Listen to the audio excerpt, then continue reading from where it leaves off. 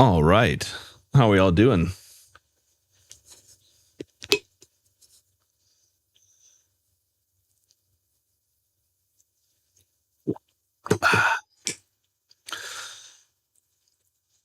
It took longer to go live than initially planned. However, we made it.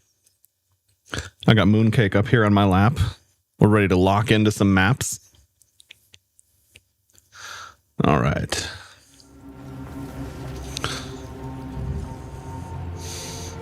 Oh yeah, dude. How's it going? It's been a while, Arclight. I actually happen to remember your old username too.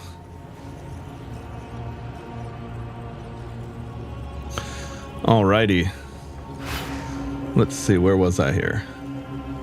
Oh yeah, let me double check and make sure. Let's see how we're doing on the YouTube side of things. Let me see.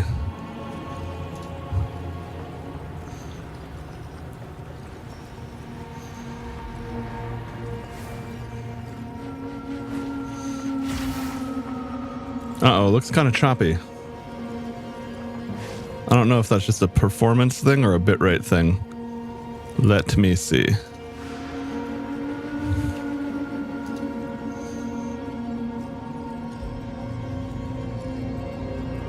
What am I looking at again? Oh yeah, hang on. I gotta turn off this option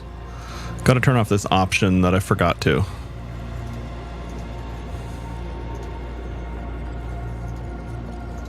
Okay. Now, let me see.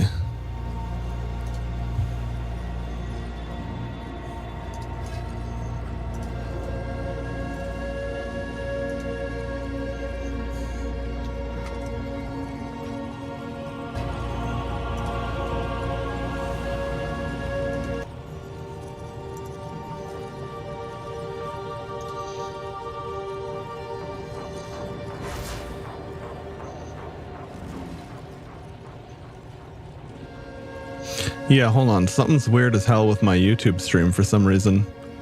That's odd.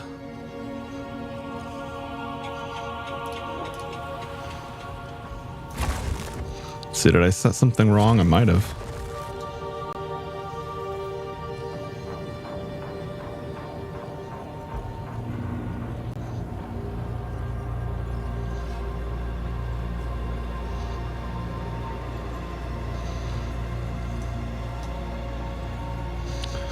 Your time schedule changed a lot, so a lot of, oh yeah, dude, me too. There's basically like zero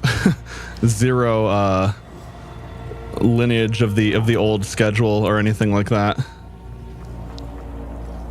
Okay, let me just try something real quick here and see if that resolves it. Otherwise, that will not be good. Oh, wait. Nope. Okay, never mind. I thought it was good for a sec. That's so strange. Okay, let's see. What might that be?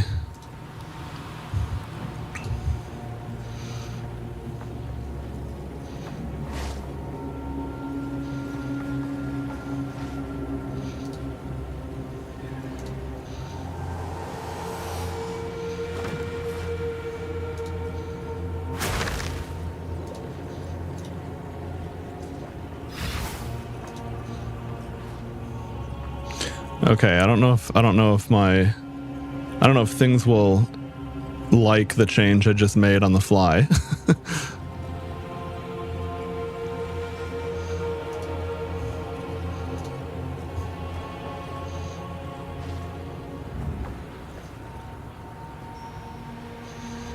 Oh, did that resolve it? Maybe.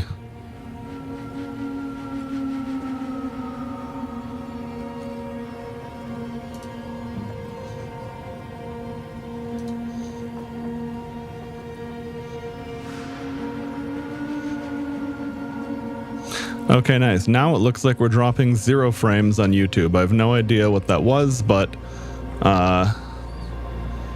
looks like we're all crispy now. Sweet. Anyway, for anyone who's an old timer here, we are no longer just on Twitch like the old days. I'm on multiple platforms now. At the moment, just Twitch, Kick, and YouTube, but I've got the internet to expand that outwards. And even if y'all prefer chatting on Twitch, the YouTube video quality is immense compared to every other platform. It just supports a much higher bitrate, better codec. My preferred methodology, because YouTube's live chat is kind of limited. It's not the best. Like if I'm watching a streamer that's multi-streaming, my methodology is I pull up the YouTube stream and then pop out the chat window on either Kick, Rumble, or Twitch, like whatever their main chat is. But at the same time, watch wherever the hell you guys want. Just want to let everyone know that that's an option, because I'm always someone that appreciates good quality and everything. Well, it was, but it's been fixed now. It wasn't a YouTube issue. I mean, hey, if y'all want to keep watching on Twitch and enjoy Pixel Soup, by all means, but I'm not a fan of Twitch these days, neither on the technology side nor on the ideology side. There is a good chance that I will eventually either be banned or drop Twitch entirely one day. So just a fair warning to everyone that you might want to at least keep track of the other platforms. I think I have a link tree. I actually don't remember if I made a link tree panel for Twitch or not. Anyway, Discord has all the info.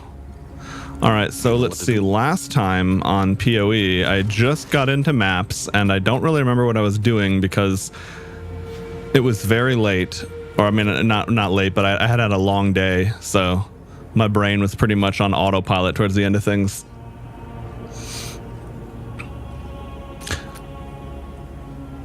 Oh, hey, Noob School, what's up, dude?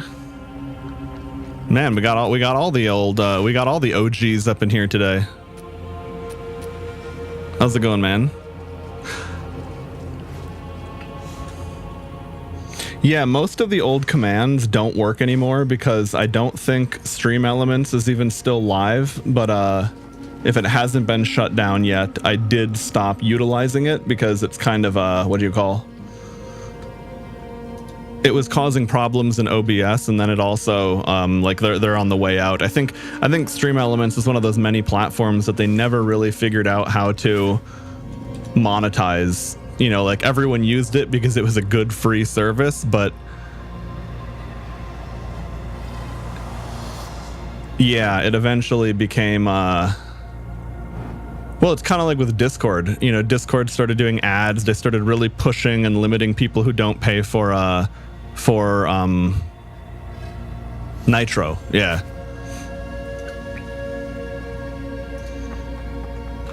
Here we go. I found it manually. Twitch these days keeps lagging for me. Hey, lol. Sorry to hear that, man. But anyway, there's the link tree. I'd say hair looking majestic as hell. Thanks, man.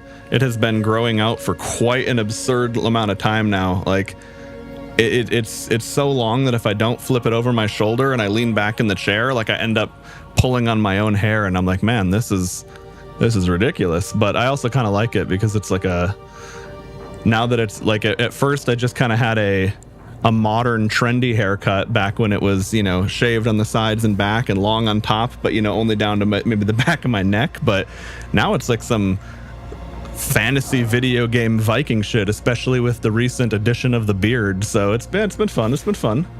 Kinky. yeah, except I don't think you really want your hair pulled when you're not in the mood, right? But hey, you know, to each their own. I'm not going to judge. What was I going to say? Oh yeah, lol, I don't know if you just popped in and missed a message, but yeah, dude, pop out Twitch chat if you still want to type here, and then load the YouTube video.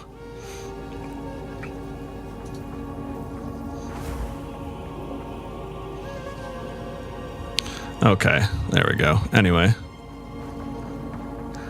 Yeah, and again, I can confirm now that the YouTube video is perfectly healthy, not dropping any frames. It was my router had an update, and it was I was testing a new feature that would have been good for controlling bandwidth, like making games and streams not lag, but clearly that was not working ideally. It was like limiting the YouTube stream. So I just turned it off for now.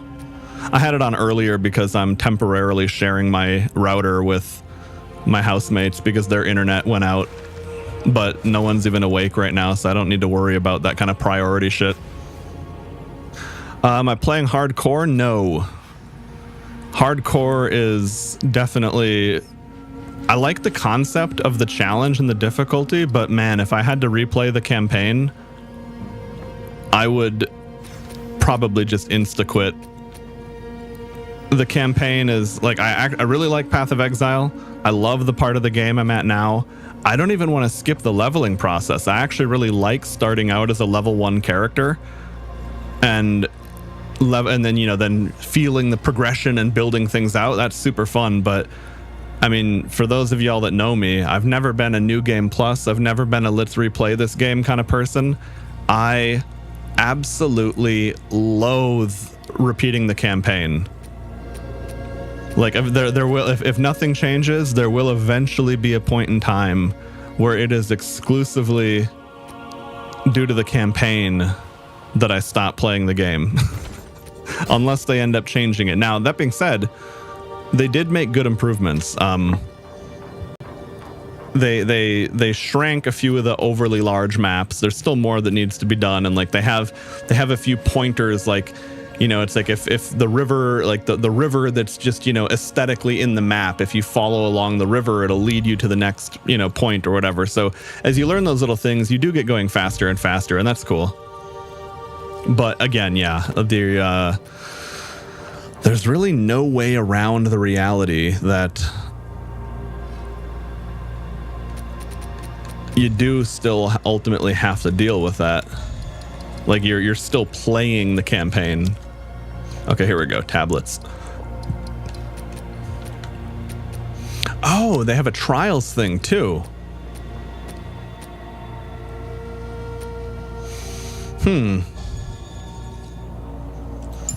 I should go do that. Because that's the trial is for Ascensions, which it's basically passive skill points or talent points, but instead of in the normal tree, it's in your Ascension tree, which are, you know, it's like it's kind of what your starter class evolved into. Like I started on the Huntress, I became a Spirit Walker. So those are where the real money is in terms of leveling up and progression. Okay, there we go. Yes. Did I get a Switch 2? No, I didn't. I want to play the Donkey Kong game on it, but to be honest, after owning the Switch 1 and how much of a mixed bag that was, I am at least currently of the mind to simply wait for emulation. And, you know, even if that's whether it's next year, next decade, 20 years from now, I don't really care. For the time being, I just wouldn't really be that interested in it, all things considered.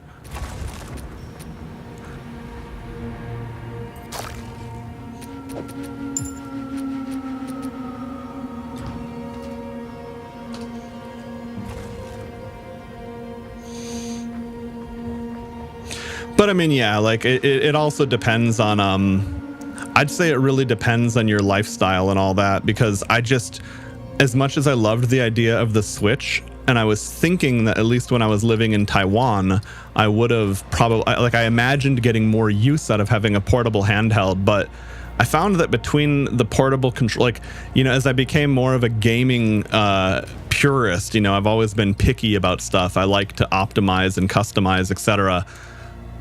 I didn't want to carry a controller around with me, but I didn't really like the Joy-Cons or using the Switch in handheld mode.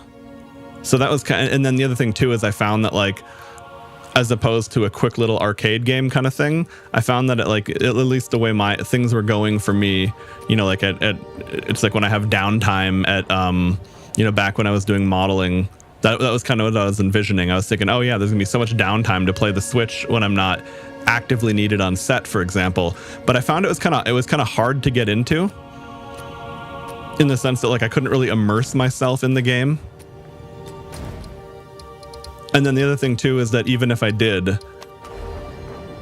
it just became a thing where, like, every time someone would come by and be like, oh, what game are you playing? And they were very rarely actually gamers. So it was kind of like, you know, it wasn't like you're actually playing a game, you know, you really like and talking about it with someone who knows what's up. It's like your grandma humoring your interests, and you have to like try to explain it to someone who doesn't know what the fuck you're talking about.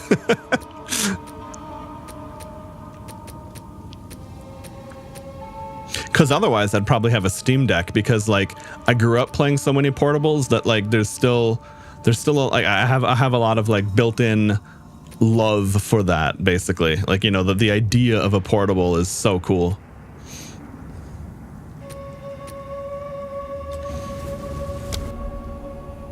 Okay, so we're setting up the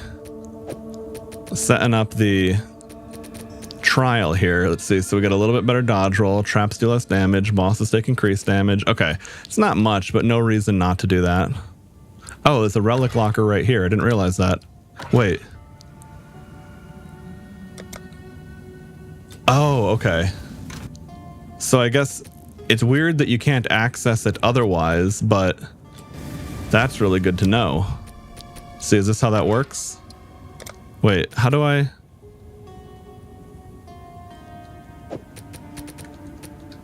How the hell do you... Huh? Well, that doesn't make any sense. How do I access my... How the hell do I access my relic locker? Like, how do I put something in my relic locker? Could be one of those things that just doesn't currently work on... Oh, it's okay. It's right here. I see. Okay, never mind. I didn't realize that there was an actual third stash there on the ground right there.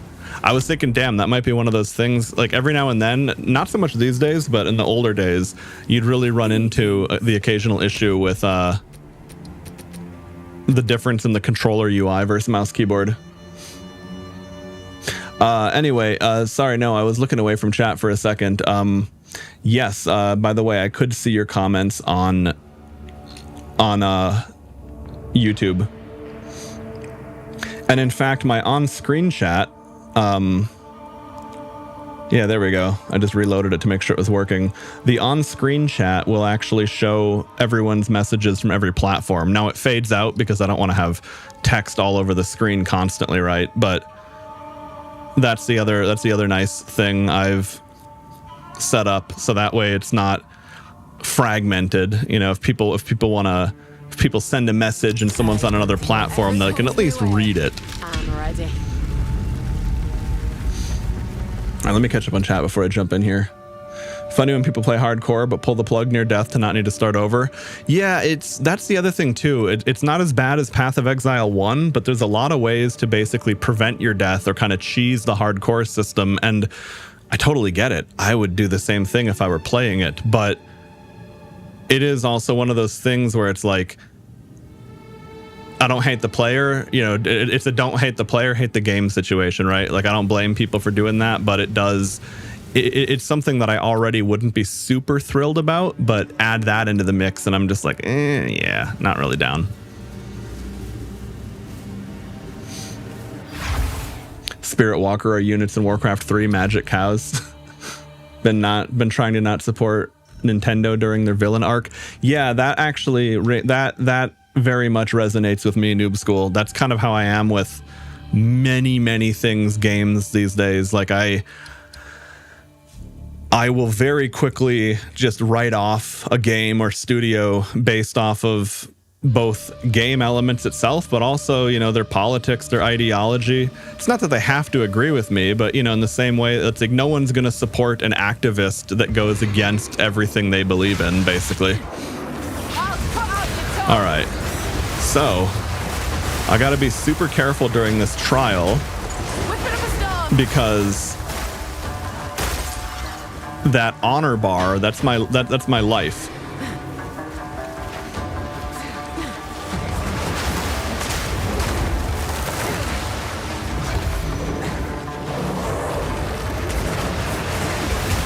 And like, as opposed to my normal life, if you run out of honor damage, it basically ends the run.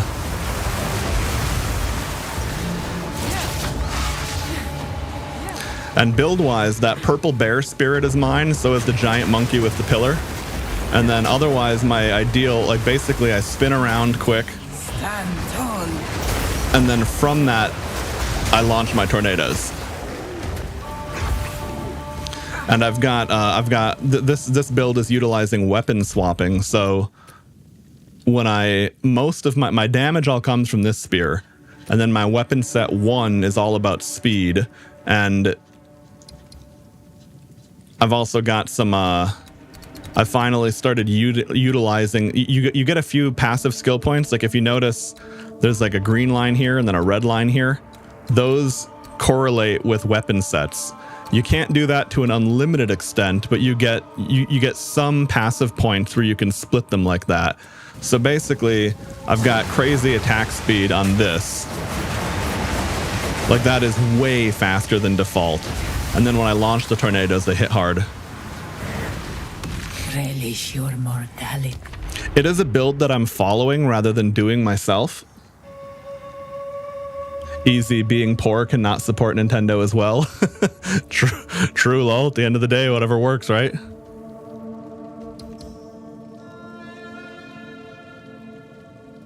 %, increased damage taken when on low life. Eee. Let's not do that. Okay, we'll go this way. We'll go this way and then this way. Okay.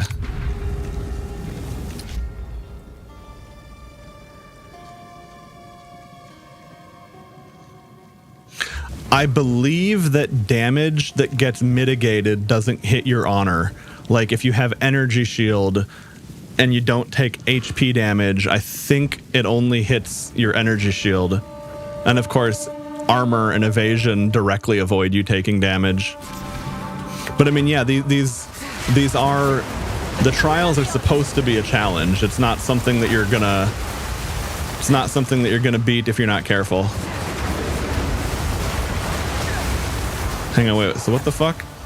Oh yeah, okay.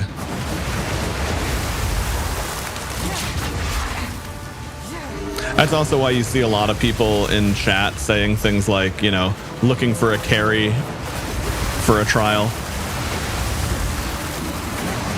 Whipping up a storm.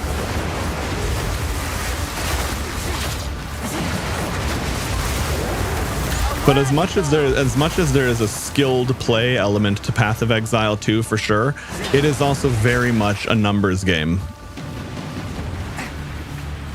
Like, it's not like Dark Souls where you could technically beat the game at level 1 with the shittiest item in the entire game and being naked otherwise, right? Like, some things you would just straight up fail the numerical check. Like, you didn't get good enough gear, you didn't build your character efficiently enough. Hey Fred, what's up, man? Impulsiveness overpowers poorness most of the time. I mean, hey, you gotta live a little, man. You gotta enjoy life at the end of the day. Monsters remove 5% life mod on an energy shield on hit is brutal, but you're also not supposed to get hit. And all of this, like everything else fucking sucks, but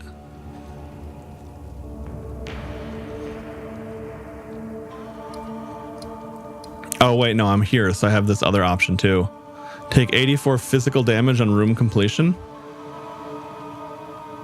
I wonder if that impacts my honor though. That's scary. I guess I'll go here and then here.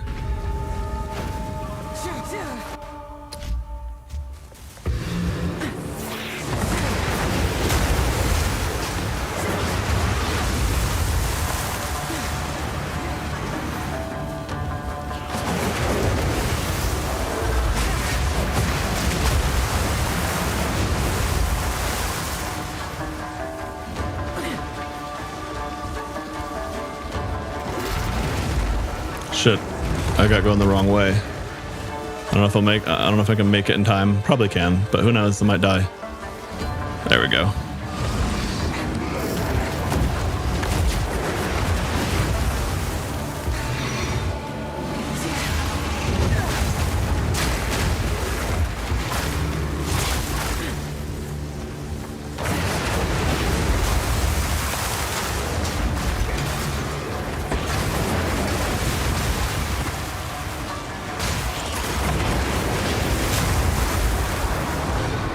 All right. Impressive endurance. It does damage your honor. That's what I thought. I had a feeling that was why. I was like, otherwise, like 84 damage is not that consequential, right? I have 1,324 life. But directly to your honor. Ooh, I don't like that. Okay, winter drought on entry. Lose all sacred water on floor completion. We'll go here.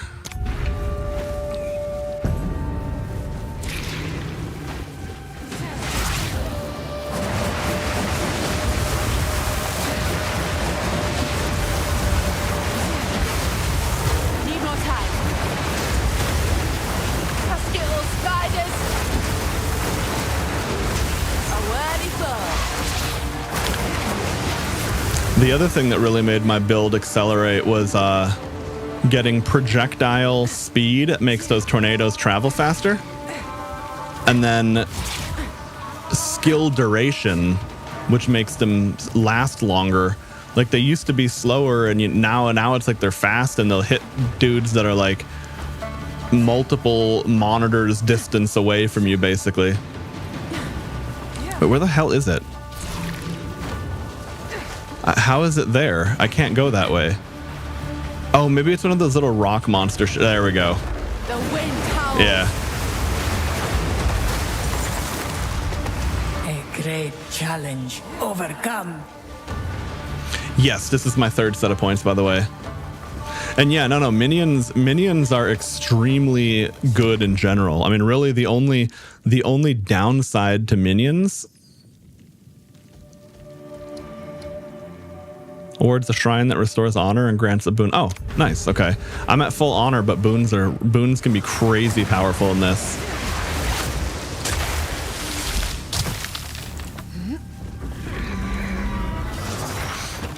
You want to buy a Switch 2?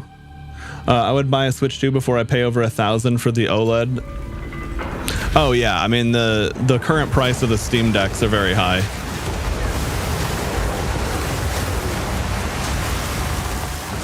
Pretty much no way around that with the component costs being what they are.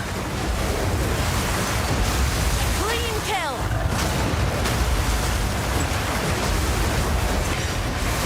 I would say that yeah, if all else is equal to you, you know, like for me I wouldn't, because I genuinely don't even want to Switch 2. Like even if it was free, I wouldn't. I'm not remotely interested in it. There are some Switch 2 games that I would want to play on my PC in the future. I don't want to play them, you know, for even outside of the supporting Nintendo issue. I just don't want to play it on that device. Okay.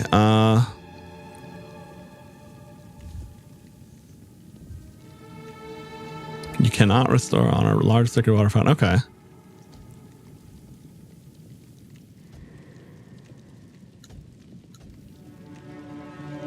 30% move. Ooh, yuck. Okay. Well, this has actually not been too bad then, because we go here and then here, and we don't really end up getting any nasty penalties. Sometimes you can get bad RNG that just gives you awful detriments. It's somewhat roguelike in this thing. Button down the hatches.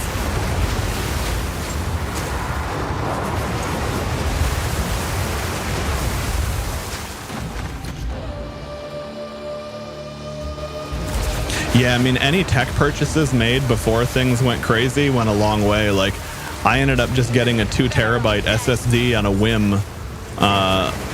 late last year, and I got it for like $100, and it's a really good 2 terabyte SSD. That same SSD is like $400 now or something. Relish.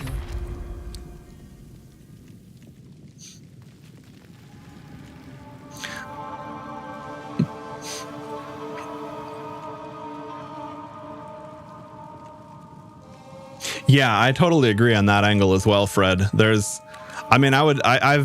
Shit, even back in the days when I was playing Switch 1 games predominantly, like I've always really hated what modern Nintendo became. I love Star Fox, Donkey Kong, Mario, Zelda. I wish the Pokemon games would actually evolve instead of being so pathetically stuck in the past, but, you know, is what it is. If I were in charge of it financially or owned it, I would do the same thing. Like, why take expensive risks when people keep buying the same product every year?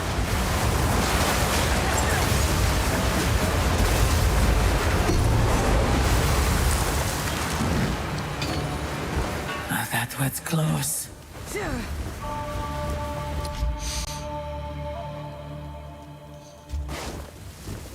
Oh yeah, right. That's the other thing too I forgot about, because the one thing that I just straight up loved about the Switch 1 and didn't have any problem with was it was nice to get a physical copy of a game that was on a cartridge and you just have that, you know.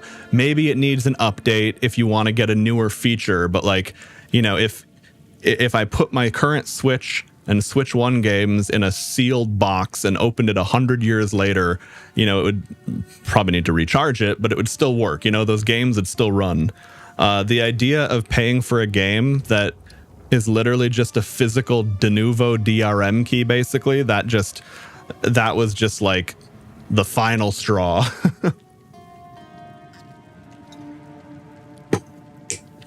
But it's also a lot easier in the sense that, yeah, like I said, most of the Nintendo products they make, just like, you know, Metroid Prime 4, didn't mind not playing that one.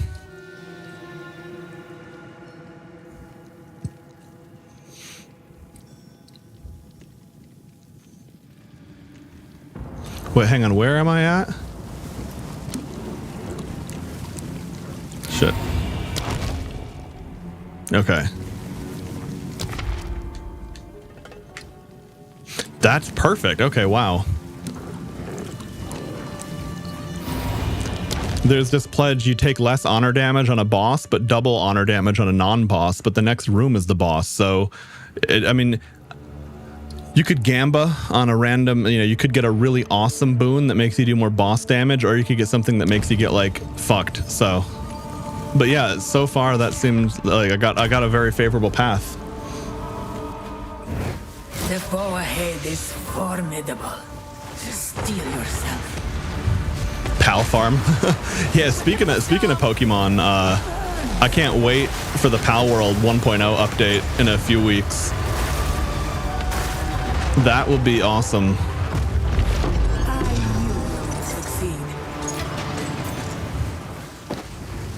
I've enough in my pack already. All right, well, we did it. That's all there was to it. Or wait, do we keep going? Rest a while. May that serve you. Rest a while. May that serve you.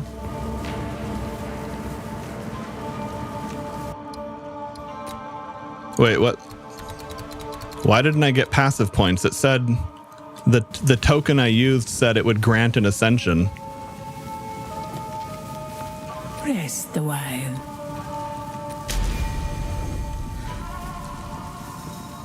Huh.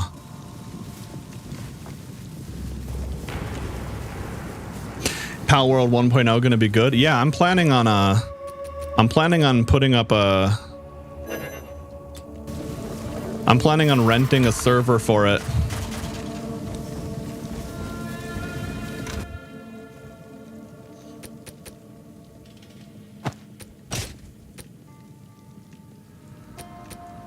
Okay, I'm gonna put all this stuff away for now.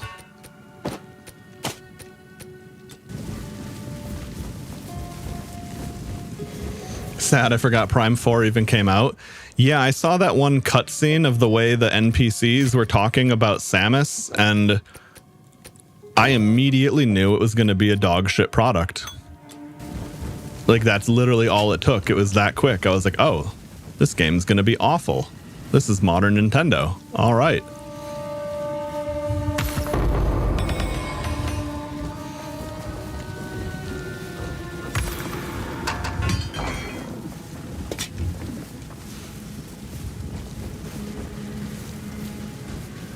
I shall aid you.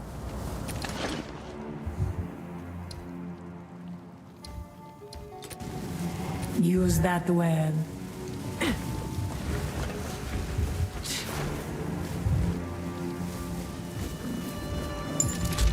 Okay. So is it says trial complete though. Do you have to go through another round for your third set of points?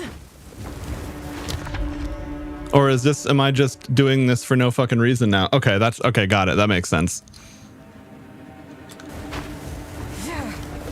Okay, let's see. Where is the stash? Oh, I guess whatever. It doesn't matter.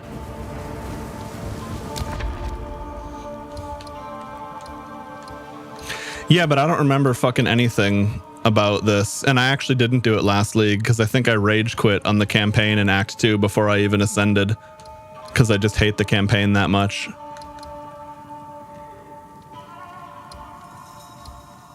No evasion will not work for me, so we can't do that.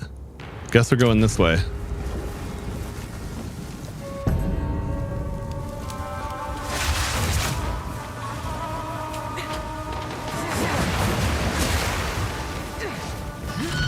Yeah, at some point I just kind of stopped remembering anything about most video games.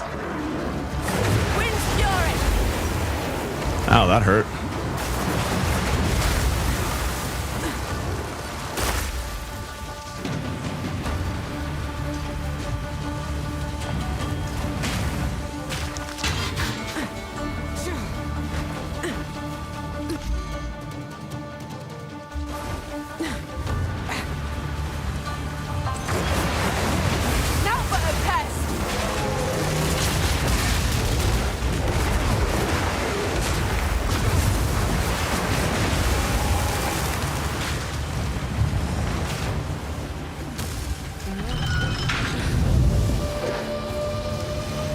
Yeah, the monkey doesn't care about being lit on fire.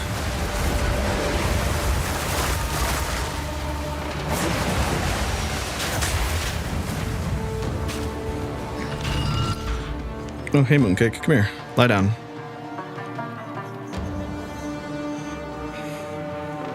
There we go. All right.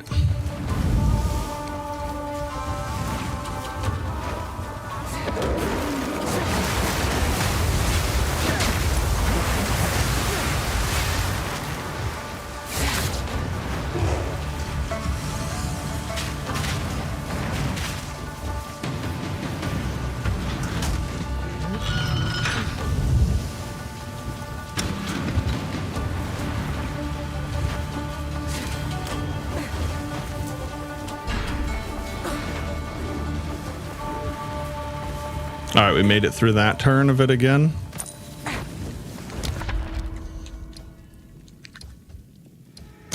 Okay, we can only go that way, so we don't even need to read the options.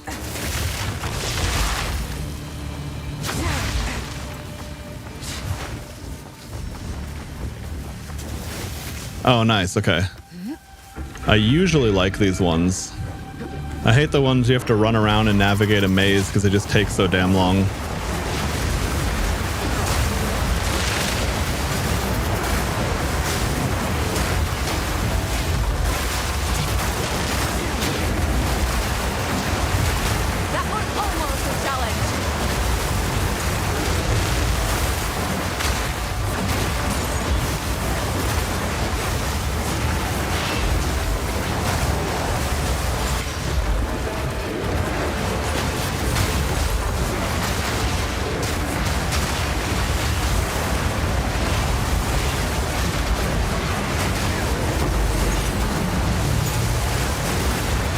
All right, one more second and we should be good. All right. Hell yeah. I would give it.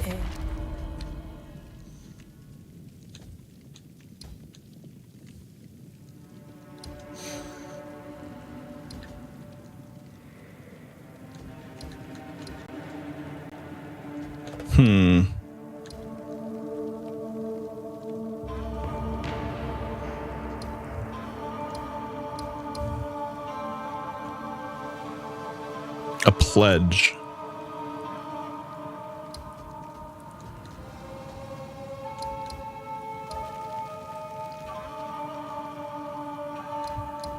Anything for a sip. Wind's fury.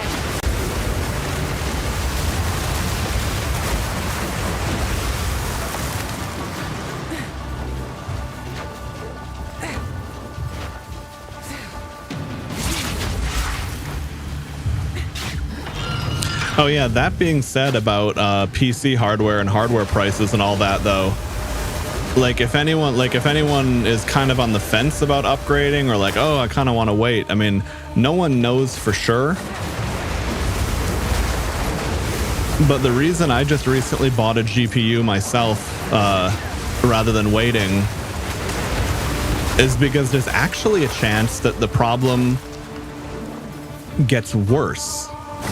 Like, we really could be in a situation where consumer hardware kind of stops existing as we know it.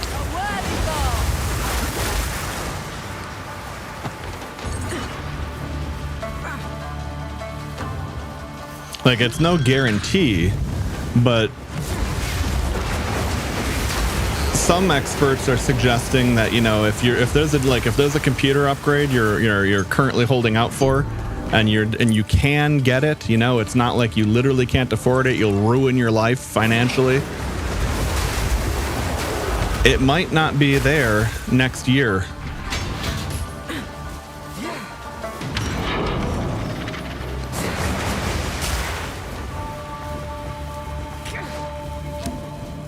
Have I played Stellar Blade? No, but I want to at some point.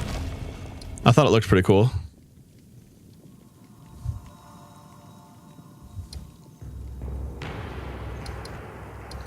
All right, we'll see if we get something good on that.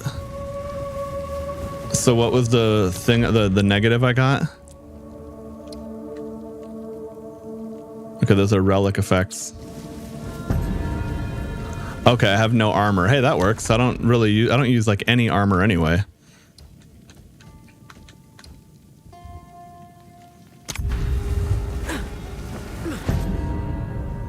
You love it? Nice. Yeah, I've heard only good things about it. Like, I mean, I know that some people are probably just being extra favorable to it because, you know, it's like ideologically they've got a very, very hot female protagonist.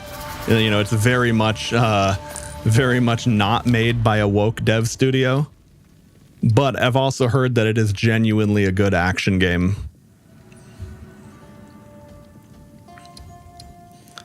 Let's see, how am I at honor? I'm going to take the honor shrine. The gold key is not going to really be that good of loot at this level.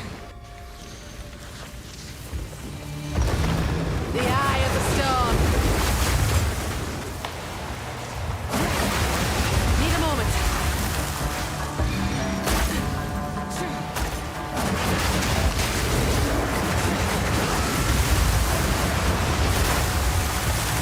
Hold on.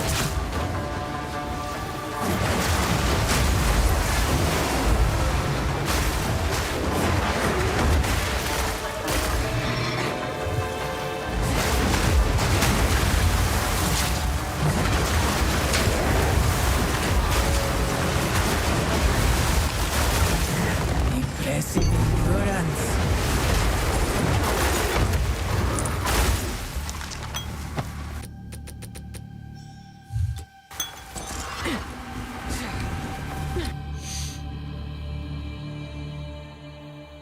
There are people speedrunning it. Oh, Stellar Blade. Yeah, I could see that. I mean, I guess people speedrun everything, but I could see that.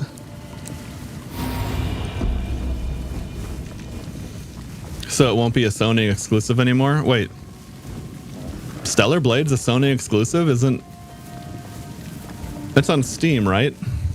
Or is that a PS5 only game? I haven't even looked into it yet. No, wait, there's mods for it. It has to be on PC.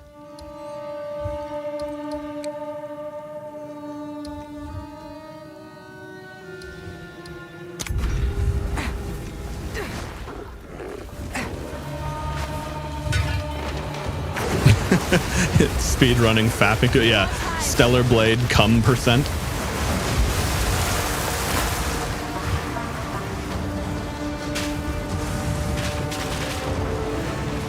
Bowser's Castle bullshit up in here.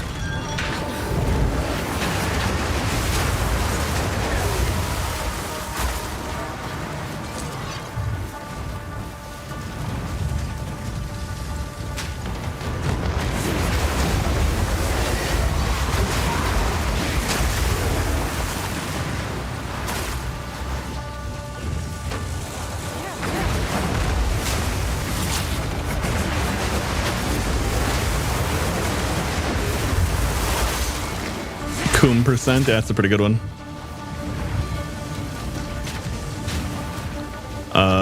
Okay, here we go. I was like, where's the lever?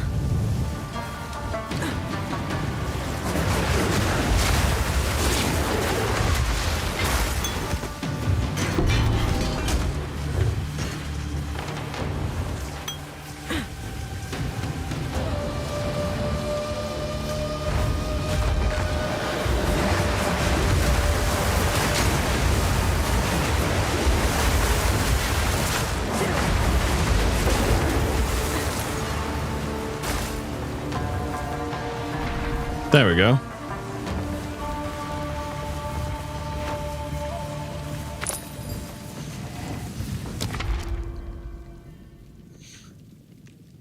Oh, okay, it came out on Steam this year. That makes sense.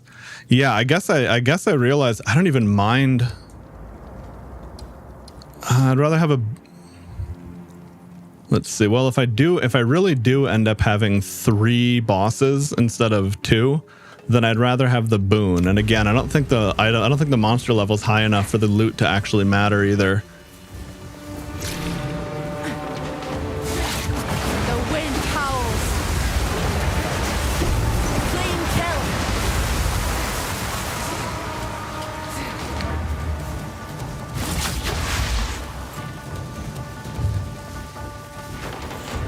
You're mine.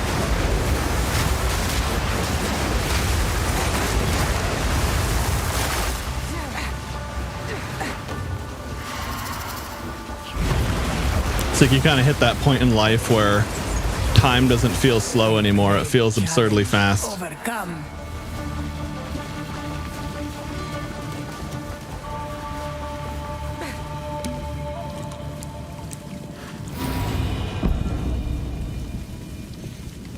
Okay, next time you go, okay.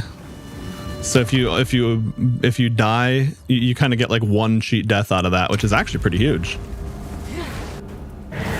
2 ancient guardians await you ahead. Oh, okay. I do vaguely remember these nerds now. Move quickly.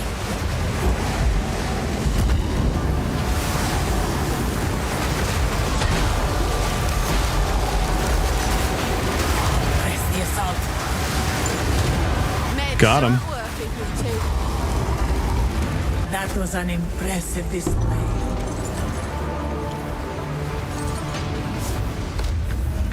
I'll not make the journey home like that.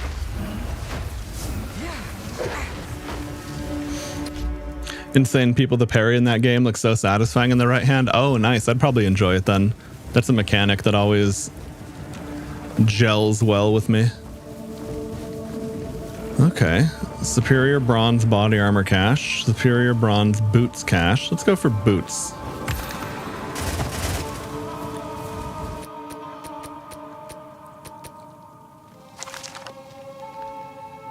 Okay, good. That's shit, so I can just get rid of it and not worry about it. Okay. Superior silver mysterious cache. Nice.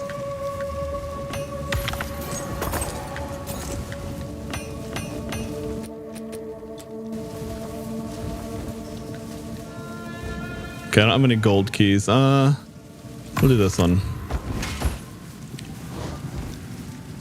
Hybrid, I don't even care. Okay.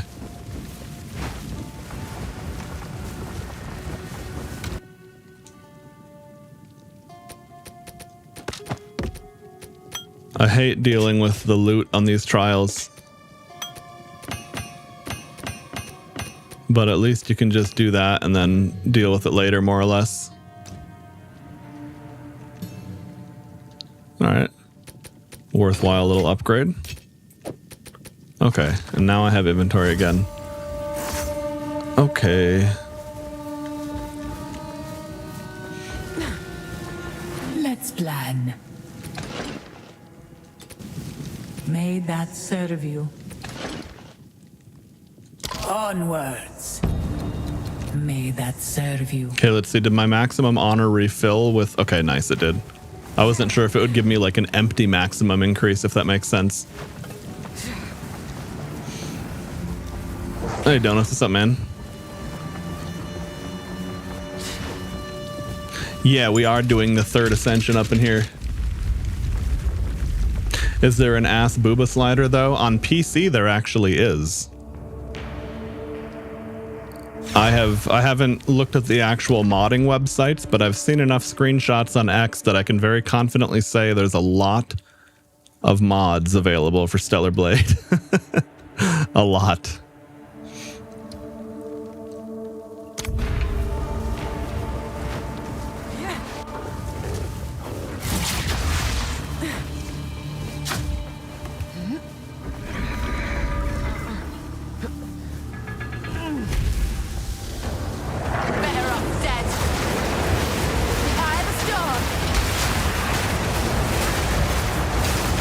Oh, I forgot to go to the clan stash. Clean kill.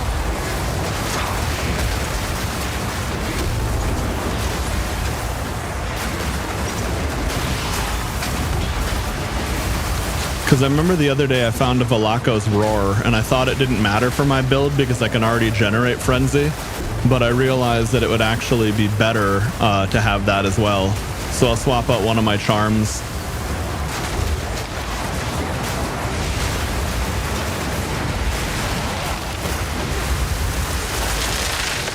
I'm not used to finding actually good uniques.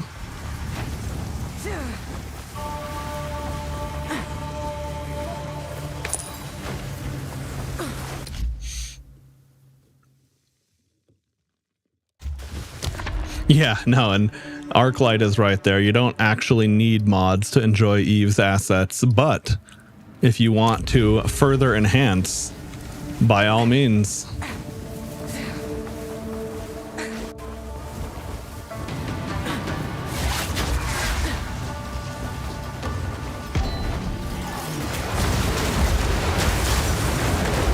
Holy shit, something's hurting me.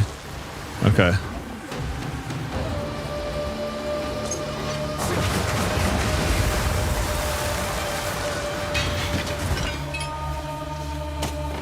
Fuck, I didn't want that bullshit. Well, it's a suffix. Let's see what the first affix on that bad boy is. It's shit. Okay. Anyway.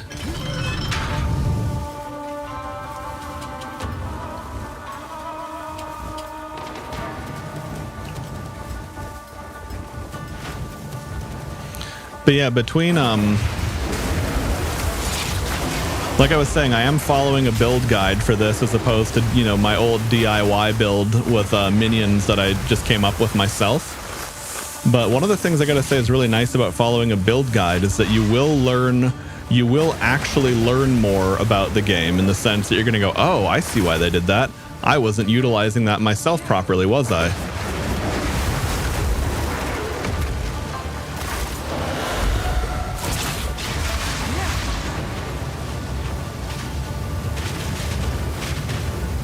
All right. A little bit butt cheek clenching there.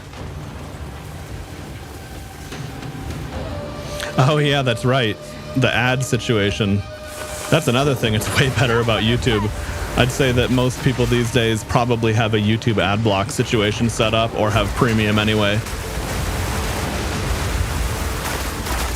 And like, I actually get big value out of YouTube Premium, whereas with Twitch, I'd never pay for Turbo, personally. If you watch Twitch all the time, sure, that might be worth it, but I'm a big fan of watching YouTube in my downtime. But yeah, like right there, how I shout out so many more tornadoes. That's where having Valako's Roar would be even better.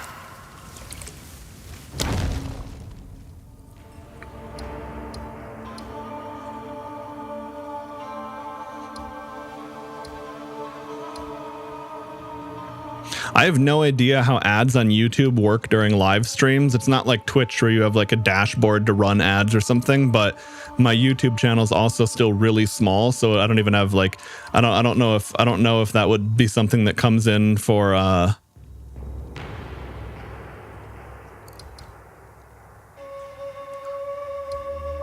non-unique relics have no effect.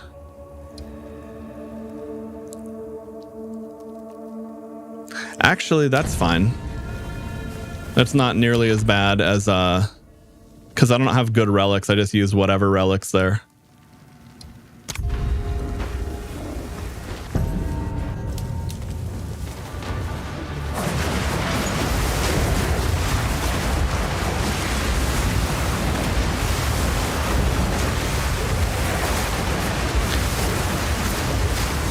I got premium because it was way more annoying to deal with ads on mobile devices and like iOS devices and smart TVs.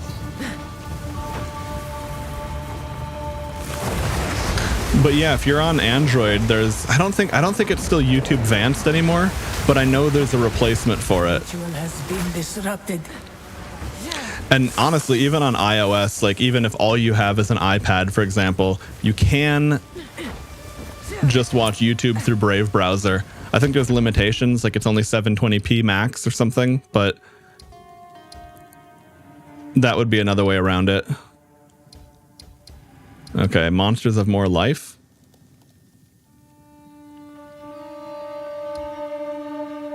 Well, I don't want to do 40% less damage. That's fucked, but I guess I'll do that.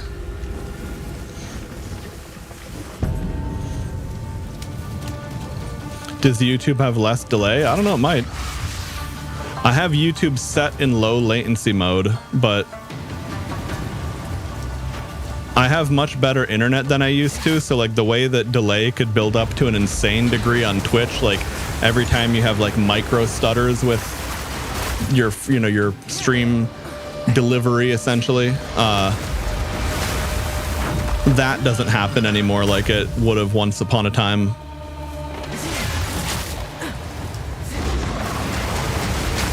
But the biggest reason I recommend it for the viewer side is that the quality is unmatched. Like it is a way higher quality stream, and especially in a game like Path of Exile, you'll get a lot of macro blocking.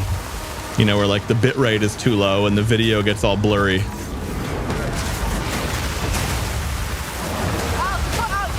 YouTube is like a 1440p stream at a bit rate so high it'll almost look like a local recording.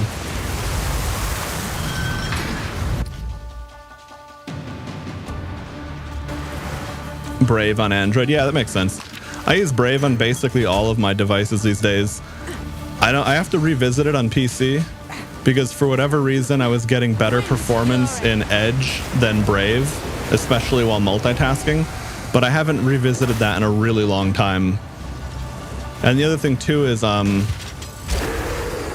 that hurt, but it was what it was. There's kind of no way around that based off of the pattern.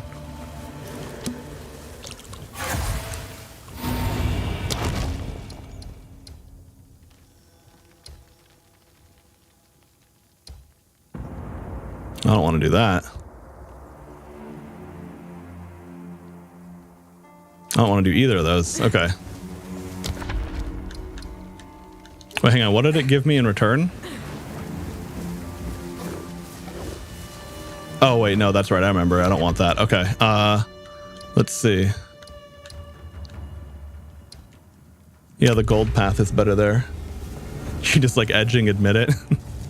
I mean, for once, I'm actually talking about a browser.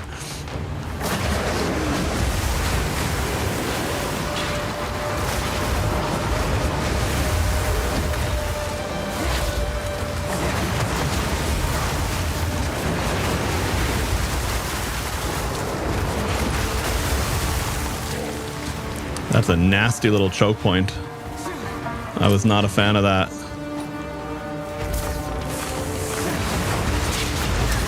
Oh, balls. Now, if I do lose my honor, I have like a one-time refill from that boon that I didn't want to get rid of earlier.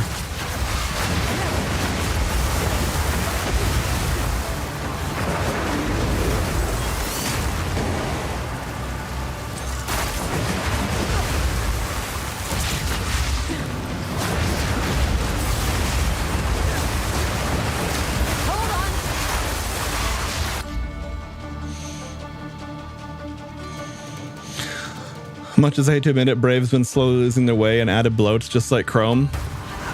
I think the issue I was having was probably a combination of was probably predominantly from multitasking combined with some configuration thing I probably set myself. Like I'd be willing to bet if I this would be way overkill for solving the problem, but I bet if I reformatted and reinstalled Brave, I would not have that issue that I was having. Bat dying. See you, man. Take it easy.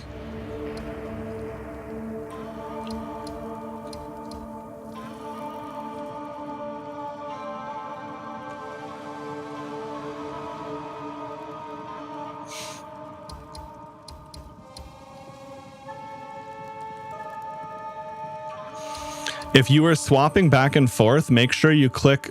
There's a little button when you're watching a YouTube stream that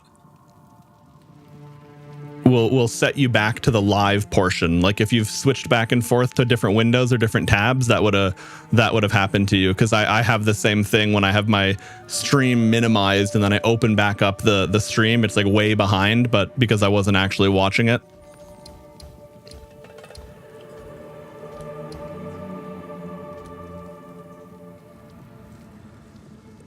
I'm still I haven't reformatted since the last Atlas install I did.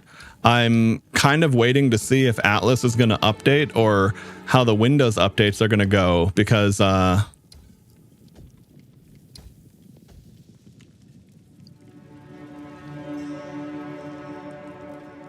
ooh, that's kind of rough, but I guess that's still the best way to go. But yeah, because there was the whole Windows, the Windows K2 project was announced. So they're at, it's like because of SteamOS's popularity, they're actually like they have to kind of make Windows good again, or basically lose the status quo they've been enjoying since forever.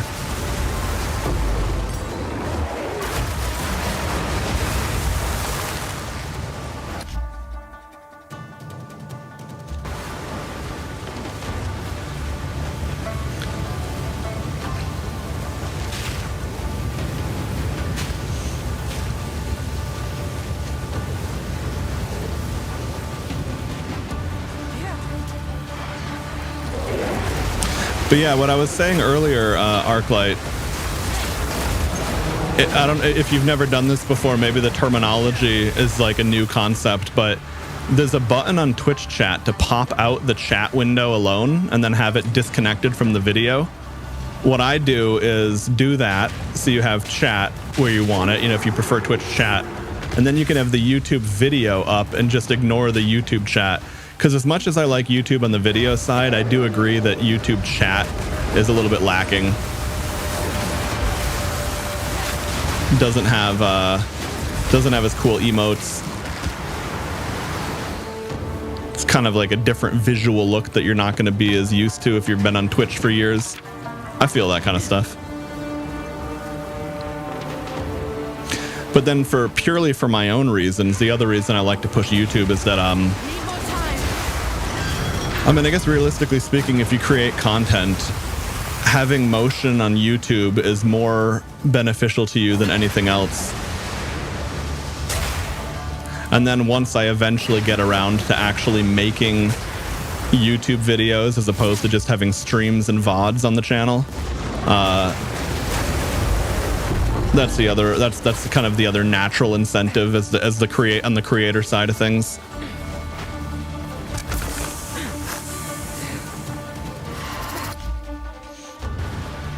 Yeah, I'm honestly not really sure what the whole deal there is with Eevee, because as it's been abundantly clear to anyone who's been paying attention, I am very much on team anti-woke. Like, I am opposed to every woke game and studio ever. But on that side, there is currently, and it does seem to be a niche thing, like most people of my fellow mindset think Eevee's design is great. But I have seen people that like think that's, like they think that Eevee is a sign of woke. And I'm like, bruh, I mean, you don't have to like the design, right? By all means. Pick up the relic. What relic are we talking about? What did I miss?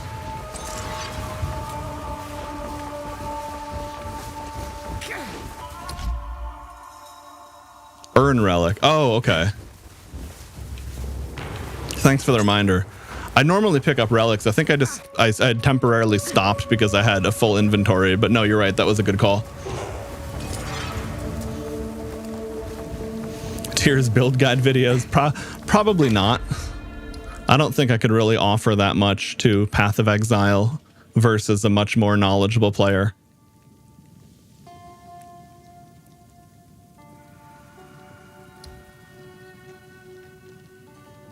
It's like you kind of have to be PhD level in the game to make PoE 2 content. Like of that nature, right? That is. Okay, yeah, this is the path I wanted. But see, the thing for me is that way back a million years ago when I was either an older teenager or a young adult, I knew a girl that looked fairly similar to Evie and was a gymnast.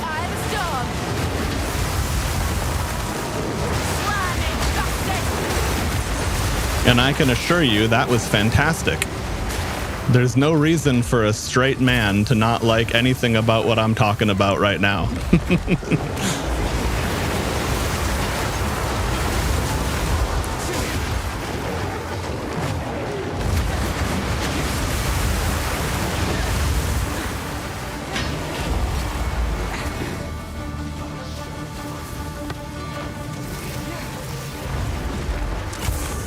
Was Sea Glass Spear the one you were recommending me to look into, Fred? I think you were saying one of them had higher crit.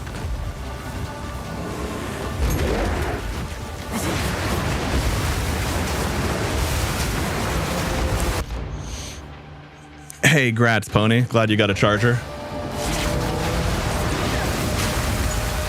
I can't remember if you what you said last time, because I know I mentioned this to you before, but look into external battery packs if like running out of battery is a regular issue for you.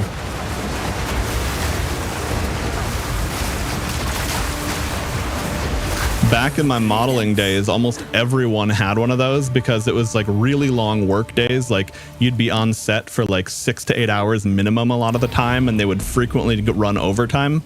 So it's like your phone would never make it through the day.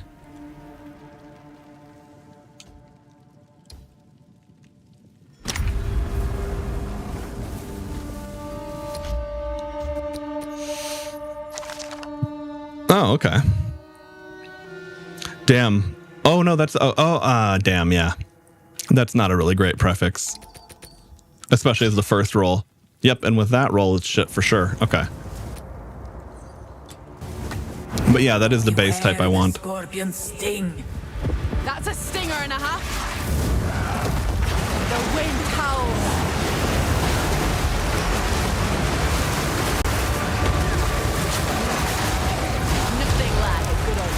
All right, we did it. This was the end of the trial in my time. But I sense another being resides here. Perhaps you can challenge them, if you can find them. I'd rather not. Anyway. Okay, so... Prime Gold... Is Prime better than Superior? There's like more Prime... I can't tell. I assume Prime is better because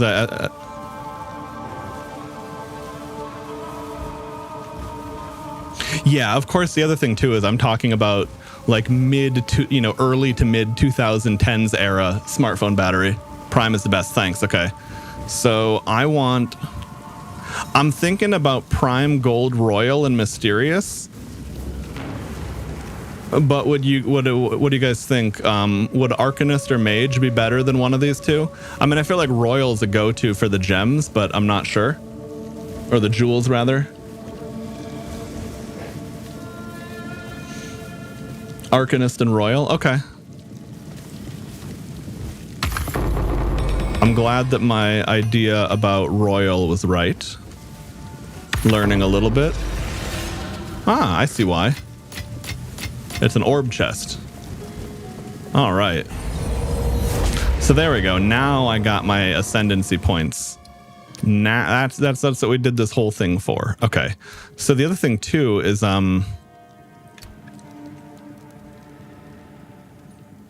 what's the hidden passive point for Spirit Walker?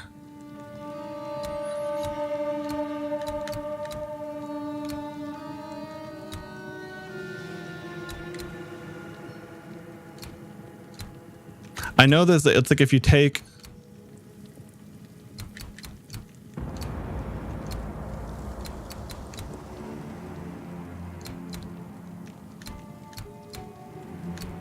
what is it like if you take owl feathers, deer, and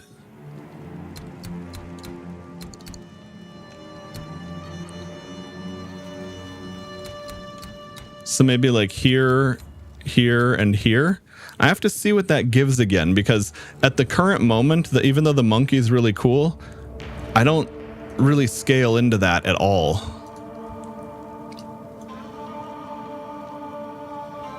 So let's see.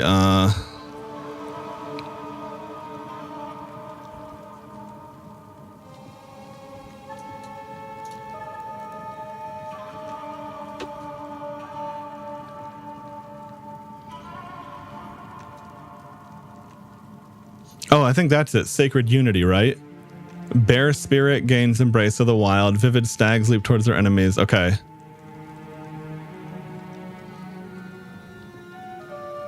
So I think if you go here, here, here, and here, or sorry, if you go here, here, and here, you get here for free. Okay, so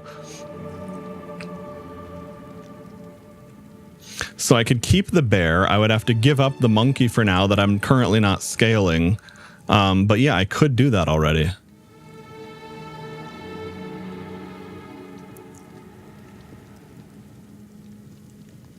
Your third ascendancy to give you 4% attack speed and a passive you can't use in your build until you get the last 2 points value. Yeah, I remember playing Infernalist and like one of my it's like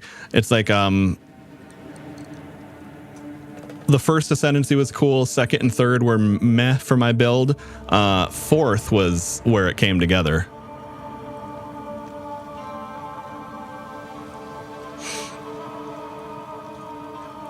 Person looks like a child thing is way out of control. Yeah, I totally agree on that. I don't know.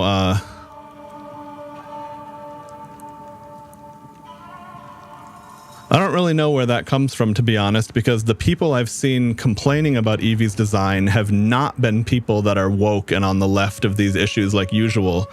And, you know, usually the people on the other side of that are a lot more logical and rational, but hey, you know.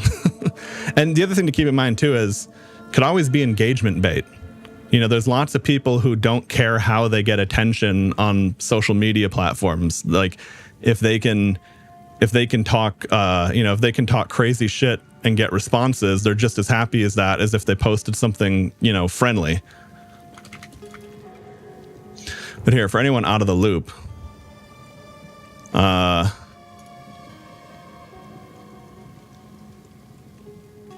sure, I'll just pull this up. This is the character Eevee.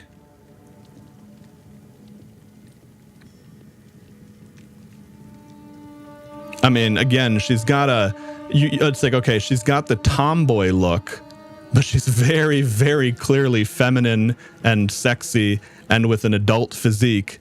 I totally disagree with that sentiment. Now, if someone prefers Eve to Eevee, that's fair. I totally get that. I mean, I'm probably, you know, I got a lot of love for the Eevee types too, don't get me wrong, but like Eve would be my go-to. But yeah, that's like saying pizza is dog shit because you like burgers a little better. It's like, no, it's not. They're both great.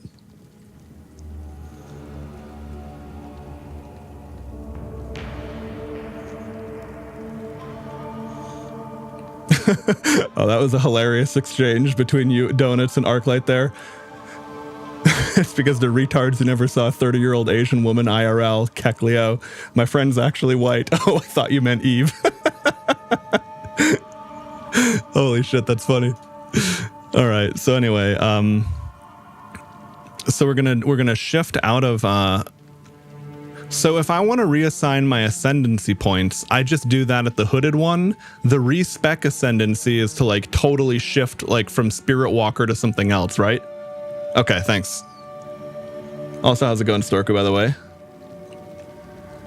They get paid while rage baiting in X. Yeah, it's gotten a lot better in the sense that like they've been working at knocking like really low value engagement farming out, or people that like repost content without credit, etc. But I mean, yeah, there's no way around the fact that hold on, there's no way around the fact that there's going to be some of it for sure. So anyway, I got one silver key, Prime Silver Royal or Prime Silver Arcanist. I know that Royal is the jewels, but Arcanist was those orbs. And for gold, I see why that was definitely good. But I'm wondering which one I want. See any of these good? Damage will shapeshifted, duration of damaging ailments, minions have increased crit chance. Oh, it's not a bad druid gem. If you're playing like a wolf build and you have wolf minions.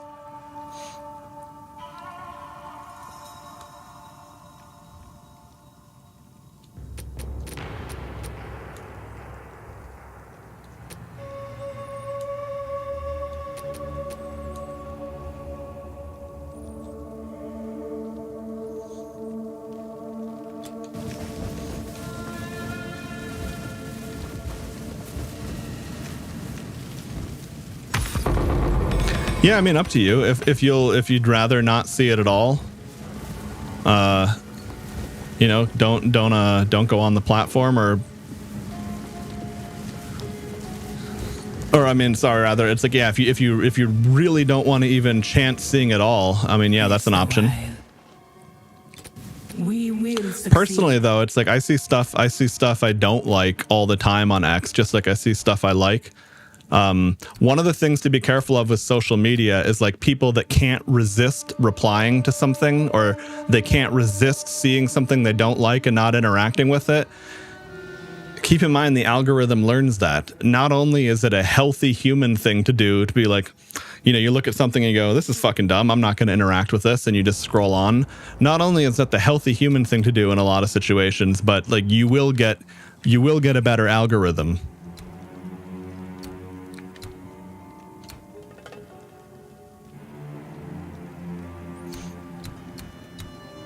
I mean, I love talking shit and replying to all kinds of stuff, but even I have gotten to the point where I start, you know, curating that a bit. It's like I don't reply to all 10 retards that reply to my post. I reply to, like, you know, either the dumbest or funniest couple.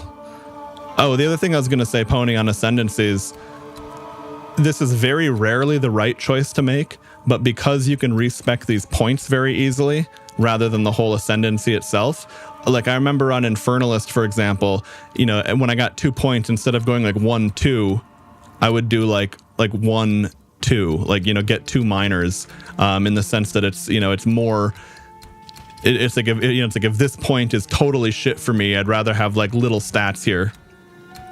Okay, anyway. So I'm going to respec out of this, and then into this, and then get the other one. But I'll worry about that. I have to go back to town anyway.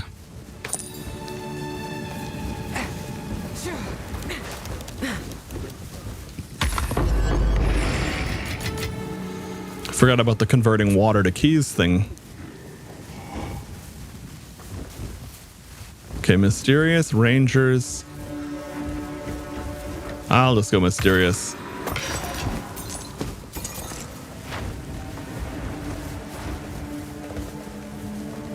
What's the dumbest thing or comment I've seen on there?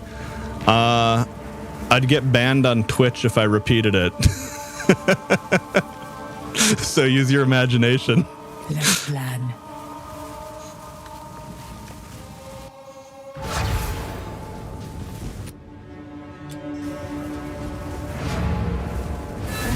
But no, honestly, that's one of the things I love about X, you know, for better and for worse. It's like the only platform where you have pretty much free speech. Even then, it's limited. In some ways, it makes sense because, like, obviously, they can't, or die. you know, they can't like let people actually break laws in their communication, right? But they still clamp down a little bit on things, but pretty lightly. Quickly.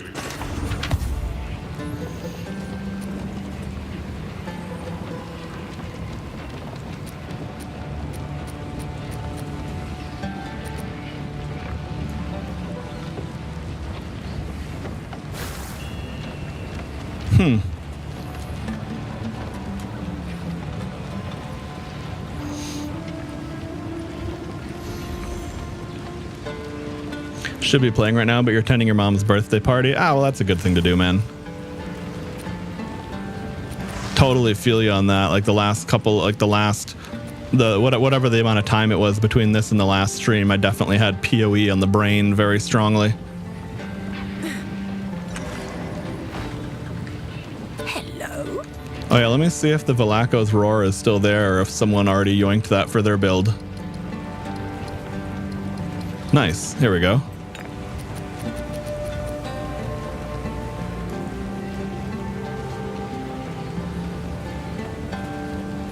Okay. Oh, perfect. I even have a lightning resistance. Oh, that's recovers life when used. That's kind of nice.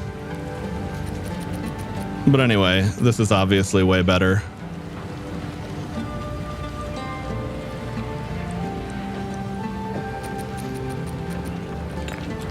Oh, this is actually a spot. And now, typically my biggest bottleneck in PoE is CPU, not GPU. But the performance I'm getting right here is definitely helped by the GPU. Because this is a very heavy town graphically, especially with like all the lighting and shadows turned up like I have it now. Recommend me a portrait-free game to play in your iPhone. Huh. I haven't done any mobile gaming lately. Hopefully someone else has info.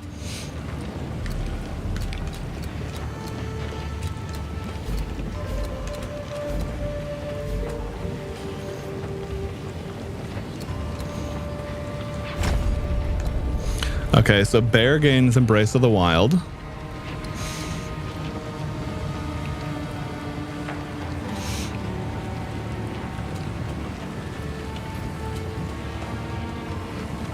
Nice, actually. Okay.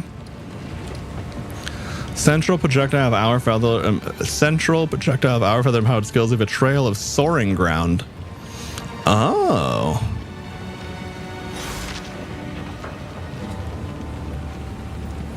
Increased evasion rating, increased damage on full life, and onslaught to you or your allies. Oh shit! That's actually really good.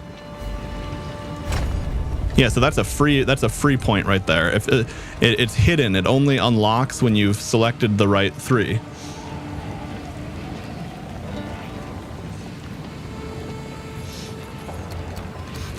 The dumbest thing that wouldn't get me banned on Twitch.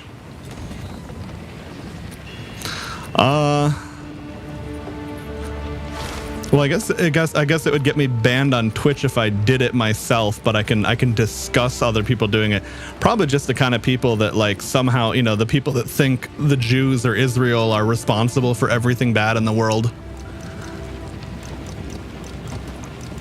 It's like they're talking about a country the size of New Jersey over in the Middle East, and they're acting like it has leverage over the most powerful and wealthy country in the world by leaps and bounds to like a scale beyond people that even know what they're talking about can imagine. It's just so divorced from reality.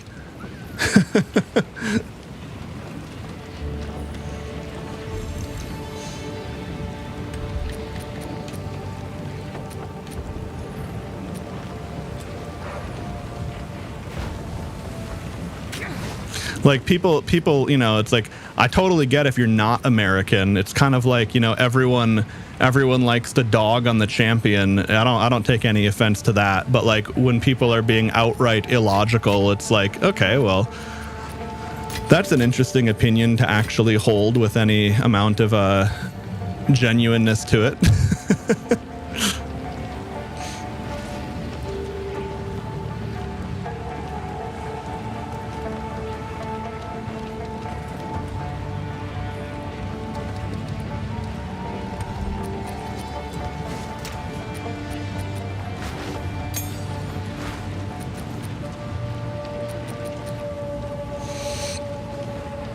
Yeah, no, but I mean, it is what it is. Like, people are gonna, at the end of the day, people are gonna have opinions that other people don't agree with, and even if it's like, you know, pretty objectively bad or something, it's, you know, just, I don't know, just things just do not at all upset me like they might have once upset me. And the other nice thing about not being on the left is that you're not under that obligation to publicly speak out against something. You know, it's like say 5 years ago, if someone came into my chat and said something bad about trans people, people would be like mad at me if I didn't condemn that, as opposed to just saying, all right, I'm going to ban that and move on.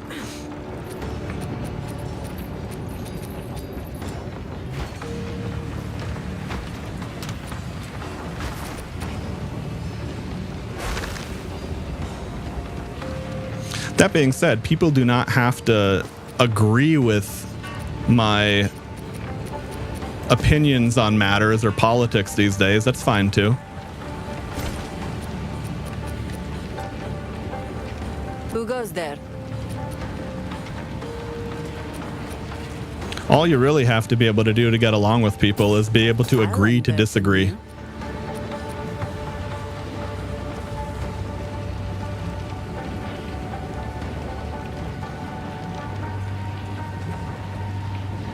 That's fine with me. People disagree doesn't mean you'll hate that someone forever.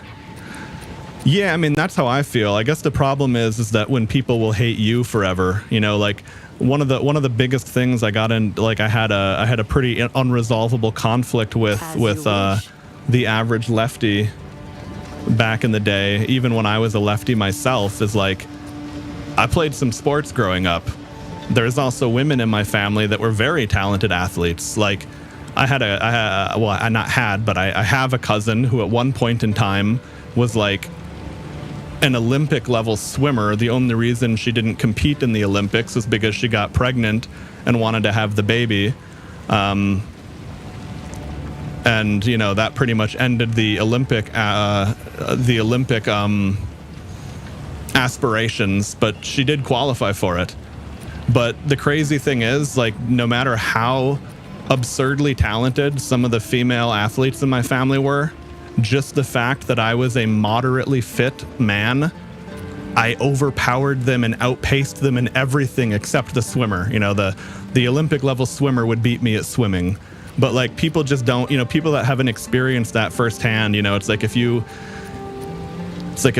a young woman or a teenage girl never had a boyfriend and, you know, never experienced the sheer, you know, like they watch like an action movie with a female protagonist and they think, I'm going to take martial arts and go do that. And the reality is, no, you could be an elite female fighter and you'll get your ass beat silly by like a fat uncle. It's not fair, but it just is what it is. You know, that's the delta. That's the delta between men and women physically. So needless to say, when people were getting all virtue signally about wanting to put trans people into sports, I was like, oh my God, you guys, this not only won't work, but it's actually going to cause so many people to just have enough with it all and turn against it. And fortunately, I was correct.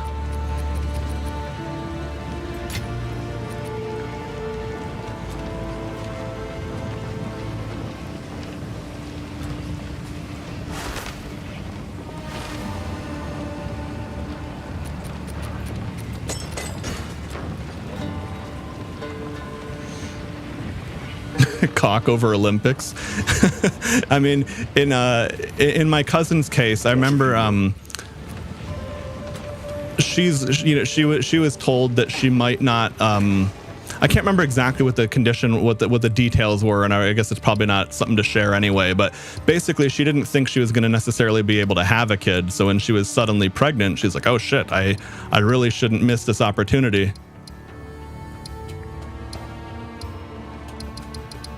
And I think that was almost certainly a very responsible thing to do.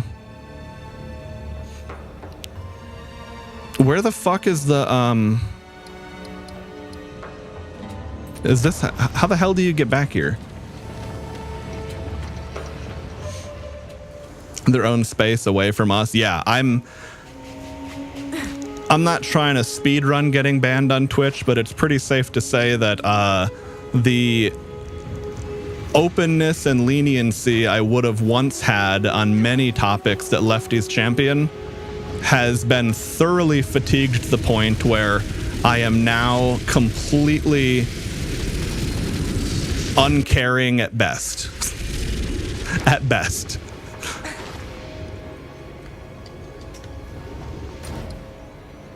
Oh yeah, that's right. Hideout.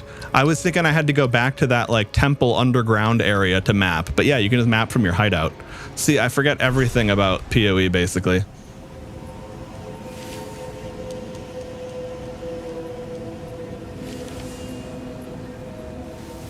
Look at well. Lived up. Trade, but don't want a play. If only. Thanks for believing. Yes. Okay. So anyway, let me figure out how this new shit works before I jump right into a map and don't even know what I'm doing. So, I have Wild Protector. All right, so gain a primal owl feather every 4 seconds, up to maximum of 3. Okay, so all right, so dodge to spend, dodge to trigger primal bounty. Empowered. Oh, I see. Additional projectiles and increased projectile speed. Yeah. Yeah. That goes insanely hard with tornadoes. Vivid Stampede. Gain a wisp every 10 meters you move. Expend all vivid when you attack. Okay.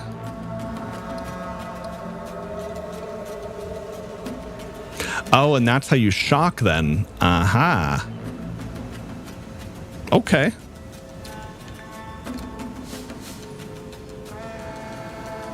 And then central projectile leaves soaring ground, and that's onslaught. Okay.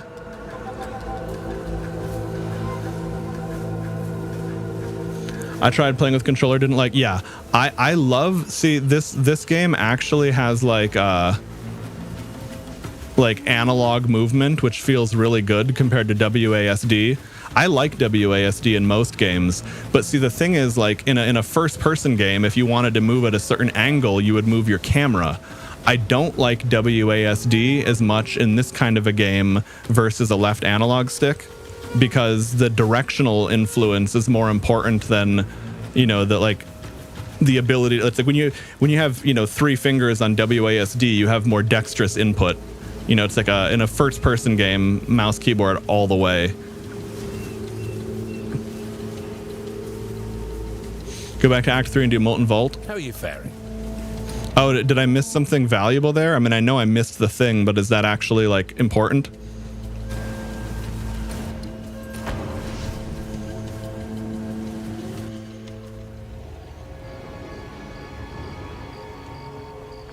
They said they're changing that, Storku. It's like the most, I mean, I know it's not a balance thing. It's like they do it because it loads a whole different UI and it clearly can't swap on the fly, at least not yet. But that issue is going to be resolved in the future.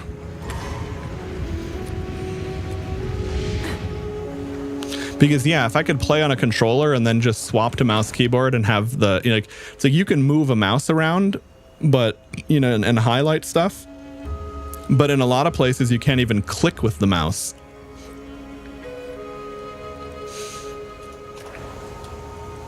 Like, let's see. Yeah, like I can't move these orbs around, for example. I can move my mouse to highlight stuff, but that's it. Oh yeah, no, they've made significant improvements to this kind of stuff.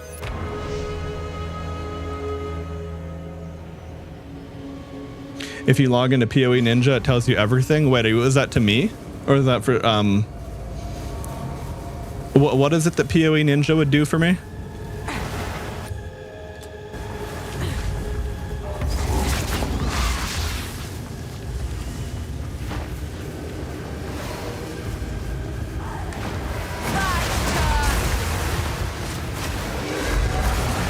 Oh yeah, fuck, I forgot. I wanted to put new gems on the bear because I think I had just like filler gems that I wasn't really thinking about.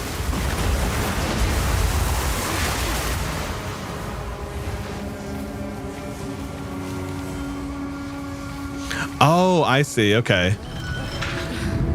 Yeah, reforging. I don't know if I've ever used the reforging bench, but just yet. no, I think I use that for maps actually.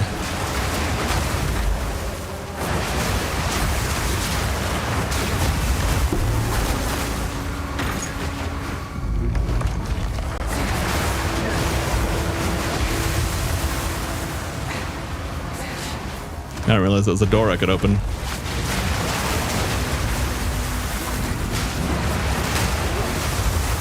Yeah, that's right. I got to remember to dodge roll because of the activating an owl feather thing.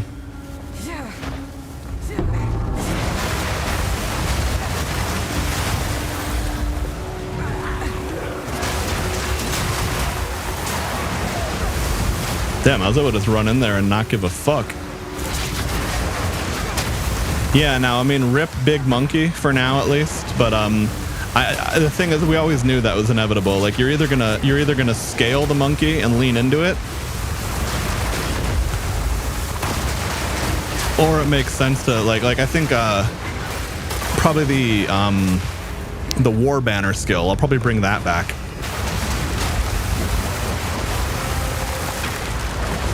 Oh my god, I have even more attack speed on the whirling wind. Let's see, Arclight, you're saying there's a female powerlifter who could deadlift 700 pounds. It's more than most males and more than the average male beginner powerlifter. I actually don't even believe you.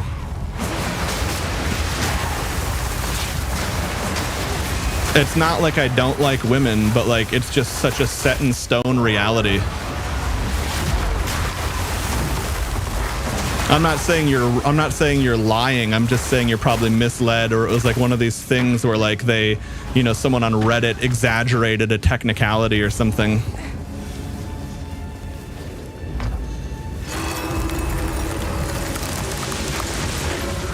But no, the reality is a professional female fighter would get beaten up by the average man who isn't disabled. I mean, it just is what it is.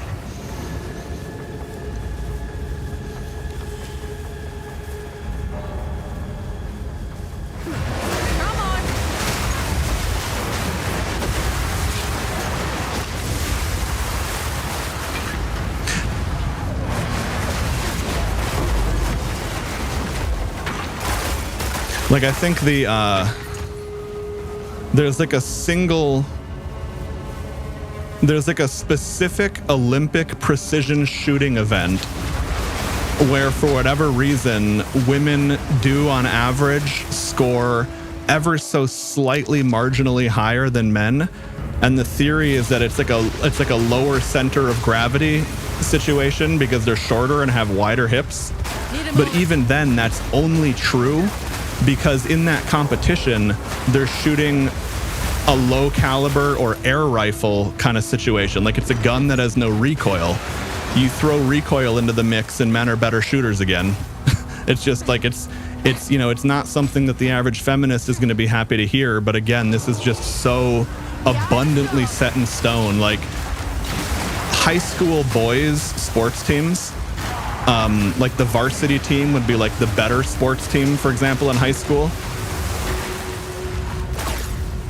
Women's like national level professional sports teams play like skirmish games against high school boys teams and lose most of the time. They lose way more than they win. And you're talking about teenage boys versus professional adult women. You know, I have no horse in this race. I'm just really trying to illustrate a clear picture here.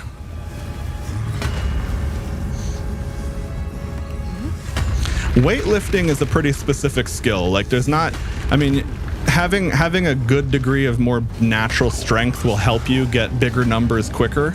But like, weightlifting, like many other physical activities, like there's a certain amount of like time investment and repetition, and it's like you're not just training your muscles, like your tendons get stronger, your bones get stronger.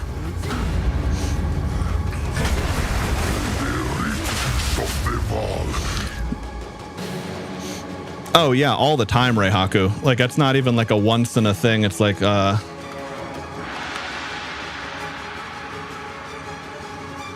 wonder if this website is still a thing.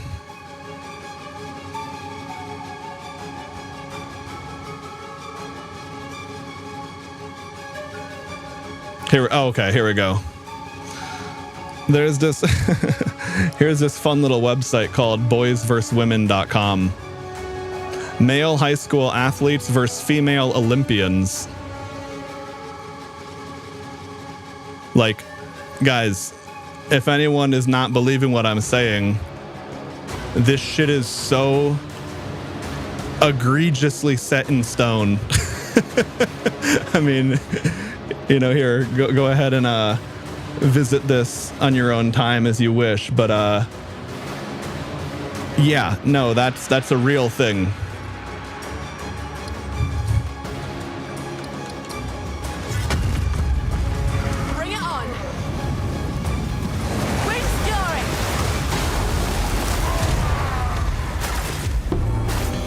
I was a little bit more powerful than intended for that boss at this point in time.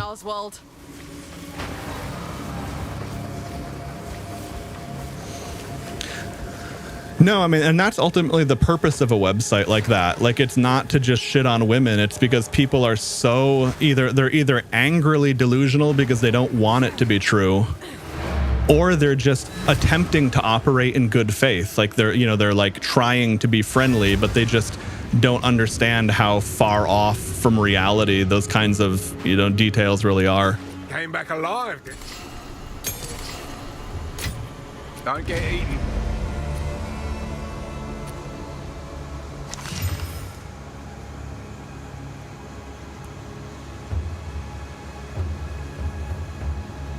Those are super low rolls, and that's not even a good spear.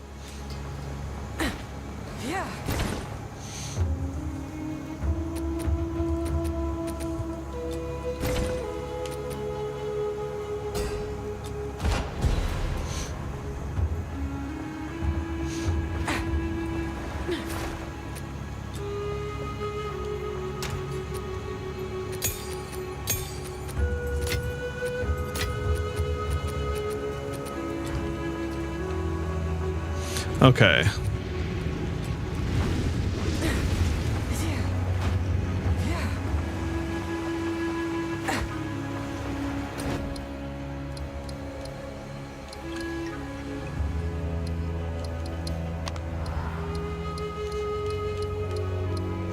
Oh yeah, I mean, I'd believe. I see what you're saying. I would believe that a woman could train to bench 350. It would be like, I mean, yeah, you would basically be like world record level for a woman, whereas like I know multiple men who are casual lifters who have benched more than that. But no, what I said was a fighter. I mean, like, yes, there is, like I was saying with weightlifting, like weightlifting is a journey. You do have to work your way up to that over time. But like 350 is,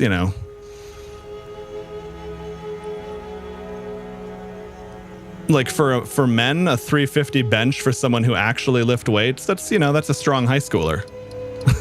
it's just not even remotely close. There's a time and a place for violence.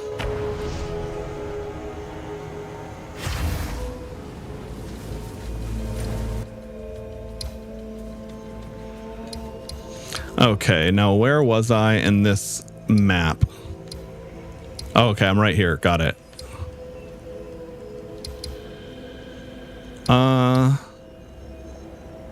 I guess I should go towards this then.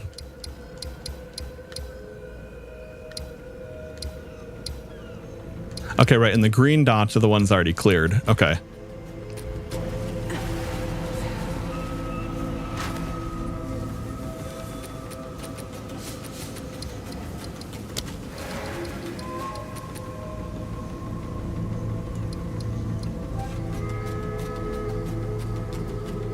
Ooh, that's pretty rough. Okay.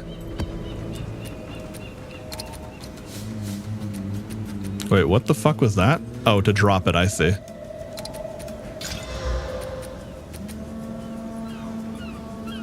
All right, that's going to be painful. Let's go. Lineage 2? Holy shit, that's a video game, isn't it?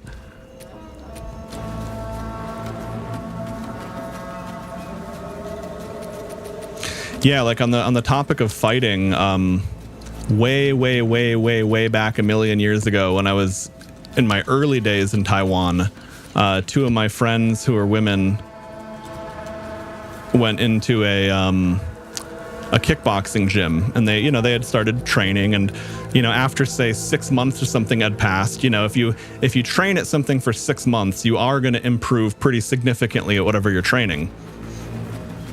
And because I happened to be like the fit, strong guy of the friend group, they wanted me to go to their gym to just casually like spar and see what happened, and because that was exactly why they wanted to, because I'm strong and fit, but I'm not trained in fighting.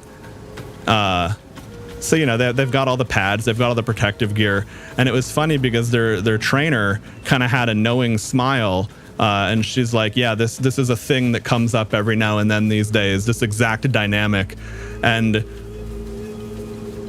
yeah, like it does, they had some fancy like kick techniques and stuff, but I mean, like, I literally just ran into them and knocked them over. Like it is actually comical how big the delta is between men and women physically. That's one of the reasons why I'm very pro, Second Amendment, pro gun, because it's like if someone like me was trying to physically attack someone like my mom, a gun's the only thing that'll help her. There's just no way around that.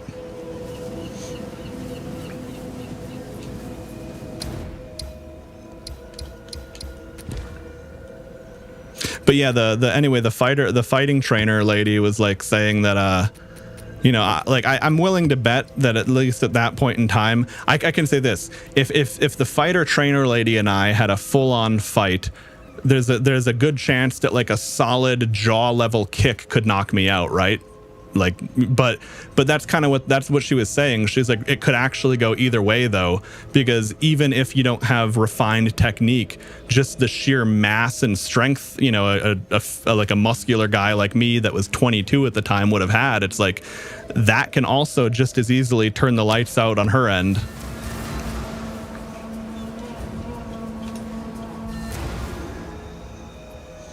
Randomly look up a bench 350 Reddit post of a 19-year-old almost benched. 350 is so close. Yeah, no, I mean, like 350 like will be tough for like that is a goal to hit as a weightlifter, for example. But like I remember when I was in high school, there was a guy that was a year older than me. He did martial arts and weightlifting. He was probably about 120 pounds. He was pretty short. He could bench 265. I mean, like, testosterone's a motherfucker, dudes. It just is what it is.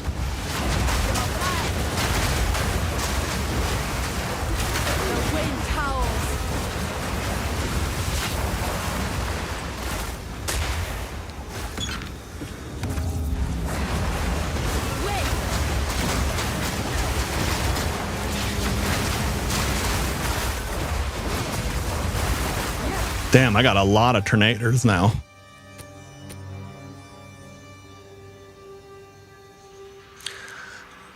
Tantric yoga is the best.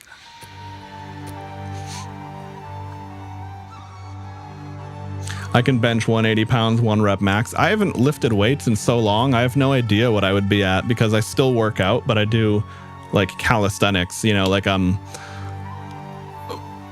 like pull-ups are pretty easy to gauge, but I have no idea how that would translate to like a weight lift versus push-ups these days after all this time. But yeah, take it easy, Storku. Have a good one, man.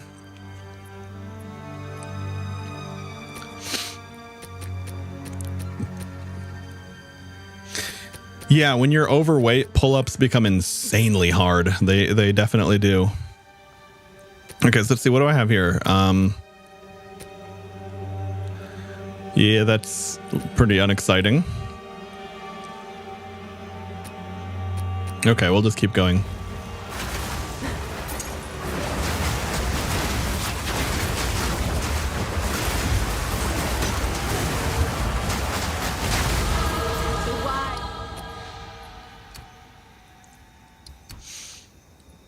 Yeah, I'm glad to hear it. I'm glad to hear it, Arclight. I'm glad. Like, I mean, I would have to, you know, it's like it's not like I want to disagree with you to be an asshole. It's more just like I'm very firm about living in reality.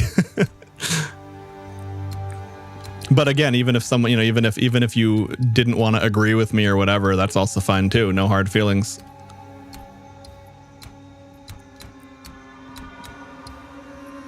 Okay, so I go here next, both my talent points.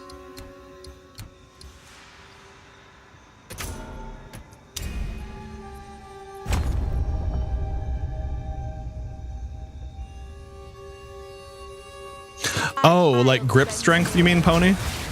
Yeah, I could see that. I mean, grip strength comes with like various forms of training in general, but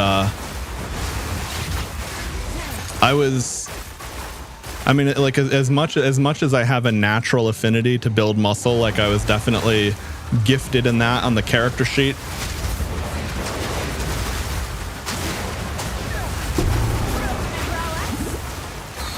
Grip strength has always been like a very specific thing that I was pretty good at.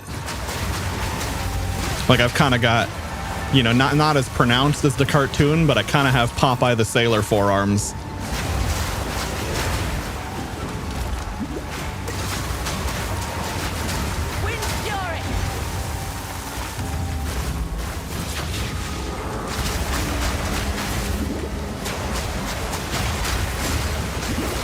But you know, the other thing on strength, like one of the most regular workouts I do these days is a very low impact Tai Chi routine. And it's interesting because like the results that come in from that are way slower than like lifting heavy weights. Like you lift heavy weights the first time, you feel it immediately. Like you're so sore the next day. You know, if you stick with it, you're gonna, and you start seeing progress so fast. Like when on the Tai Chi front, like there's this, you know, the first thing you do with it, you're putting your arms out like this. Here we go. I was trying to make it show up on camera, and you're unfolding your fingers and you're folding them back in, and you make a fist. But the trick is you squeeze your fist as you make that. So you know, it's like, you know, doing this for a year straight now or something, you know, you do like 18 repetitions of that, move on to the next thing, 18 of that, move on to the next thing. It's actually made a really big difference in grip strength.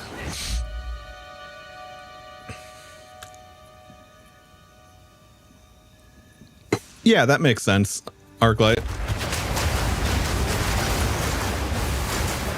And again, to reiterate, none of what I was saying was you know, to be against women. It was really the reality of, you know, because what led to that topic initially was when people wanted to have trans athletes competing against women, and the whole point there was that is just so categorically, you know, like divorced from reality, as they would say. Also, holy shit, guys, do you see how much more tornadoes I have and how much faster they are? And I'm not even using my new skills all the way correctly yet because I'm forgetting to dodge roll up until just now that I'm talking about it. But yeah, you know, I will miss the big monkey, but goddamn, that's impressive. Can I rant? I dislike the Farmlands map. Yeah, dude, go for it. As much as I love PoE 2, it's also a game I love to bitch about.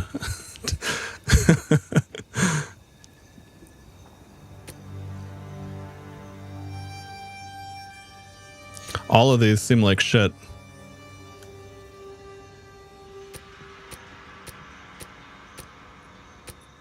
Midnight Braid, Loctonial Caress, Crackle Keep, Or Crackle Creep, Blistering Bond, and Asphyxia's Wrath. Okay, wait, was that the last ritual on the map? I don't see particle shitters. Oh yeah, it was, okay. All right, so I guess I'll, 0 rituals remaining, nice, okay. I didn't see that. Wait, hang on, what's the omen? Oh, that's just a cheat death. Really powerful and hardcore, not that exciting otherwise.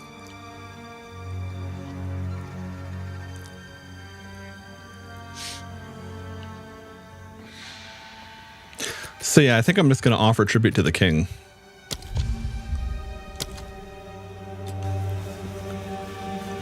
Because that's how you get the boss fight or whatever.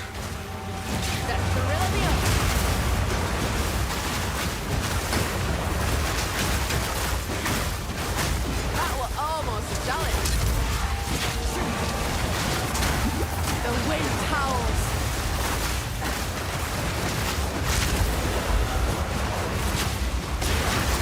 Hold on. Oh yeah, that's right. If I can get in for a melee hit, though, I do more damage with the next projectile.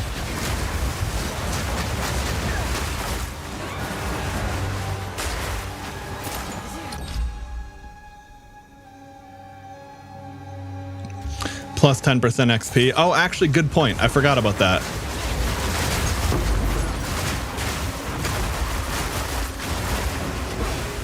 What I really need to do is I just need to stop neglecting my resistances. Like I was saying in Discord earlier, talking with Pony, to some extent, if you don't have at least 50% across the board, and that's kind of considered low, like 50%, like 50% fire, cold, lightning, chaos, you can't really complain about dying in maps. It's really your fault for not having resistances. Resistances are so insanely important.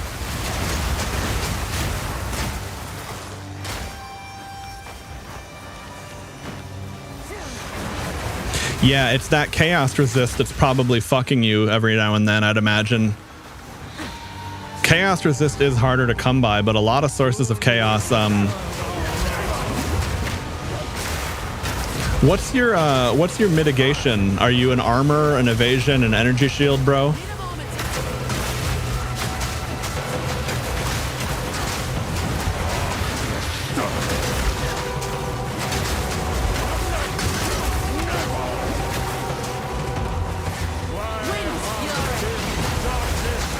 Yeah, I need to get War Banner. I'm wasting a skill gem slot right now on the monkey that doesn't even function anymore. Oh, was that map guaranteed as the drop? Like I just beat a level 4 map and it gave me a level 5 as a reward, or was that chance?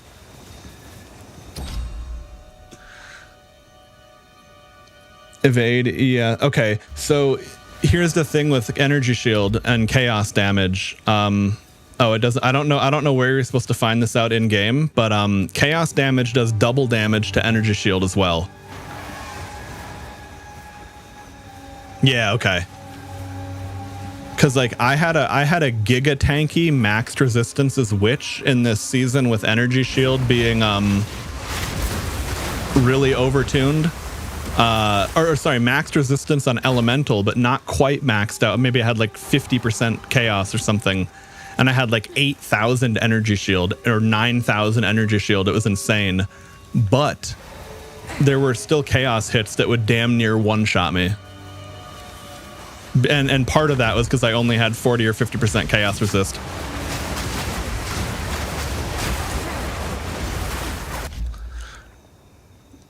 Resistance is pretty easy. Hover up all resistance based rings, slam trans aug until you get a decent resistance suffix, and slap a resistance essence on it. You get a solid 100% resistance in a single slot. Yeah, no, for sure. Even if you're not gonna let's see.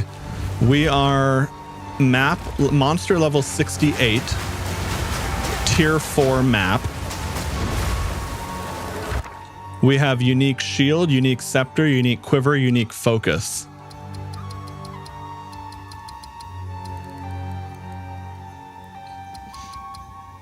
We got any input here on which one I should go for?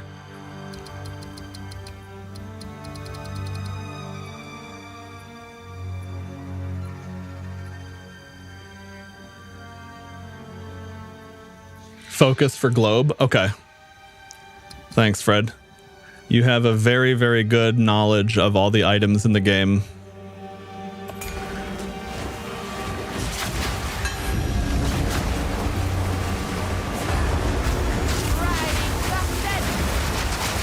I just know that Headhunter is good, but I don't even know why.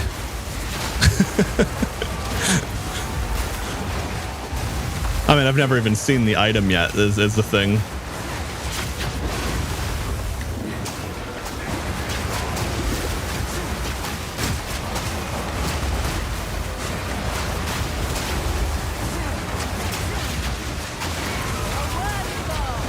God damn, that's so cool. Whoa, shit.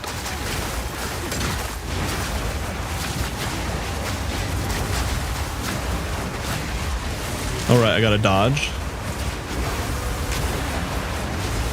Where is that shit? Oh, he's behind the tree. My projectiles are bouncing off the tree.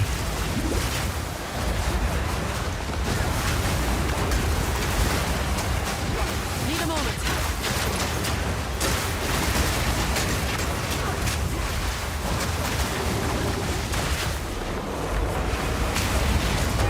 There we go. Dude is tanky.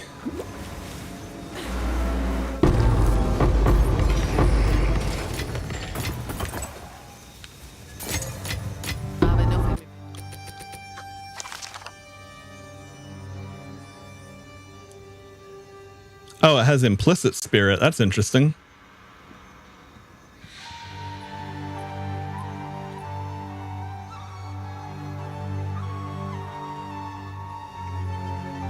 Too bad it's not very good otherwise.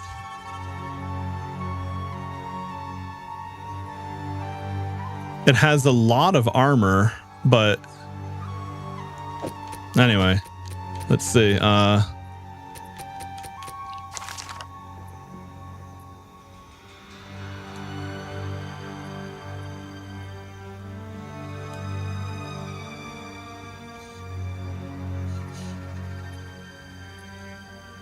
Oh, hang on, wait, that one had sockets in it. I should take that, get rid of this one. All right, so what does this twig focus here? Death rattle. Oh, okay. That's not the one I want. That wasn't the one we were hoping for. That's okay, though. This were well made. Sorry, I missed it. Why is bear orange now, and what does that do? That was part of the... That was part of this thing that we changed. I dropped the monkey talent. I got primal bounty, the owl feathers, vivid stampede, the stag thingy, and that allowed me to that made this point pop up for free for having all the spirits. So I grabbed that. Bear spirit has embrace of the wild. While allies are in its presence, while allies are in their presence, they get 2% life regen per second, and 8% of the damage they would take goes to the bear spirit instead. I think it's the embrace of the wild buff that makes it look like that. And then the other thing that's really insane is that the onslaught thing from the owl feather thing. Yeah, here we go. The central projectile of Owl Feather empowered skills leave a trail of soaring ground. 30% increased evasion rating, 40% increased damage on full life, and onslaught to you or your allies standing on it. 20% increased skill speed, 10% increased movement speed. It's really, really nice. I gotta get off that chilled ground, yeah. Get off the chilled ground, and that's how powerful that shit is.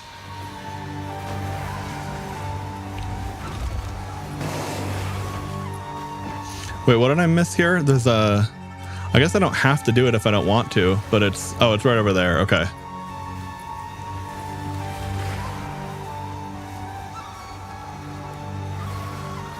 Yeah, I also need to change my bear's support skill gems.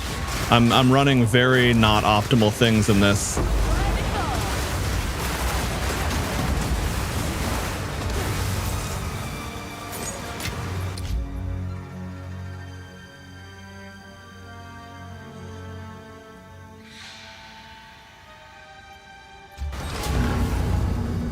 Oh yeah, that makes sense, Fred, about merging the map thingies, the waystones. Okay. Found interesting stats that farther goes along with what you're saying, Tyr. This thing has average lifting weights for both male and female at different levels. Different skill levels. A male is double a female in the same tier. If you want female lifting to be more, you have to leave male as beginner and move the female to the advanced. That's the big gap. Yeah. And for something like weightlifting, where no matter how innately strong or fit you are, you know, even if you play sports every day or you're a super fit surfer, if you don't lift weights, there will be a very real lack of ability to do that. You know, it's like some athletic skills translate really well. Some are very specific.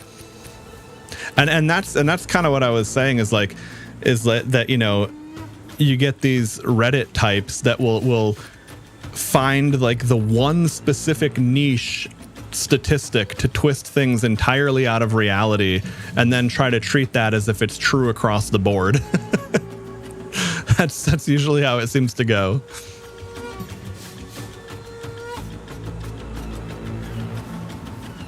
Welcome. Carry on.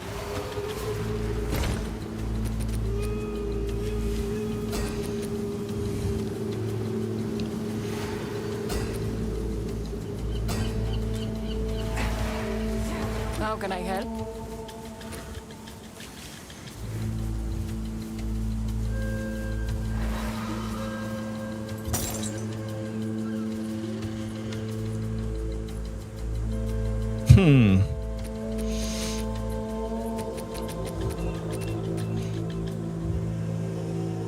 I guess at this point I guess at this point 25% movement speed isn't as exciting as like I shouldn't really invest into that.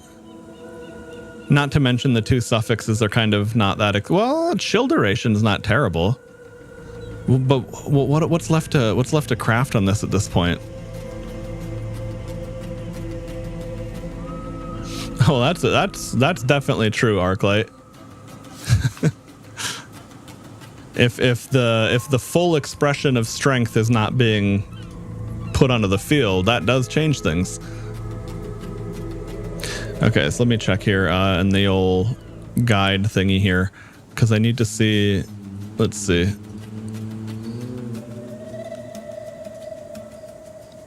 Elemental Army, Meat Shield, Loyalty, Exposing Cry.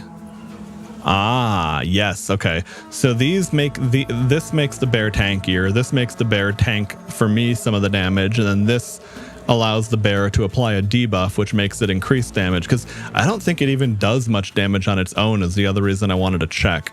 The other thing I need oh, Vivid Stampede is a skill. I didn't even have that on my bar. Well, no wonder.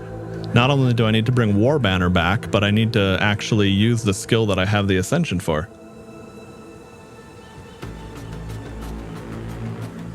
Hey, for sure, man. I mean, I definitely, you know, if someone gets, you know, snippy and nasty, I will talk shit pretty quickly. But if it's just a discussion, I'm more than happy to keep it chill.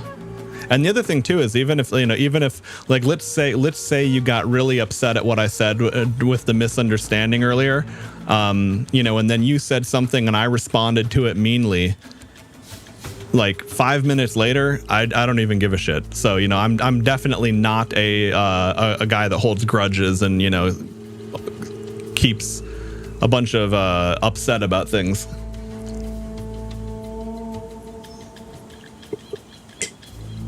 All right, Reihaku, good luck.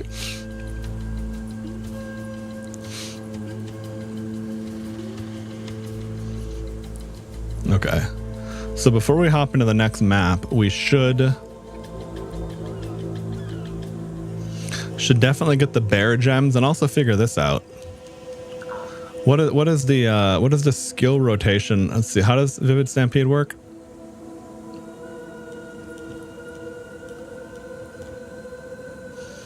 How am I supposed to use that?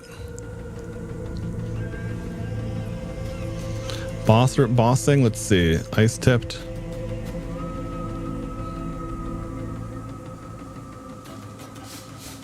I want to see if there's anything about Vivid Stampede.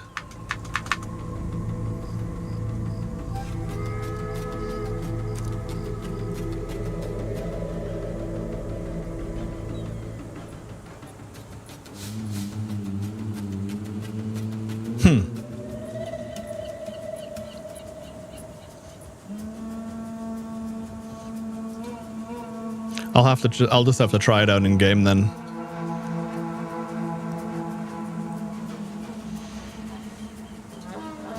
Well, see, that can be kind of dangerous though, Pony, because it's unfortunately pretty not good to spend too much time sitting on the toilet for a number of reasons.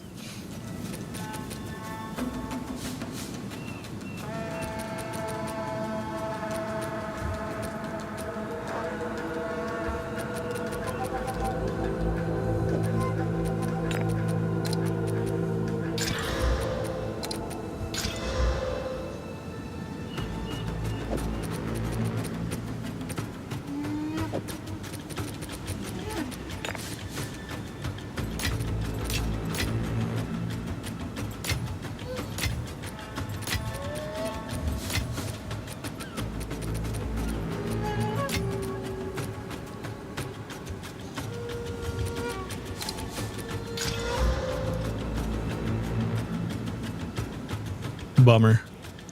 The maximum increased rarity is kind of cool, but I wouldn't want to wear that.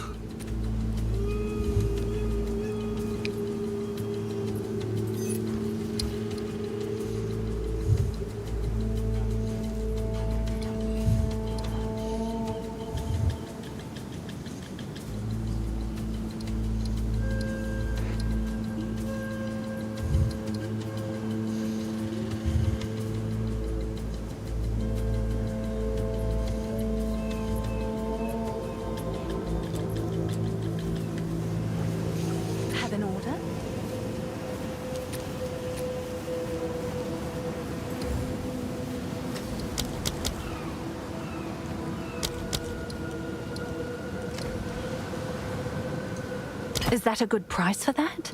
I have no fucking clue. Yeah, me too.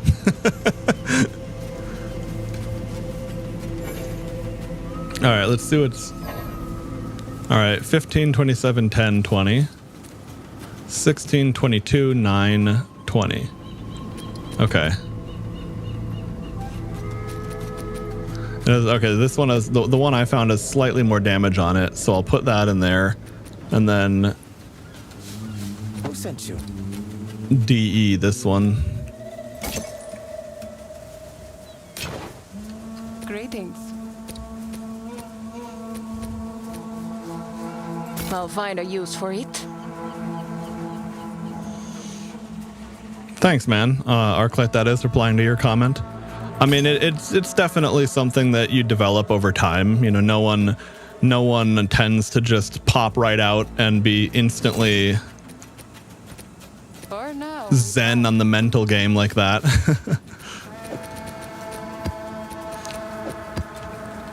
But for anyone that struggles with that or gets pretty heated easily, because I mean, there's plenty of things that can piss me off pretty easily, but I guess the tempering factor for me is like, is this, you know, it's like, is this something I want to get upset at? And if it's like, if it basically hinges on the dynamic of like the court of public opinion, like if someone says something to you, and you feel insulted, does saying anything back even have a win condition attached to it? Is the winning play to just not even acknowledge it? Sometimes that can help. Like even if you personally might like to respond, it's like, you know, how do you want it to reflect upon you? And there's a time, because there's a time to care about that, and then there's a time to totally disregard that. Don't get me wrong. Oh yeah, right. I almost fucking forgot to do my skills. Yeah, I do know what you mean, Arclight. Okay, so... Alright, so Vivid Stampede. Alright, so I guess we just have I'll have to figure out.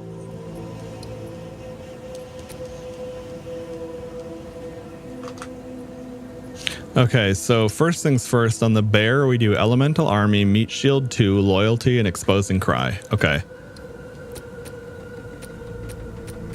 Okay, so Magnified Area 2. We can move that to the... we can move that to this. Yeah, Feeding Frenzy is actually really bad now in the sense that I'm not relying on the bear for damage at all.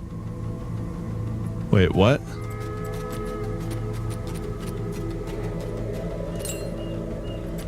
Oh, I see. Okay, that's weird.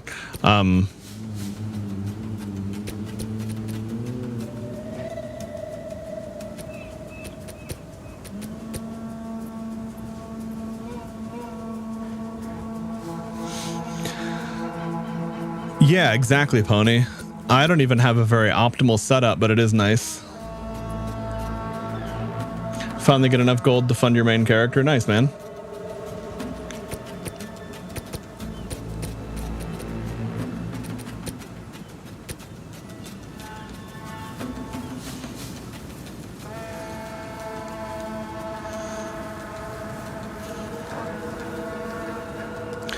Was that just a general sense of the term Highlander, or was it like in reference to any specific game or IP or anything?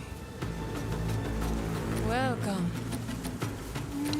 I'm thinking of the Highlander from For Honor. So, there's a lot that I don't like about that game, as it kind of like as the charm wore off, so to speak. But when I was playing that briefly, I was kind of a Highlander main.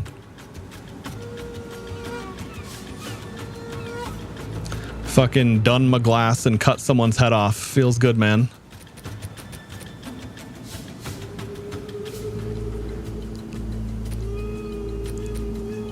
Okay. So, oh yeah, gems. I distracted myself.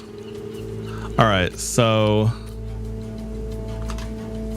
need elemental armor. Let's see if there's any of these exist before I cut stuff, though, because a lot of these might.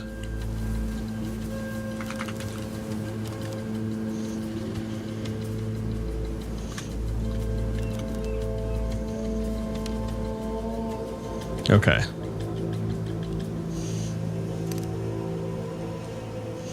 Let me see what level, if any of these are level 1s before I waste bigger gems. Not that it really matters, but I'm not in a rush. I can, okay, that's what I thought. I was gonna say, I thought Elemental Army was a tier 1.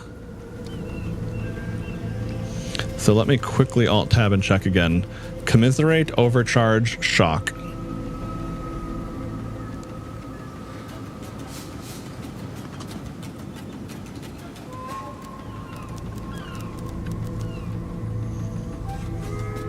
Okay, so Overcharge is a 4.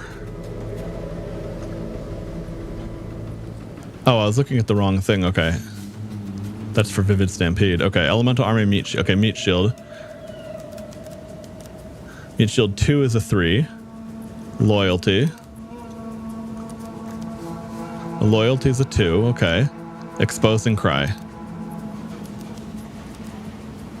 That's a 4. Okay. So, alright, got it.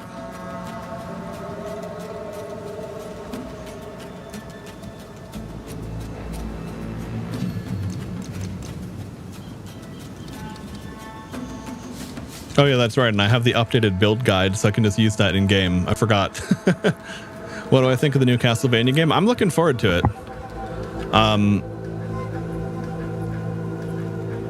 Like the fact that it's a female character in Castlevania is not new, and it's not like they replaced Richter or Simon with like a female equivalent of them. It's just a female Belmont or something, right? Like that's totally fine by me.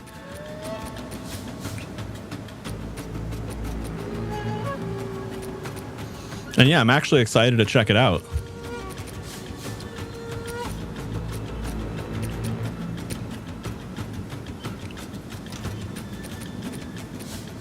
Really, the reason I end up hating woke games is because it takes me out of the immersion of playing the game. Like I'm suddenly out of the game world, and I'm very abundantly aware of why this topic is in the game, so to speak, right? But I don't even necessarily know if there would even be a remote element of that in the new Castlevania. I mean, the only thing that stands out to me is that, you know, they have a female protagonist. But I mean, yeah, they had at least way back on the DS with Shinoa and Portrait of Ruin. But maybe there was I don't remember if there was ever a female protagonist in Castlevania before that. Oh no, you could play as Maria in I think there was a way to play as Maria in one of the versions of Symphony of the Night, but I'm not sure. And the other thing too is that yes, there were always there were always, you know, female fighter characters in the world and universe. So you can, you know, it's not like they just invented that out of thin air for a modern game, so to speak.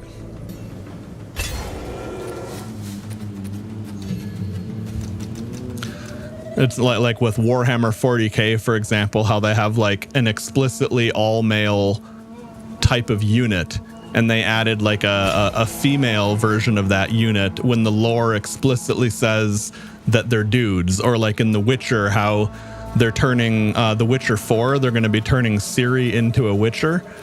I actually really don't like that because I read all the books and I understand the lore, and I actually really like Ciri as a character. But to be honest, Ciri is already so powerful. She should be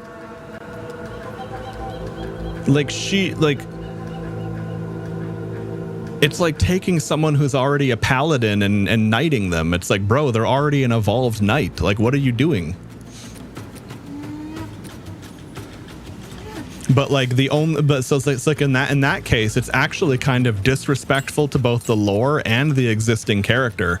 It's like the only reason they're doing that is because some dumb bitch on the dev team is like, no, we're gonna have a female Witcher. It can't just be men. Like, that's so fucking retarded. Because again, not only is it just stupid, it disrespects the lore of the world that's existed for decades, but it also disrespects the very female character they're attempting to empower. It's just a completely retarded Ouroboros eating its own tail.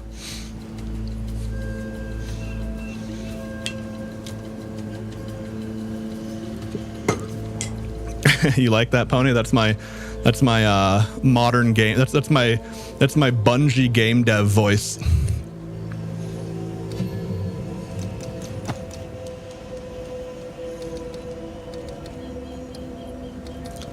Okay.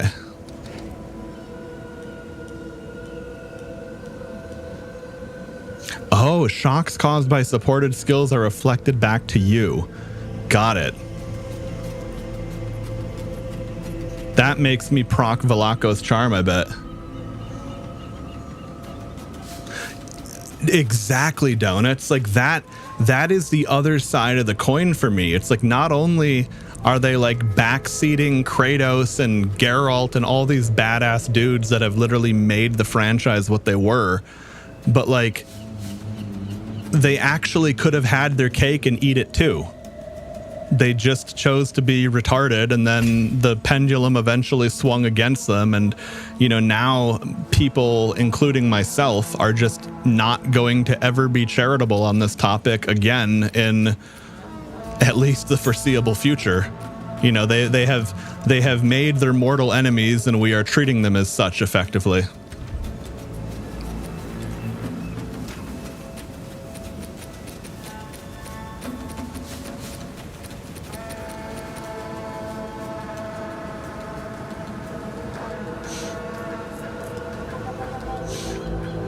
Oh, you're right, Fred. That's right. It's lightning damage, and that isn't shock. Okay. I think it's just the overcharge in and of itself. We'll see. We'll see if that ends up being a detriment, though. That's good. That's good to keep in mind, because yeah, you're right. If for some reason I'm not liking the impact of that, or I feel like shocking myself is too painful, then I could see where that would change things.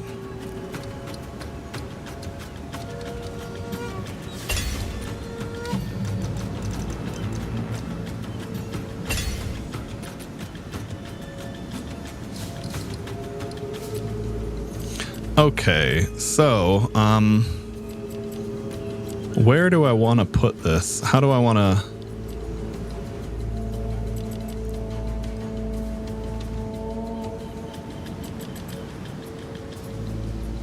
Fuck is the rune shape tome? Oh. What? I see, okay.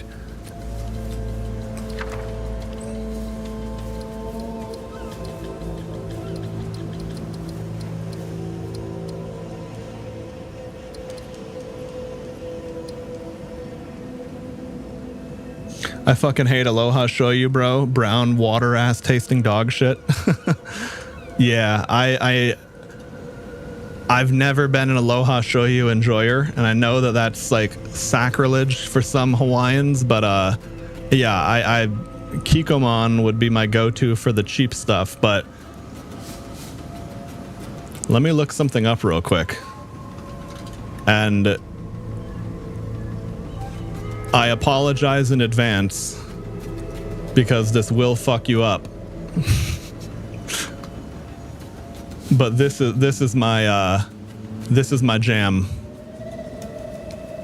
Here, I wanted to make sure I didn't have my info revealed, but yeah, this brand soy sauce, this shit is incredible.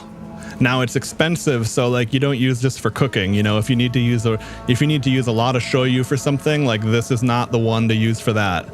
But this is the best shoyu I have had outside of actually being in Taiwan. And in fact, because this is a Japanese soy sauce, it is a little bit different. Like there will be differences to all that.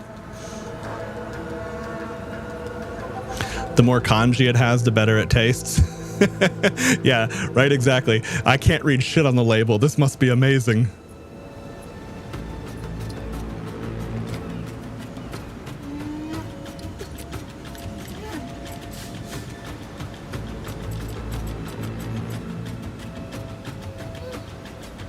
Okay. Does Fred, do you or anyone else know what the fuck this contextual shit is? I don't know. This might be a controller exclusive thing, but like I've never ever interacted with this on anything, so I'm tempted to unbind it, but I don't know what it does. Oh yeah, that brand I linked, donuts. Well, I guess it would be might not be relevant to people outside of the US, but they do have, the one I linked was an organic shoyu, and it's very similar to a koikuchi, but they actually do have a koikuchi soy sauce as well. Okay, I'm going to just assume that this doesn't actually matter, and if I do really need it, I'll put it back. But let's see, I can move the toggle of visibility there if I ever need it.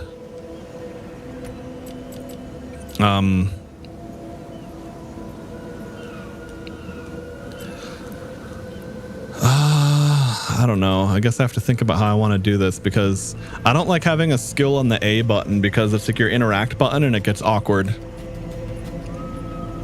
That being said, isn't Stampeding Roar just a buff for the next,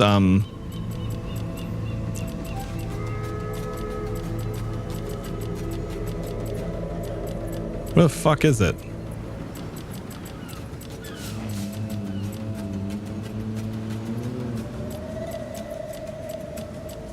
What? Okay, hold on. Oh, wait, can you not put some skills there?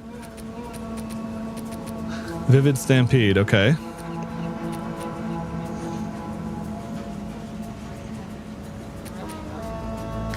Oh, hold on. Triggered when you attack. I see. I thought it was because it was a skill, I thought you had to use it. Okay, great. I'm so glad I don't need to assign a button to that. Sweet. All right. Now, if that's doing a bunch of lightning damage, this ring I have to do more cold, to convert lightning damage to cold, that is actually still doing work. Now, if I run into a cold damage and a cold resist enemy, I might have a bad time, but okay. So Vivid Stampede doesn't need a button. Okay. Let me just quickly look at the rest of my skills here.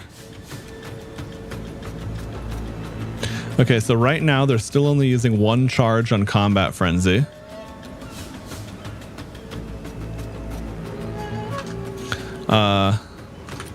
What twist? Okay. Oh man, if I could get that next gem, if I haven't found a perfect yet, but if I could get that, that'd be great. All right.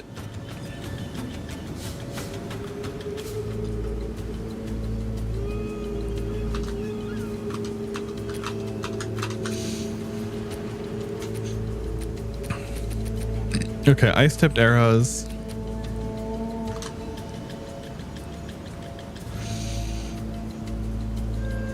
Oh, right. War Banner. That's what I wanted. Okay. Prolonged duration, magnified area 2, refraction 2. Okay. Yes.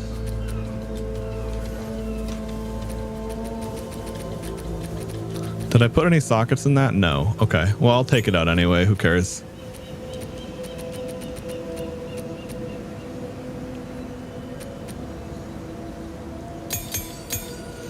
I'm going to yoink all the 15s for now and then pay them back later.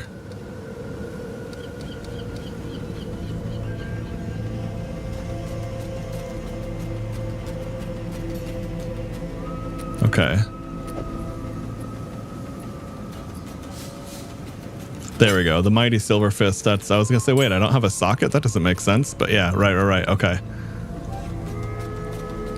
Oh yeah, and that gem is actually account bound, right? Because they don't let you sell the Pokemons you obtain.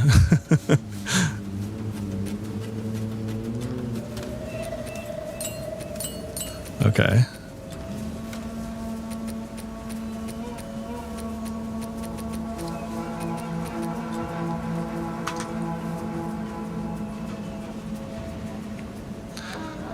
Okay. Oh, right. This I can actually just check in game.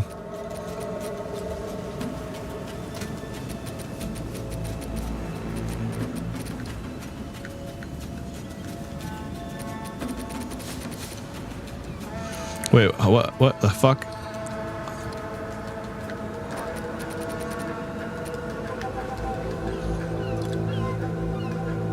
There we go.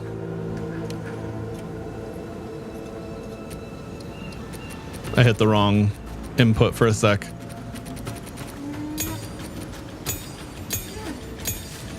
Okay, so let me see. War Banner. Okay, so I need level 3s. Balls. Okay.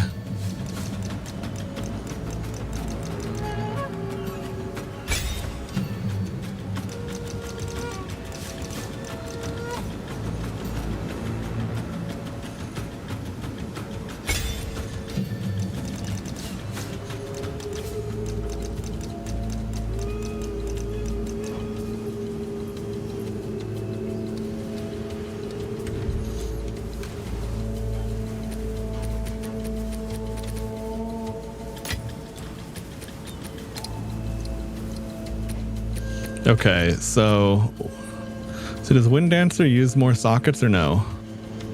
Wind Dancer only uses knockback and life leech. Okay. Barrage needs more. Okay, so I'll apply. Let's see. What does Barrage need? Rapid casting, cooldown recovery, and perpetual charge. Okay. So we'll put one here, and we'll put one here. Okay.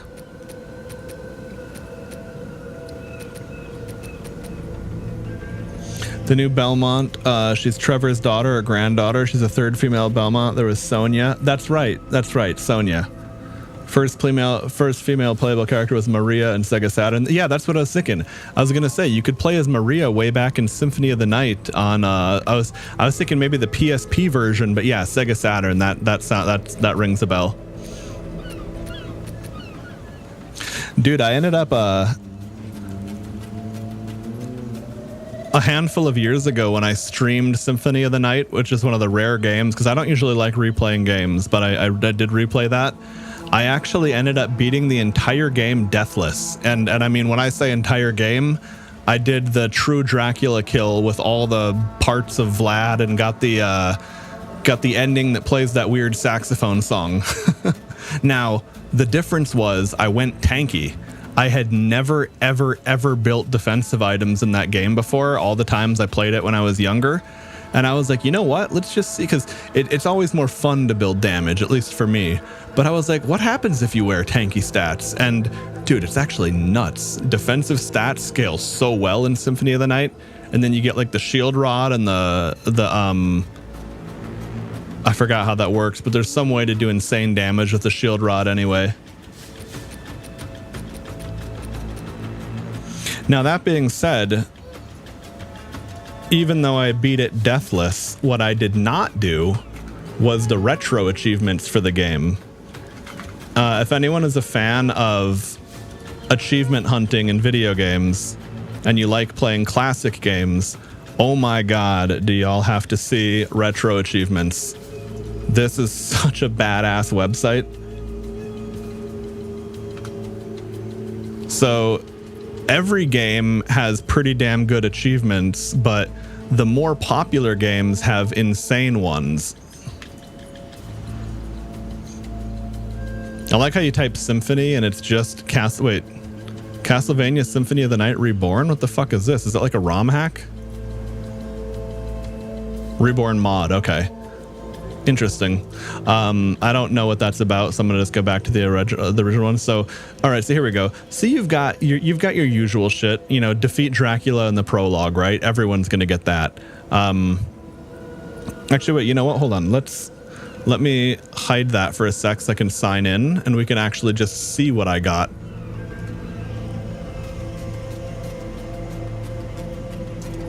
Okay. So. Here we go. Now I'm signed in, and we can see that. Well, how the fuck do I see what I got? Okay, so I have 40 out of 105. Yeah, that sounds about right.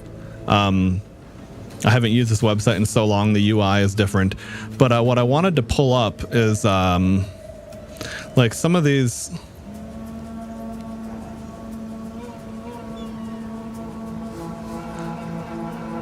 There was some fucking insane gauntlet style achievement to like. Oh, here we go. Check this out. Rondo of Blood Gaiden. Finish the game as Richter in one session, defeating all the bosses without using save points to refill your health. Because I didn't die, but I did use save points, right?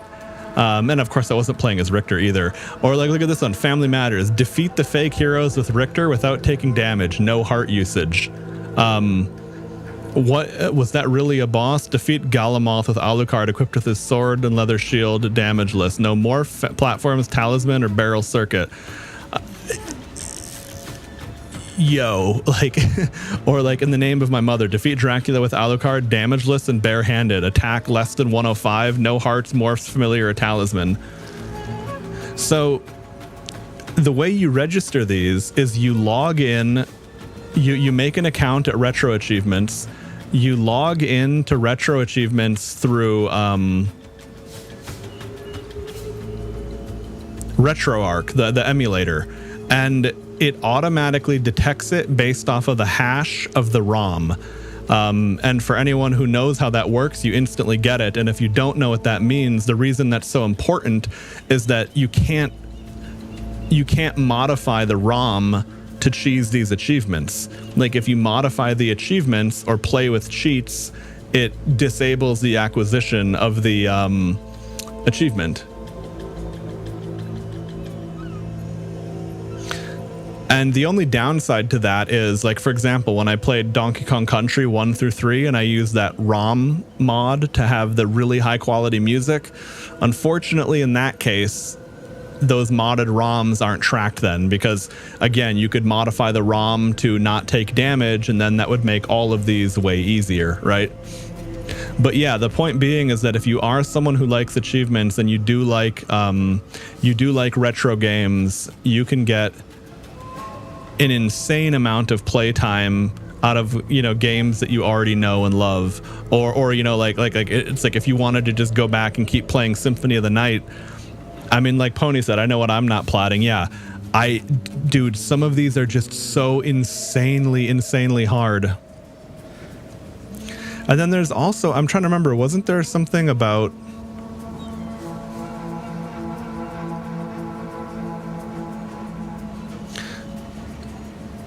Because like they have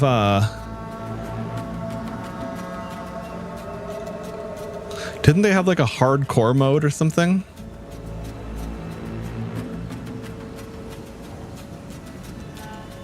I can't remember. Maybe it depends game to game. It's like my brain has held so many mechanics and random pieces of knowledge in my head. I can't remember everything anymore.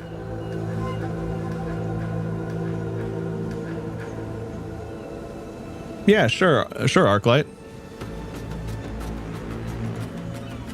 Sonny, what is this? Symphony of the Night Reborn. That's kind of interesting. Released 2022. I kind of want to pull this up really quick and just see if there's anything. Here, let me mute the game audio. Oh, wait, this is like a whole ass playlist of someone playing the game. I'm curious if there's anything about this hard mode. Yeah, it's a... Okay, that video is that's 45 videos and they're all in Spanish. Okay.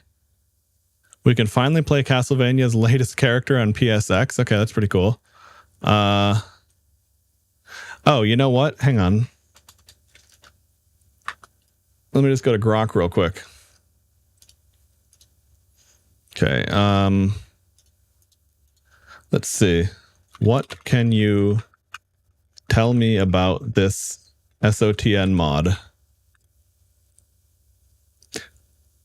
Because, yeah, something like this is probably so niche that there's not anyone who made like a video on YouTube explaining the overview of what it all is.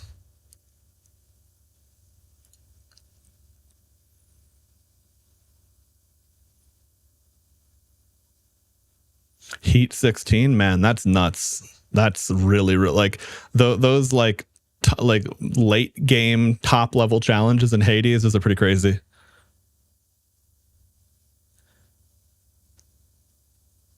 Okay, yeah, all these videos are just playthroughs, which is fine. That's fair enough. Okay, significant fan-made ROM hack overhaul for the original game, created by some dude named Mauk. Okay. Brazilian modder. That makes sense. Brazil loves retro games. I think part of the reason is that they have such insane taxes on hardware they kind of have to play them in some cases. But I mean, yeah, like I respect that they, you know, they didn't give up. They love the arcade ROMs and everything. Okay, so what the mod does: not a small tweak or quality of life patch, substantial overhaul makes the game much harder while adding variety and new content. Difficulty overhaul. The game is noticeably more challenging than vanilla. Bosses have reworked mechanics and the overall balance feels tighter, less broken, overpowered than the original in some players' opinion. Yeah, there are definitely things in Symphony of the Night where if you choose to utilize those strategies, you will basically cheese the game. You know, up to you, but okay, custom music. Divisive changes. Yeah, I don't know about that. That might not gel with me because the game's soundtrack does not need altering. But who knows? Customized items, drops, and relics. Many items are reworked or new. Enemy and boss changes. Customized, rebalanced enemies with recolors for visual variety in some cases. Reworked bosses and custom boss arenas. Okay. Map changes. Areas have been modified or expanded. Dedicated fans have made very detailed maps. Ah, okay. Day and night cycle, a progressive day to night system. As you advance through the game, the lighting shifts and enemies become tougher. Oh, that's really cool. Okay. Now, it's probably hard as shit. Most times people make difficulty mods for old ROMs. It's no walk in the park. The HD textures will not change Alucard himself. That's cool.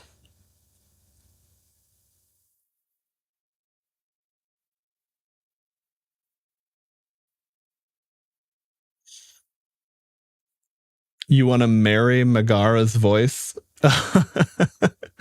Fair.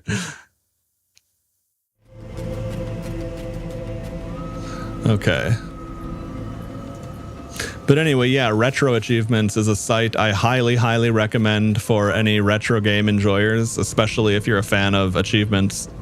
It's such an insane addition to pretty much every Yeah, pretty much every like any remotely known game. I mean, like Symphony of the Night will have more achievements than say some obscure game that barely anyone plays, but I don't think I've ever played a game on RetroArch that didn't have an achievement playlist for it.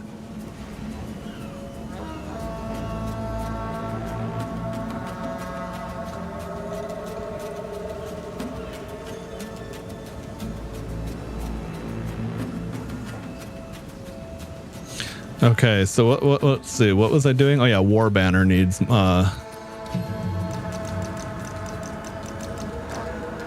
okay, magnified area 2 on that and cooldown recovery on this. Okay.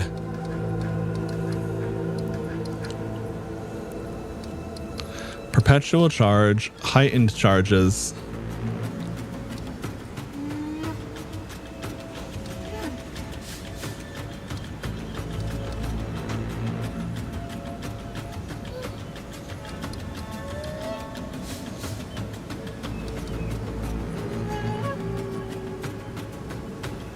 Yeah, I'm gonna go with that one actually.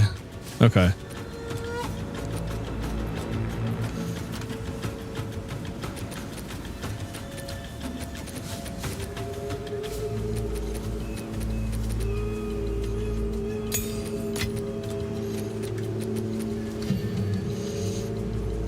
Okay, so it's a spirit gem.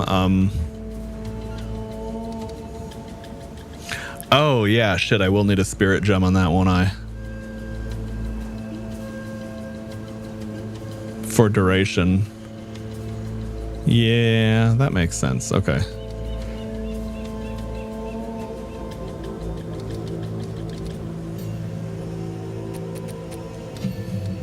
Okay, Twister, level up. That's a spirit gem, spirit gem. We don't level up Whirling Slash ever. That's a spirit gem. Okay.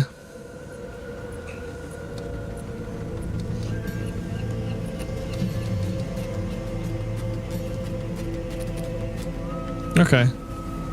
Well, now let's get back to the actual video game.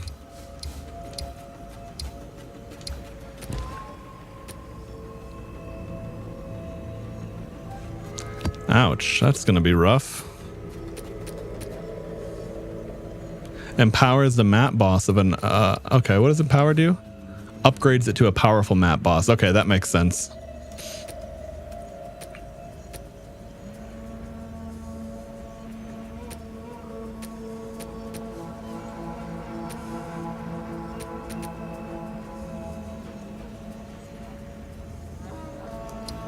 What are Vol beacons? Oh, that's the temple. Okay. I guess I'll just do that. I have no idea what I want to use right now. All right, so I guess I don't need to add it. Let's see how this goes.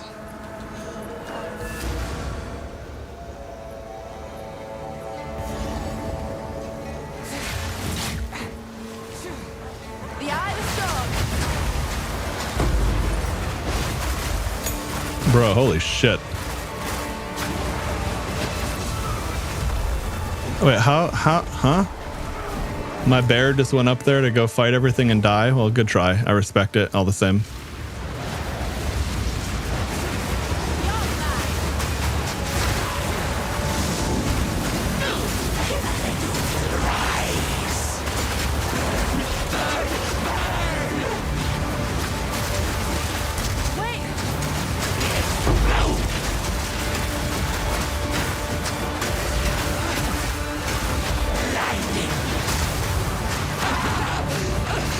Baby, all right.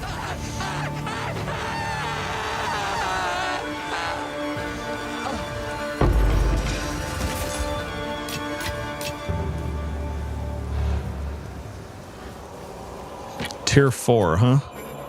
I don't have any things for it anyway.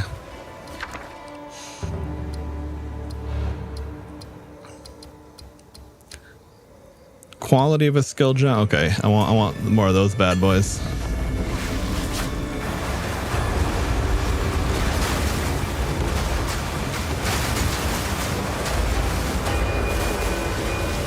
Dude, that the amount of synergy I have going on now is nuts. Like once I get my Once I get my defenses squared away.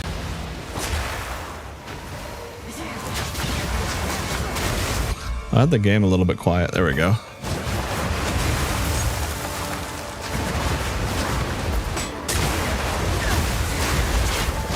The only thing is sometimes I forget to use my dodge roll thing like that at the right time.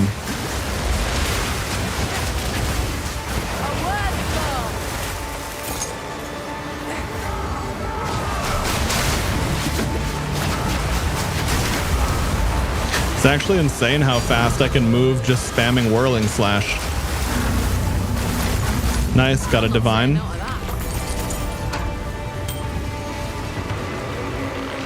That was like what? That's like getting 100 exalt orbs or something.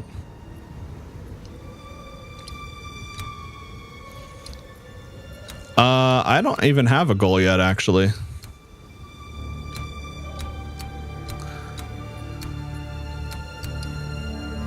Ah, nice. Okay. So this is a little path down a survivability tree. That'll go a long way.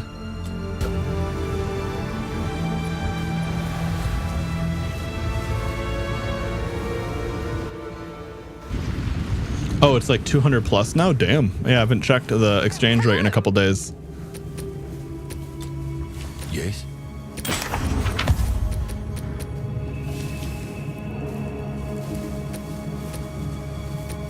Okay.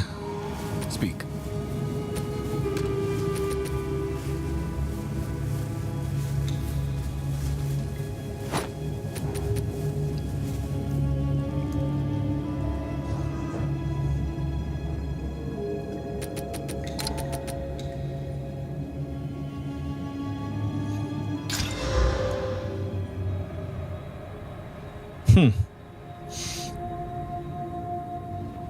That's almost interesting. It's not the right spear base anyway.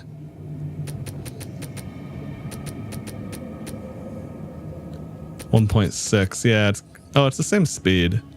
But yeah, I can see sea glass spear definitely makes sense for the crit.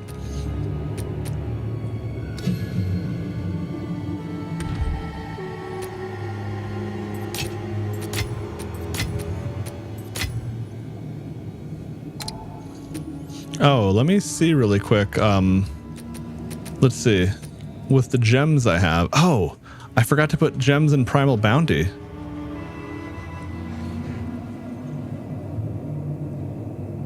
The fuck do I put in that? It doesn't even have a thing on the board, does it?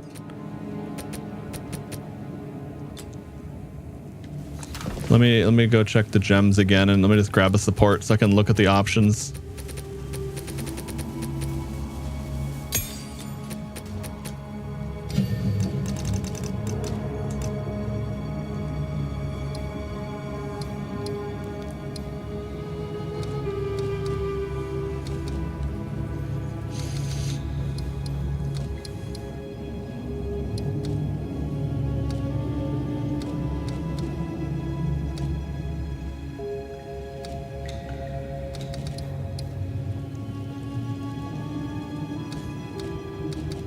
Have less cost? How the fuck does that, huh?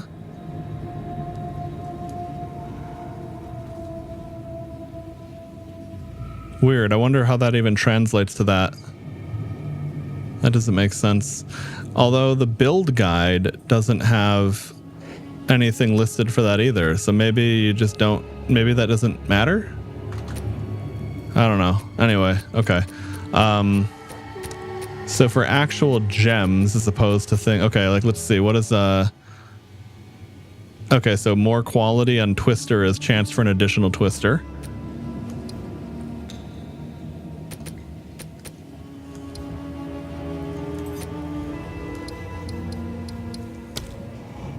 Okay, quality on Wind Dancer makes the explosion bigger. Cooldown recovery rate. Okay, that's pretty nice.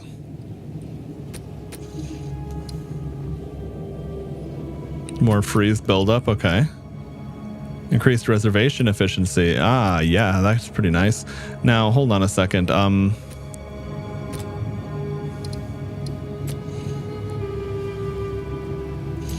Let me...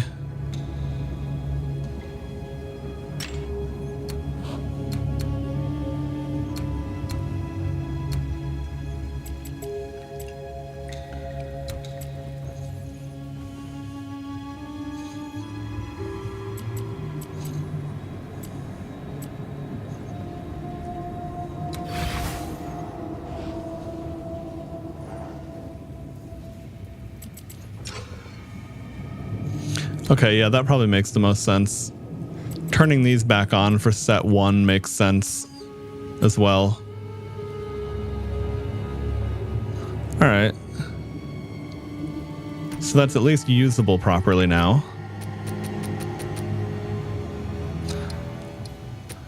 And I guess, yeah, I guess the thing that makes the most sense right now will be to...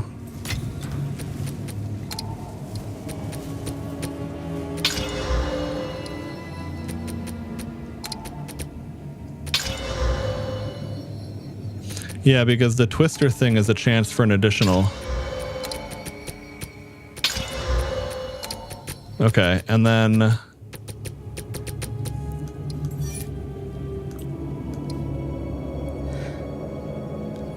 Yeah, it's not that big of a difference.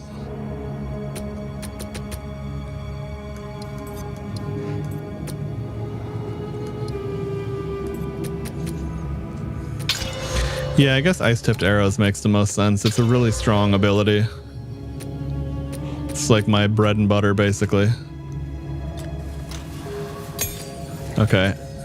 I gotta get more support gems and feed them back into the guild stash, but at the end of the day, that's what they're there for. I mean, they're there to be used.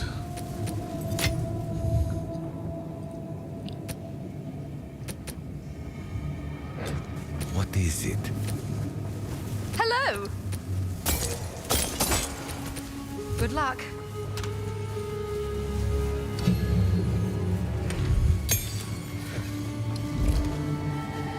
Aerofall, what's up, dude? Might buy grilled chicken on the way home because fuck it. Hey, man, go for it.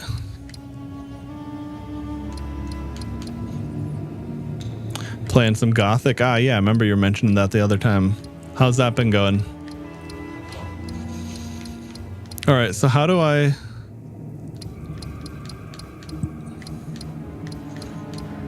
Wait, huh? How do I build shit? What the fuck?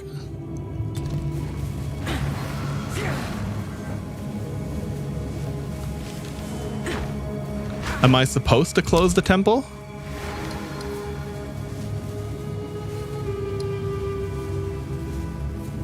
Okay, you're supposed to close the temple. Okay, got it. Okay. I was making sure I wasn't about to fuck my temple. But alright. There we go, I see. Okay.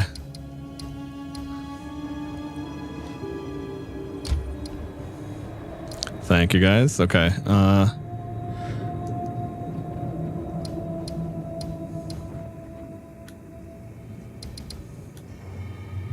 Okay, upgraded by generator. Upgrades garrison.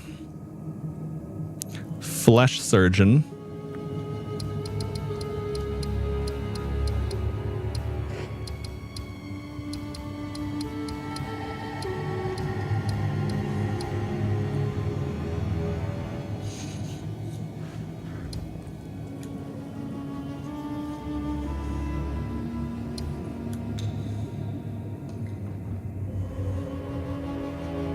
Generator, thaumaturge, corruption chamber. Okay. I don't see any of that. So let's do a guardhouse.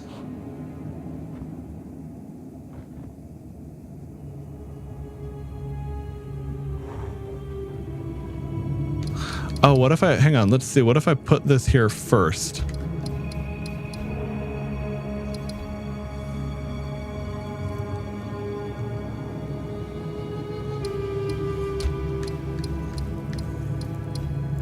Oh, okay. And I see it only builds like that. Interesting. Okay.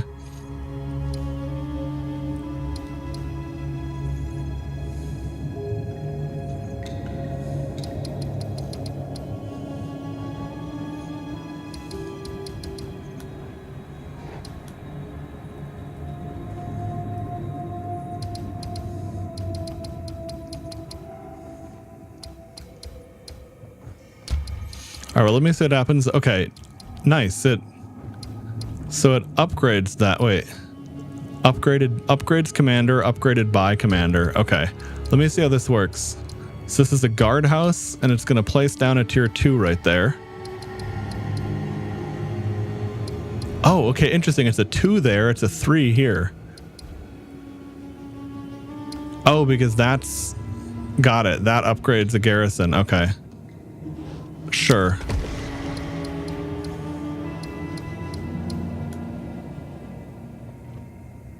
And this upgrades a garrison.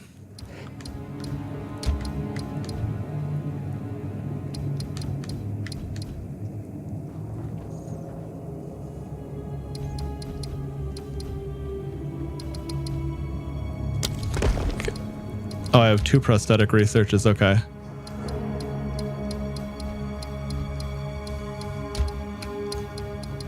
Oh, that path only goes here. Interesting. Okay.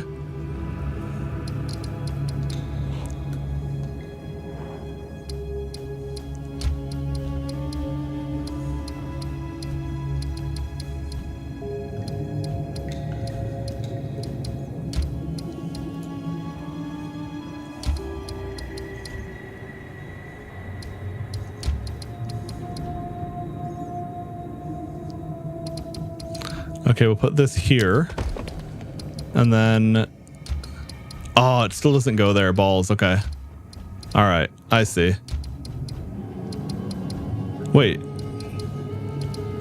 The altar of sacrifice works, but not the prosthetic research. Interesting.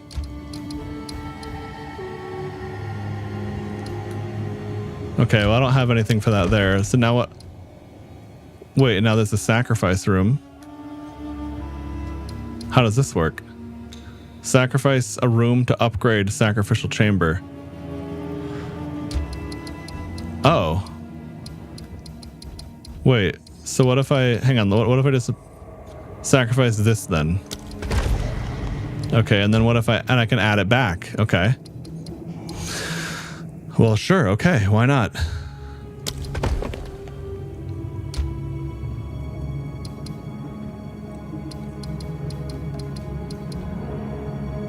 I don't know if there's any point to not using this path or not, but I'm just going to plug that in there because who cares? Okay. I guess we'll see how this goes.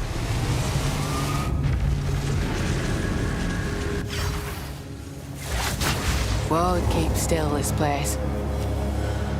The wind howls.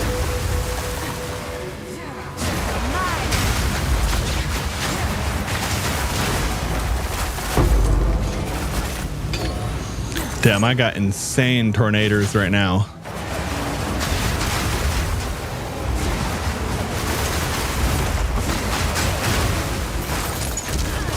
Wow, that was a lot of damage.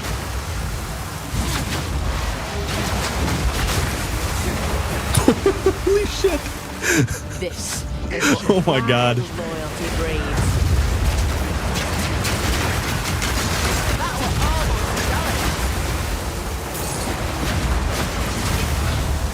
Bro.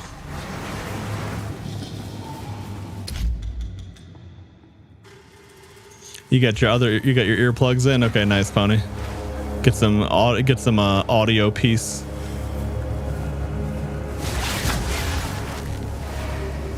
You can almost taste the blood in the air. Holy tornado. All right. What happens here? Oh, that guy gets sacrificed. Is it gonna explode?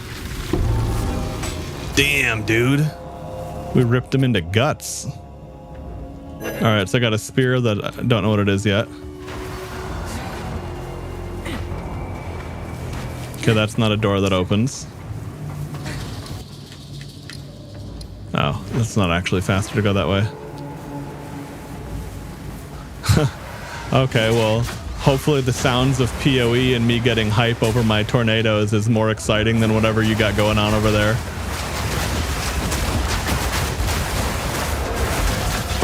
Hold on.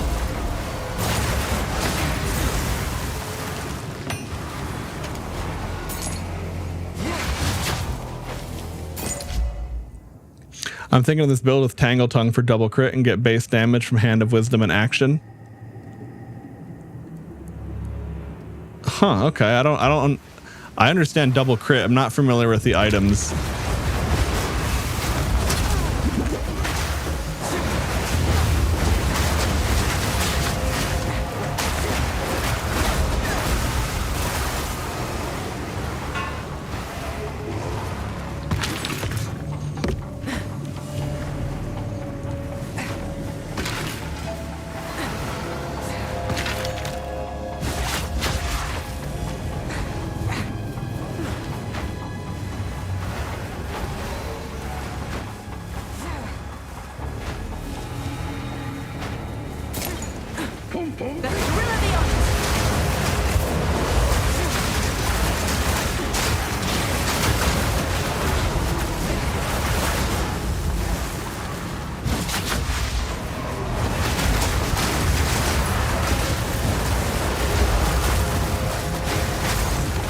It's insane how this tornado build has progressed in the sense that like I'm still basically running the same build I started out with at level 1.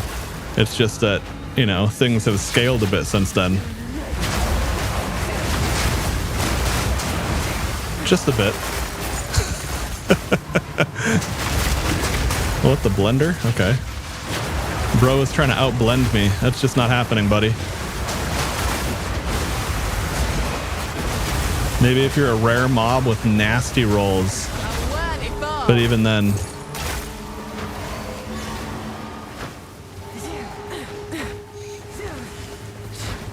What did it say? I thought this was a workshop. Is there nothing in here?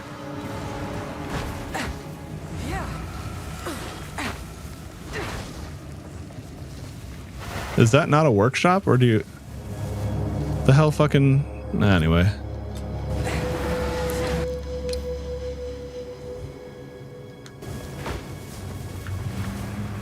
Oh yeah, I guess whatever it was, I don't know.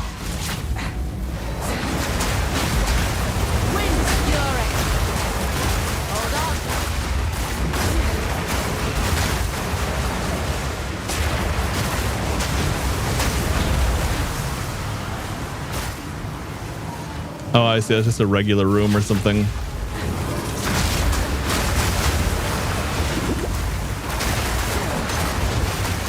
Yeah, the tankier bear is really nice, and it also the fact that it absorbs damage for me is so nice.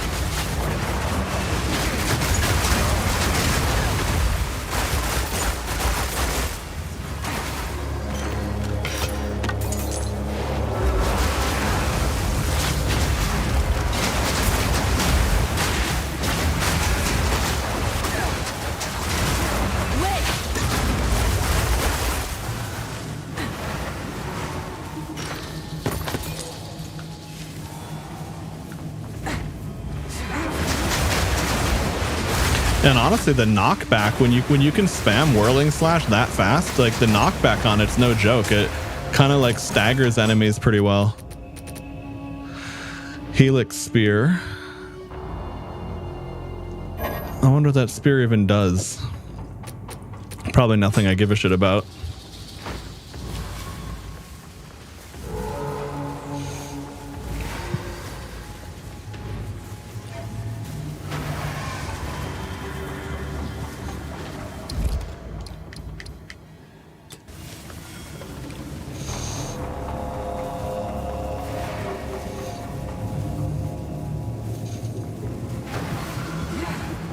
Locate the Royal Architect. Okay.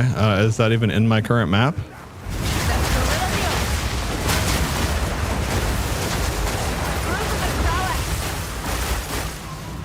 Damn, dude, that tornado lasts so long. It makes so much onslaught terrain, or whatever the shit you call that.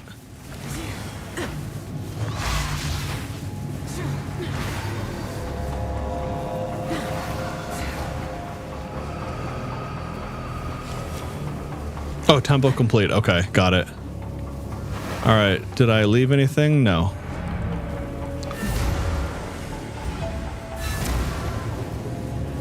Yes. All right, anything interesting on the rolls I picked up?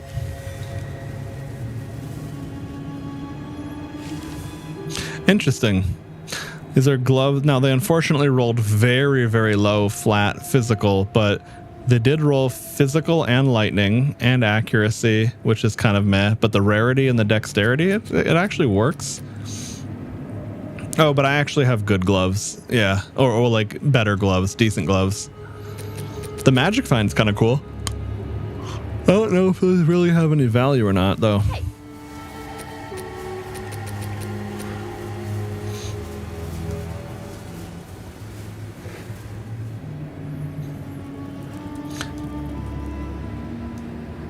Damn. Added cold and lightning and elemental damage and attack speed. The only shitty thing is there's no skill modifier.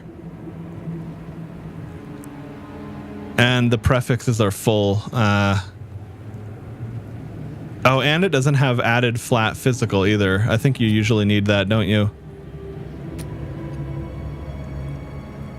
Oh, that's right. I forgot. So I have this spear that's designed for fisting. Okay. Reduced attack speed.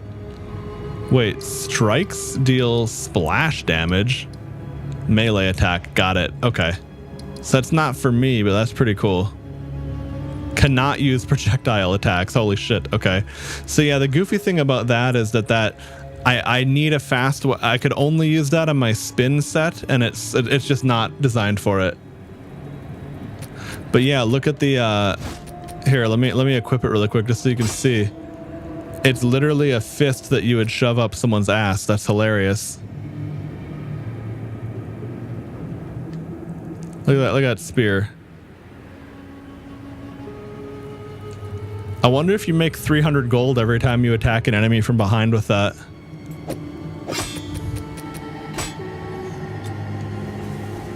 Holy dripped out. Thanks, dude. Yeah, my character actually looks super dope. It almost looks like a gear set in a sense because, oh, here, I was wearing the wrong, like, look at my actual damage weapon set. It says that Jade spear blade. Like, it matches the boots, the armor. Like, I actually, like, this is without a doubt the coolest looking character I've ever had. And this is just gear. It's not even cosmetics or anything equipped. Oh, we already have a $300 spear. Okay.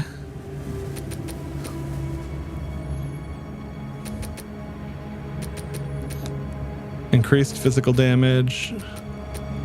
Yeah, okay, that one's a little better. Okay, that's fine. How can I help? I'll just deposit this for now because I want to get chance orb shards for it.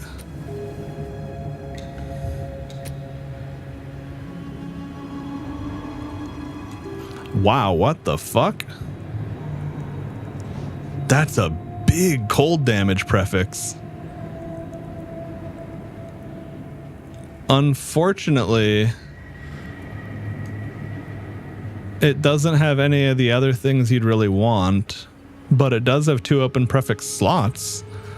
I guess I'll not immediately throw that away either. Hello there.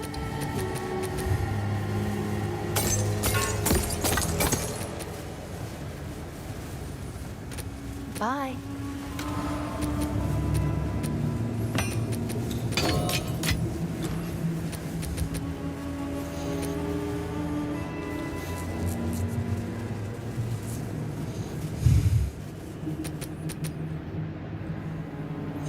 Yeah, it'd be interesting to find the fastest spear that I can. Okay, so attack speed is a suffix. Good to know.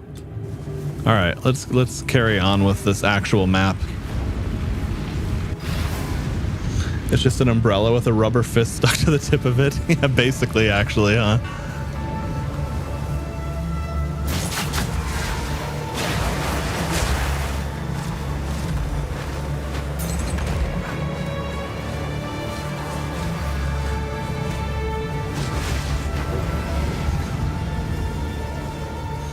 Wait, where the fuck do I... Oh, I see. The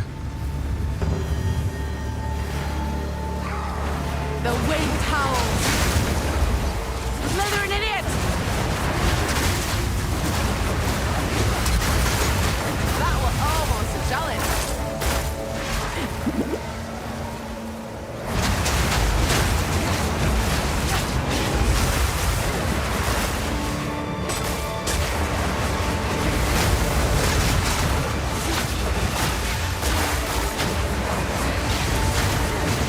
You shove it up and then open it. Oh, that's a good idea. That'll earn you way more than 300 bucks.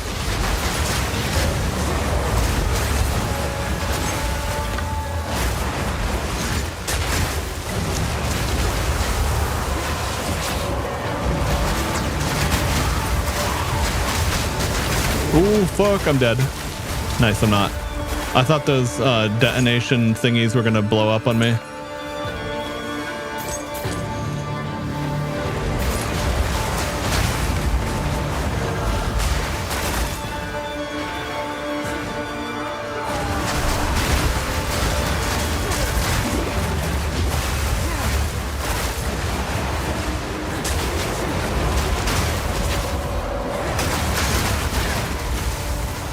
Yeah, barrage with frenzy charges goes insane.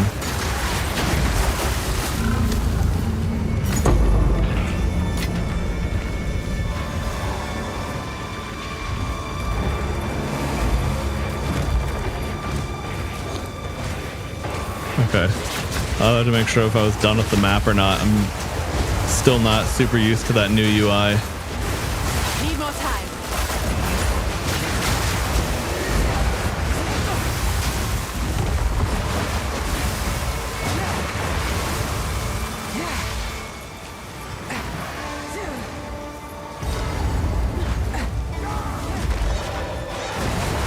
Oh, that looks like where I'm supposed to go. Yeah, this looks like it, right? Darkness descends, Okay. and with it, your end.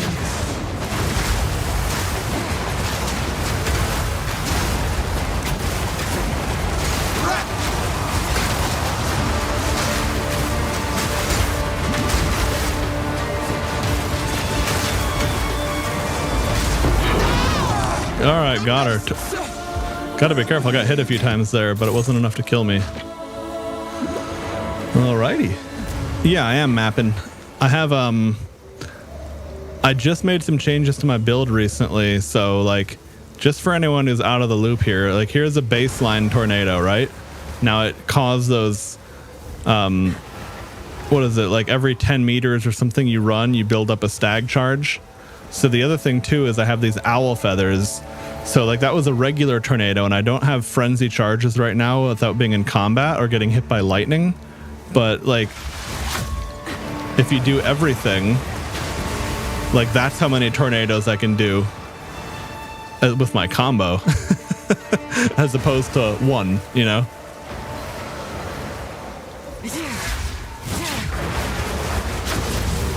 Like it's a really, really cool build and it's only going to get better.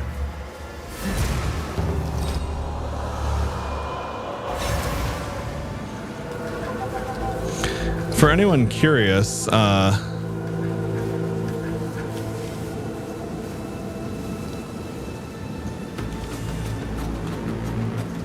this is the build.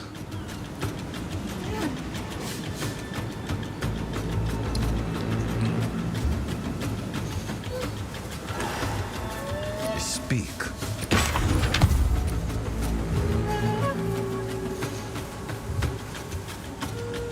Oh, so melee skills. Okay, that's a suffix. Interesting. I couldn't remember if that was an affix or a suffix.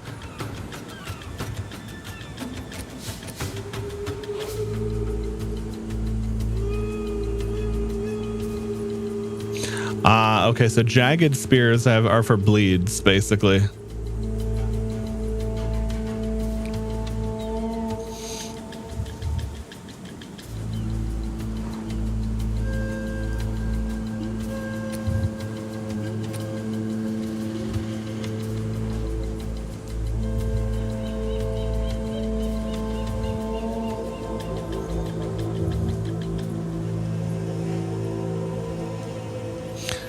That's not bad, but who actually does anyone actually want armor evasion hybrid? That seems like almost like the dumbest possible combo. In the sense that like I don't know.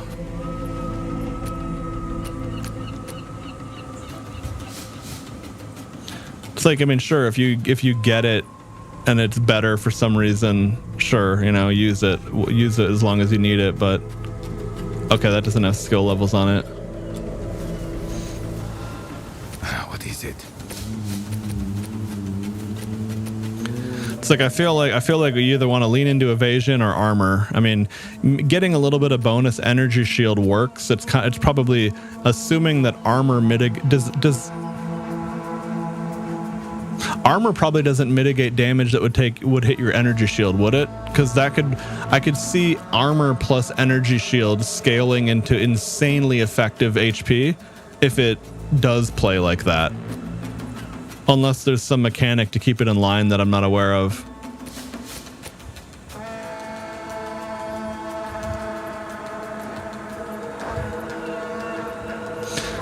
Interesting, a wand with +3 to lightning and high spell damage. Mana roll's not very exciting, but it does have 2 suffixes still. Okay. Go.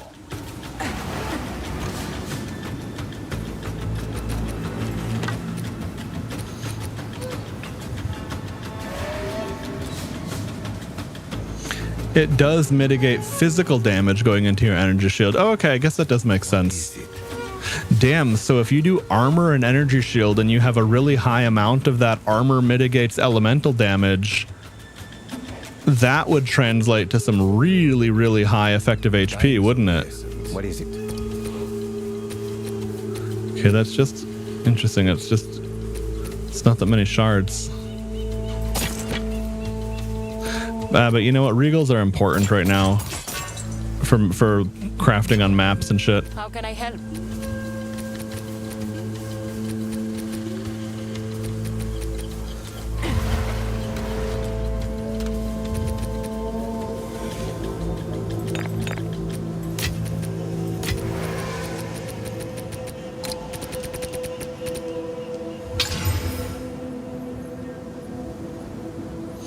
Damn, monsters that crit like a motherfucker and are tanky.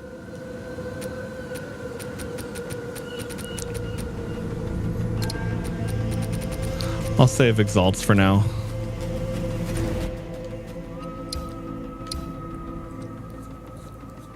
ES doesn't recover, you keep getting hit, so I don't know if it'd be better than evasion plus energy shield. Ah, yeah, that's true.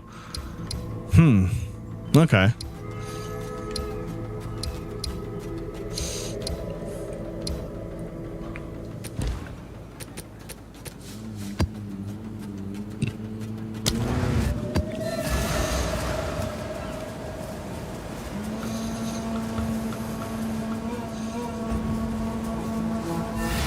Evasion, energy shield, deflect is very good. Yeah, that makes sense to me.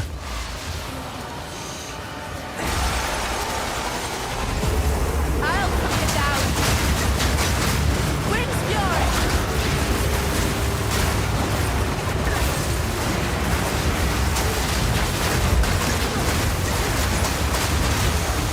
Wait.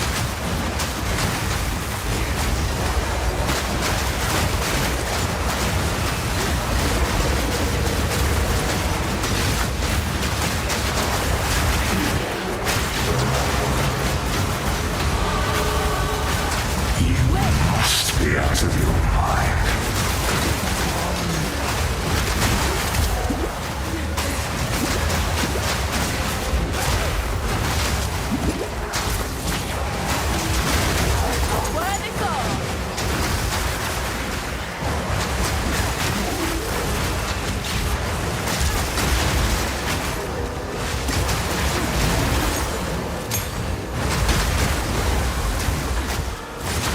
Need a moment.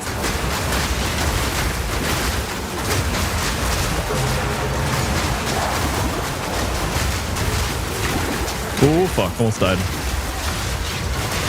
Oh, shit, I did die. Wow. Where did that happen? Oh, interesting. So you don't even lose the thingo.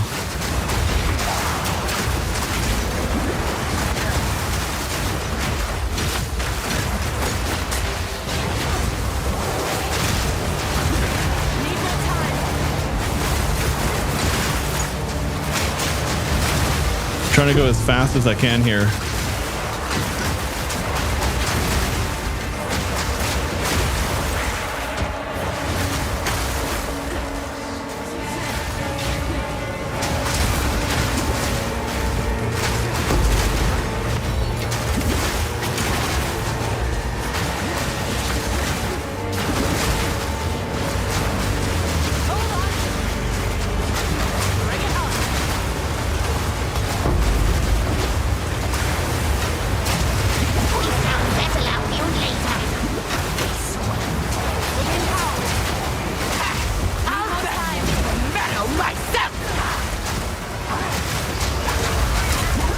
balls.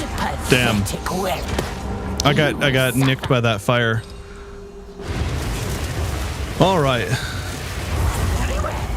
This one dies first.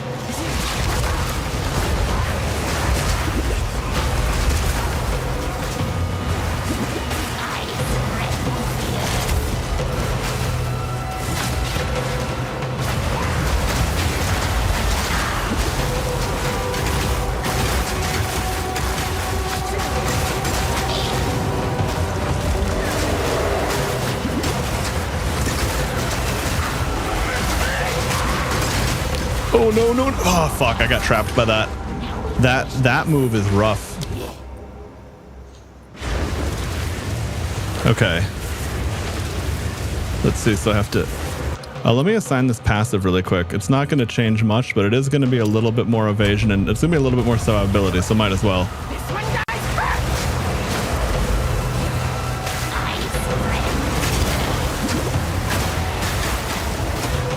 No. Okay, good.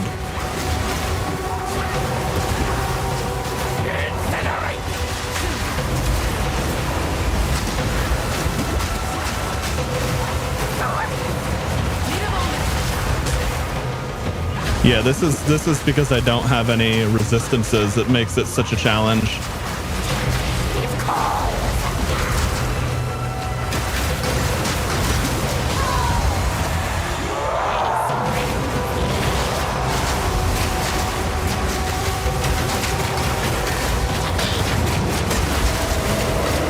Storm's coming. Got him. Okay.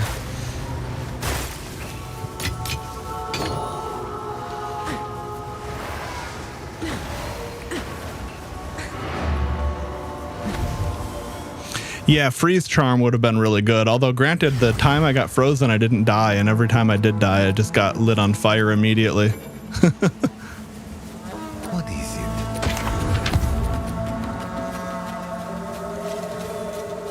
Oh, okay. 35% reduced attribute requirements. That was what the high roll was on that. That's funny.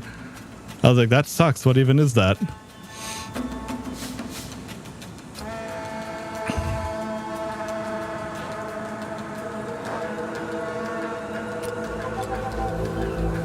How can I help?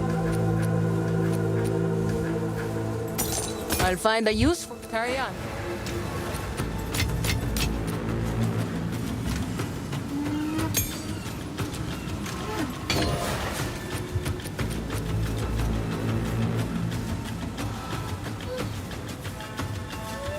If you die after activating the boss checkpoint, there's like a 99% chance you're dying to the boss. Yeah, that makes sense.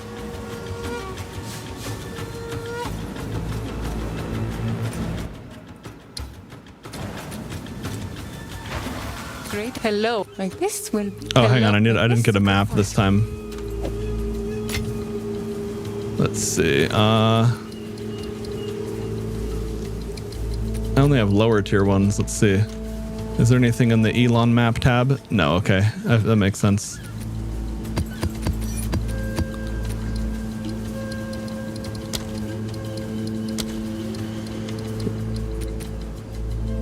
Oh, I see. Okay. All right.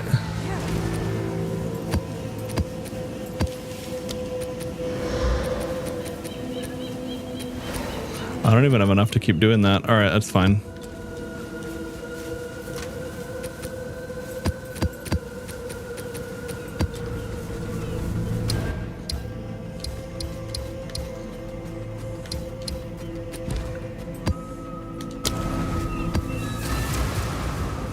Just buy all maps from Doriani after this map? Okay, we'll do.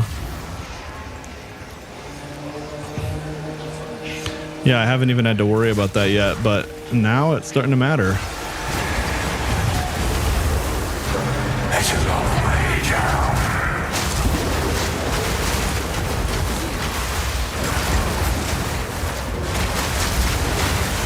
Has the delirium nerf gone through yet, or is that what's coming up in the little patch?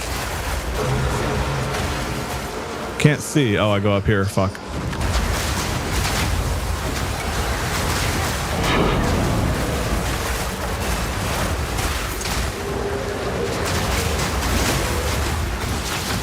I gotta remember to use the buffs. Oh yeah, and dodge roll, right. Dodge roll and buffs.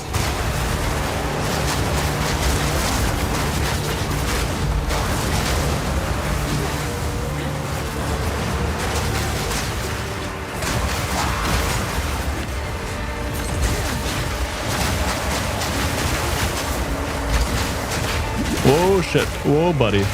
I'm dead.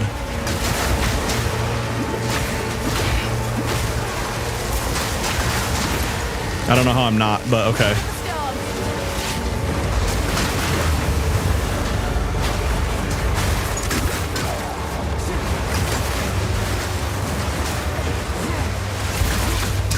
Okay, I don't have my fucking banner yet. This guy's so tanky. And that slowdown really wrecks me. Okay.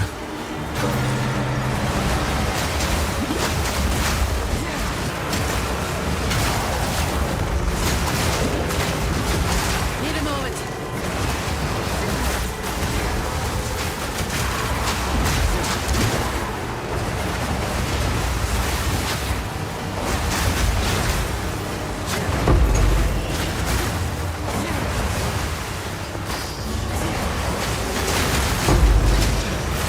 Oh shit, that's not important. Okay.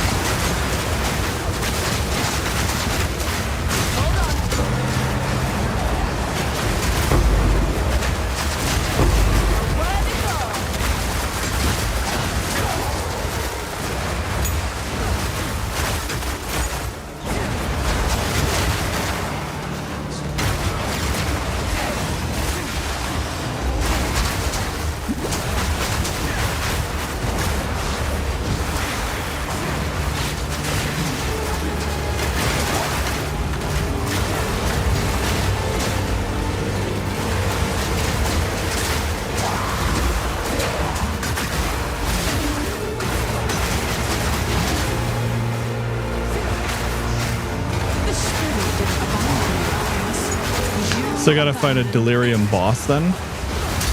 Oh fuck, that hit.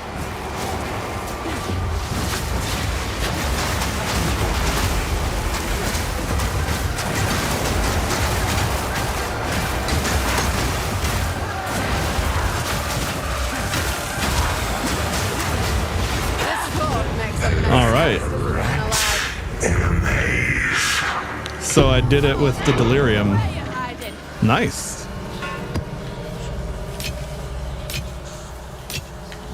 Okay.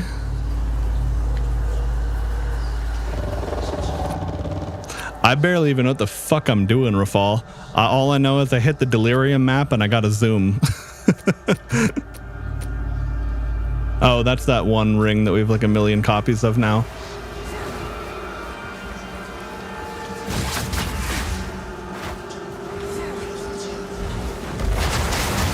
Oh, I see how that bar works. Okay. I missed that one. Let's see if I can get to it before it fades. Wait, where the fuck is it? Am I stupid? Where the fuck?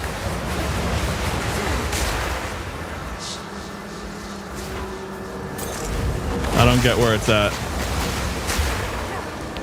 Maybe it's this way? Oh, here it is.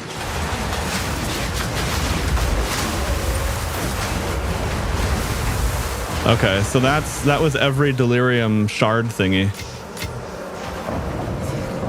So now what happens?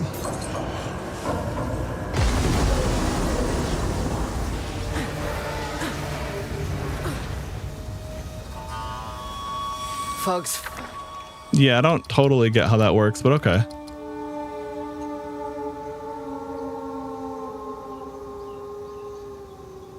That's all good, Pony.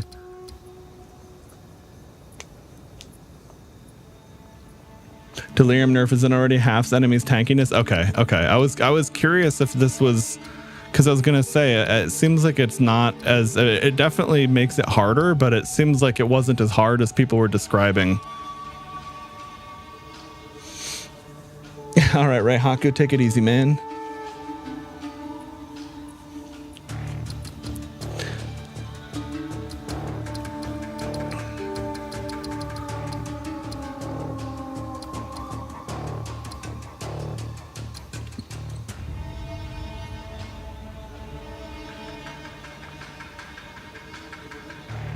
Finally starting to clear.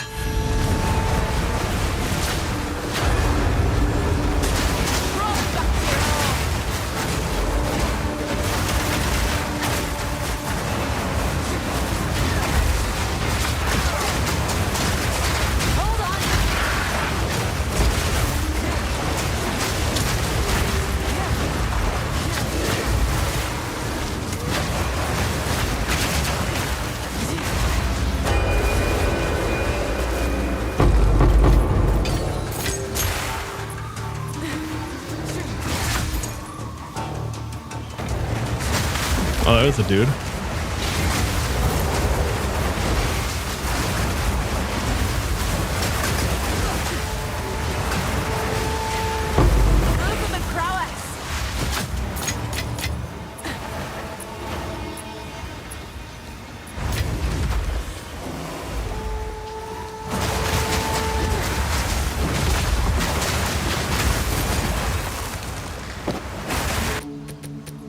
I don't have any scrolls on me, right? Okay. So let's... What was all that shit I missed?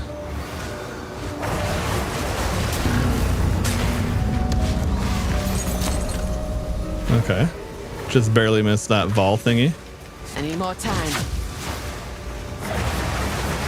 Yeah, I suppose I'm probably gonna have to get going soon, unfortunately. But I gotta eat. I decided to prepare my dinner ahead of time though, so all I have to do is make pasta and heat up the meat sauce I already made. Easy dinner. Okay, so that's all the map content then. All right. Did I miss anything? Because that's the other reason I'm backtracking, because I'm literally flying through the delirium as fast as I can.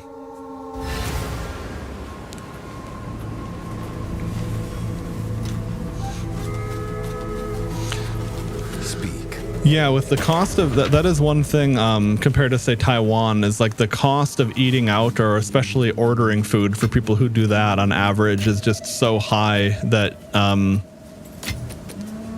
if you don't learn how to cook, you're either wasting insane money in America or especially Maui. And you're probably eating shit.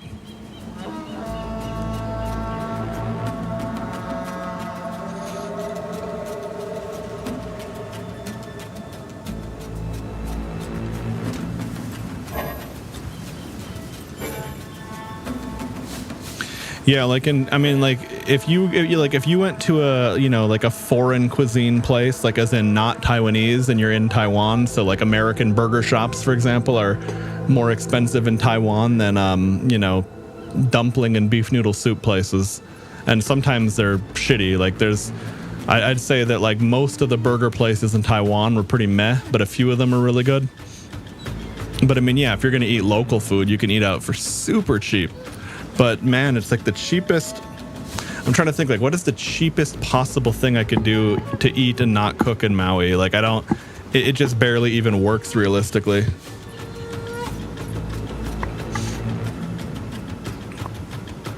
I barely ever eat out anymore. Yeah, fuck her, am I right? But no, yeah, same Dota. It's like maybe like once every couple of months I'll get takeout from a food truck. But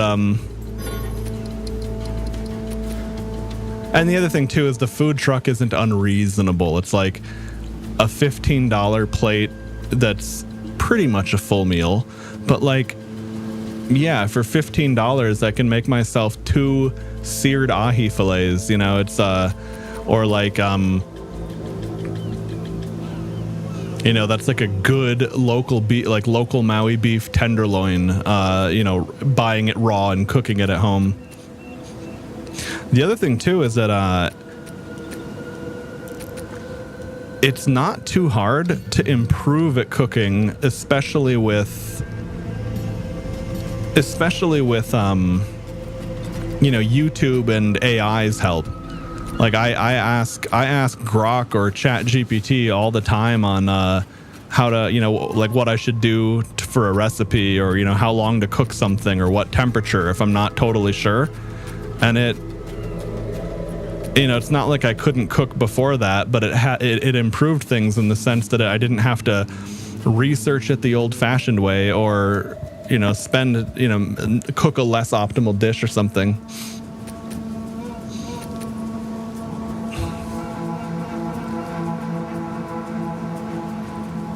Wow. Really high crit damage bonus.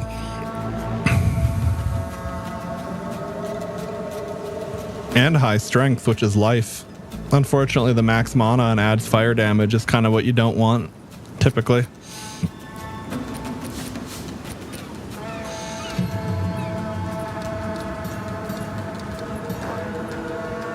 Yeah, that's what I thought. Okay.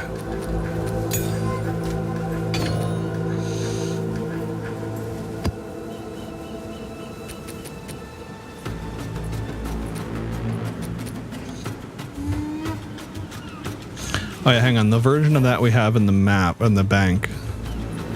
Let's see. Oh yeah, this one I found is probably better.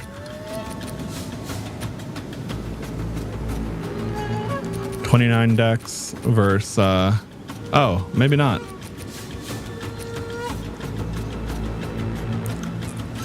It's slightly better for the main effect of the ring, basically. Okay. Welcome. Hello.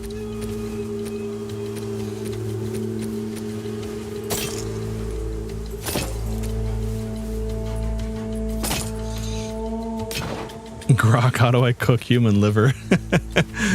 What is it?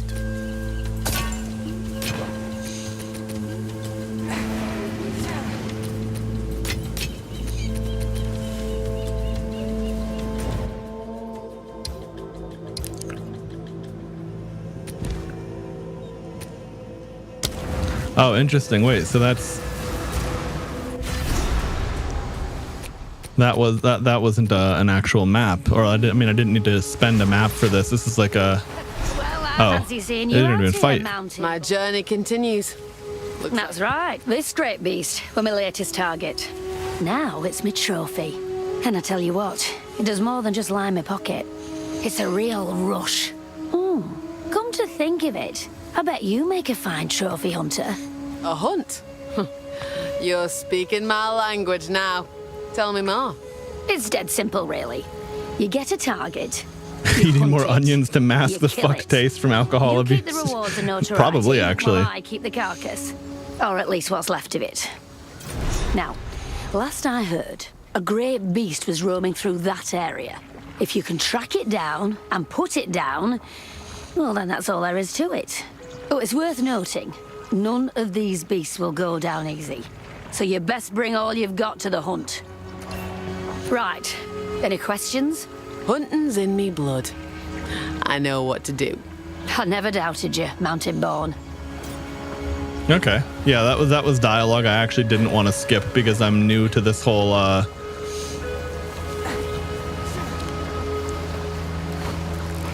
I guess modern Atlas experience with this patch.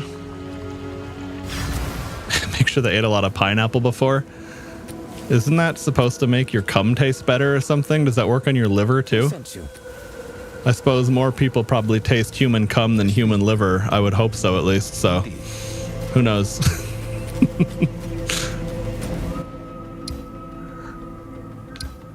All right. So now where does it want us to go?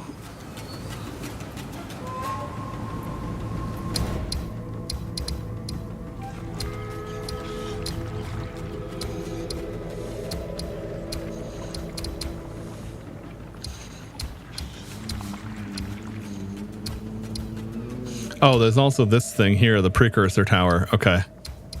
Right.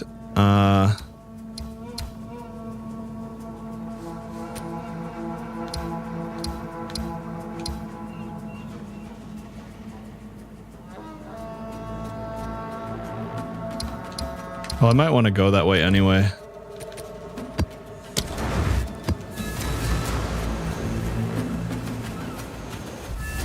You're paid in exposure? Yeah, true, right? Oh, what do you know? More delirium. I'm probably running a delirium tablet.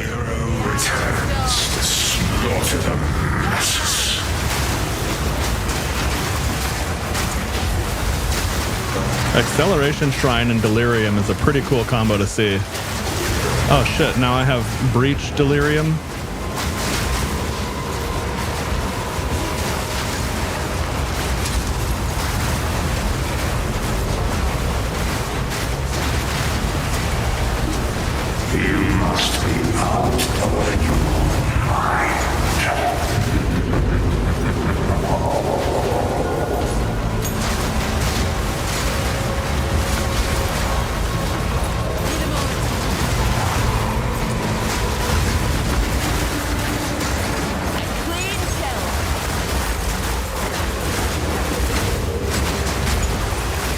Damn, the shrine wore off. That was so cool.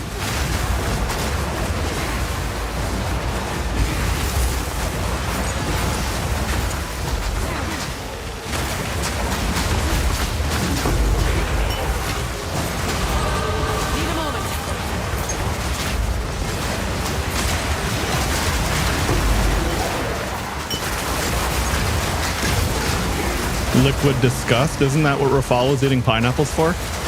Let's see if you are as strong as you pretend. I suppose.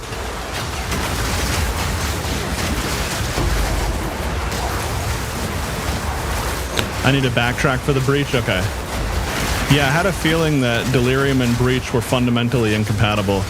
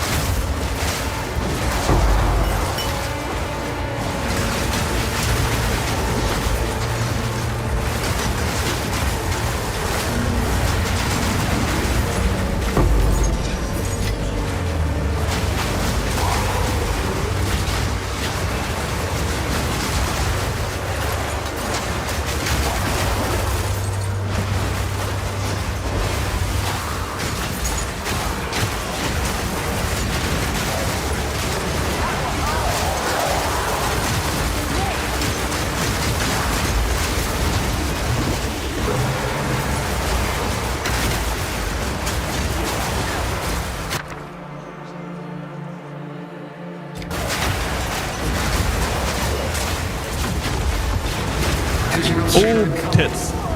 Holy shit, what the fuck was that?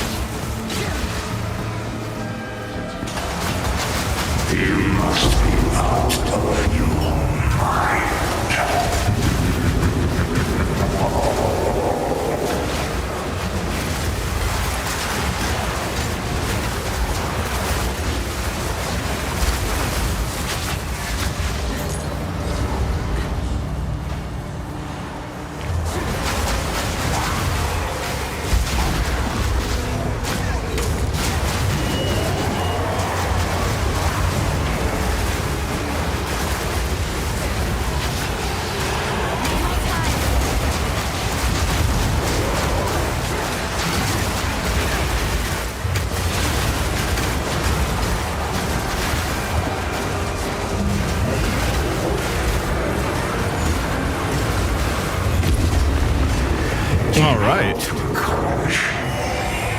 Hey, Star, what's up, dude?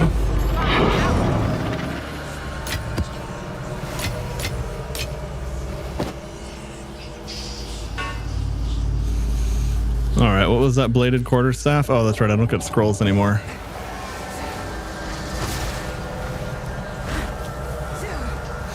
Anyway, yeah, so on the PoE front, I'm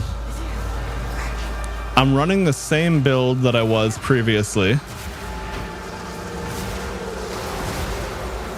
But we've made some pretty significant progress on it.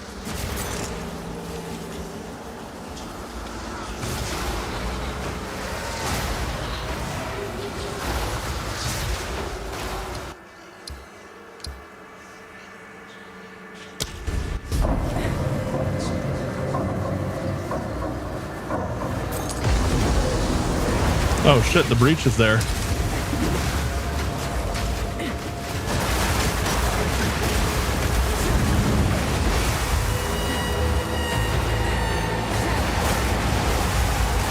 I thought that would have been gone by now.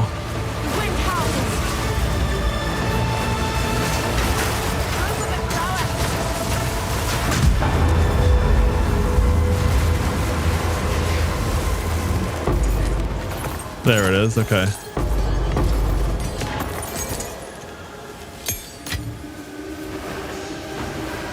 Alright, that's everything except for the rune thingy. Suppose I'll go back for that.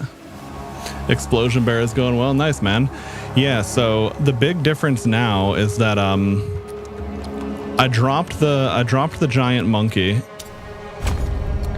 And what I did was I have all the spirits. I got the bear spirit, the owl, and the stags. And that allowed me to get the sacred unity point for free that appears as like a secret. So now the idea is like you know, when I've got my owl feather, I dodge roll.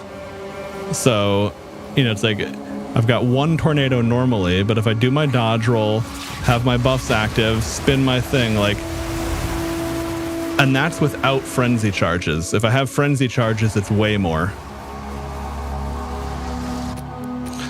Oh, I also found a Valako's Roar, which is exactly what you need for this build to get even more frenzy charges.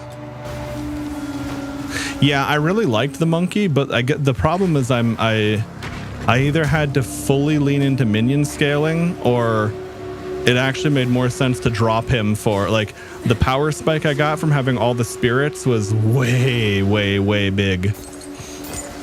I'm bent double as is.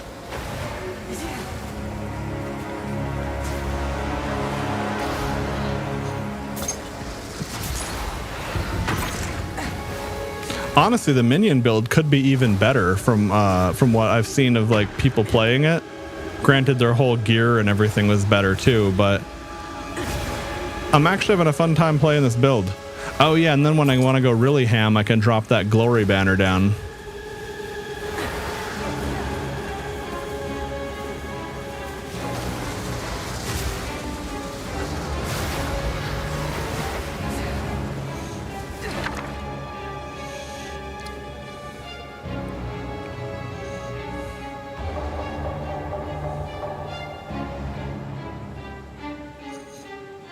Wow, high attack speed on gloves while missing runic ward.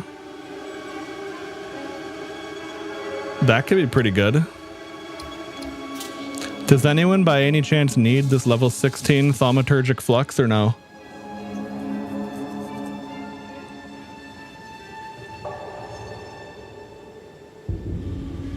The other thing too is that the 3 spirit thing, having the onslaught ground, because my tornadoes go so fast and go so far that onslaught movement speed ground actually lasts a long time.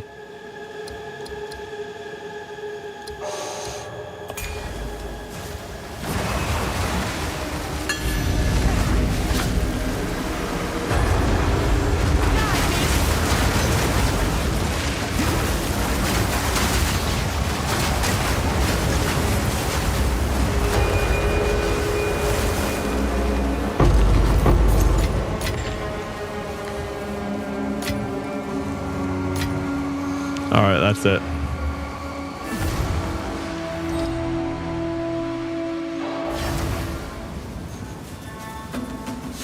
Okay, that's good to know. I mean, I didn't think so, but it was, yeah, I figure it was probably a good idea.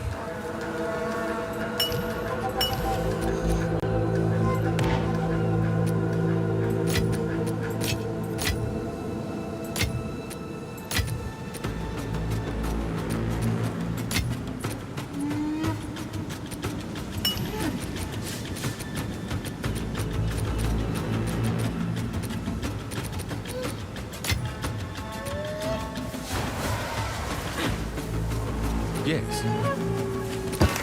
Time is of the essence. We anyway,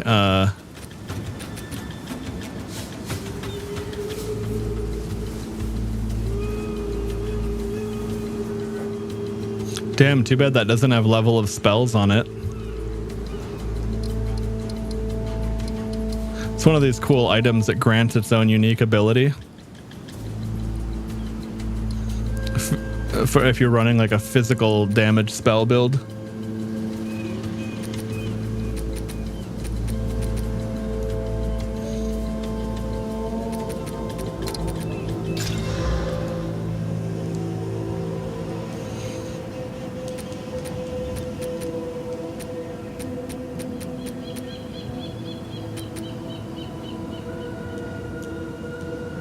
Okay.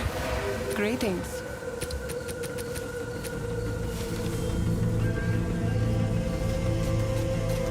Spell skill level can be slammed on rare caster weapon with perfect essence of sorcery. Interesting. Is there any reason that you would want oh wait, but this already has, you would need an empty slot though, right?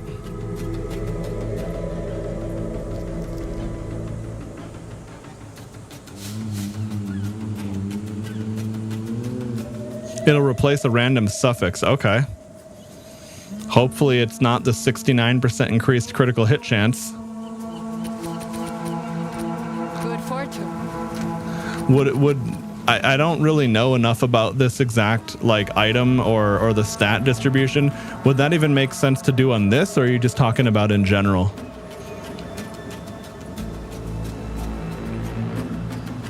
Because I mean, it seems kind of good minus the mana being pretty uninteresting.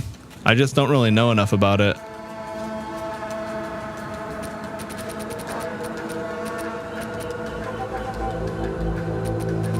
Okay, thanks. That's good to know. Mana scaling normally goes with lightning. Oh, okay, that's good to know.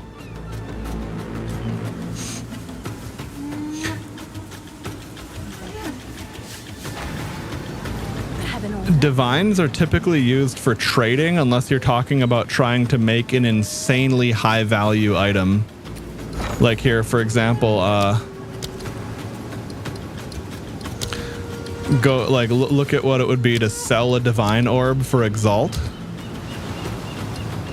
It's 145 exalted orbs for one divine. Yeah.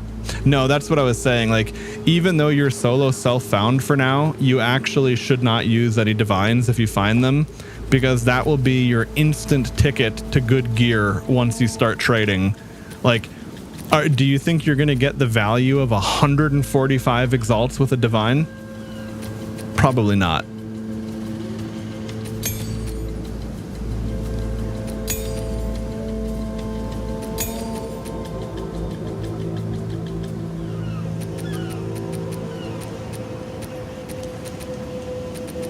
Yeah, there's elements of solo self-found that I think are pretty cool. Like, the problem is just that it's ultimately just a self-imposed challenge that makes progressing your character take way the fuck longer than it needs to at the mapping phase. Now, if people enjoy it, more power to them. But it is important to keep that in mind. I say that because Pony's a newer player in PoE, so you know, obviously you understand what solo self-found is. It's really self-explanatory. But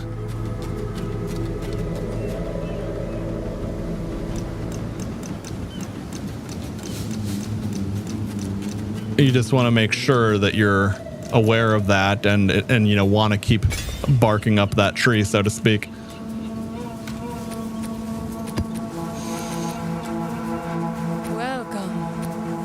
who sent you.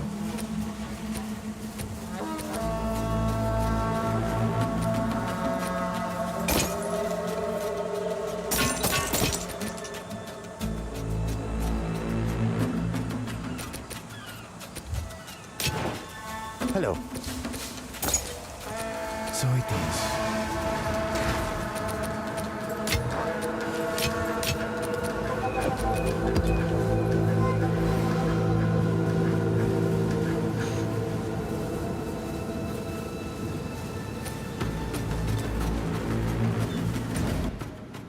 Well, so that's the thing is like it is. I mean, in the same way, like when I was using trade and I'm searching for gear and stats and trying to optimize that, like there is a lot to that.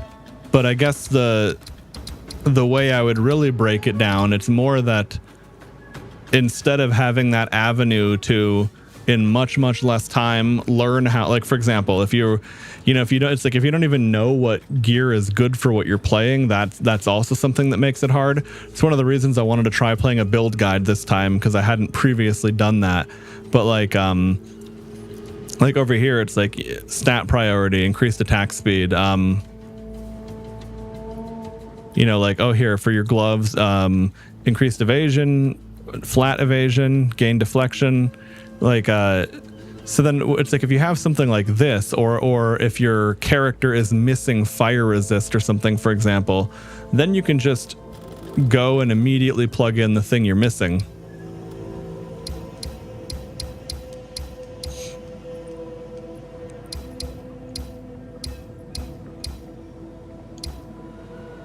Yeah, I guess I'll go this way.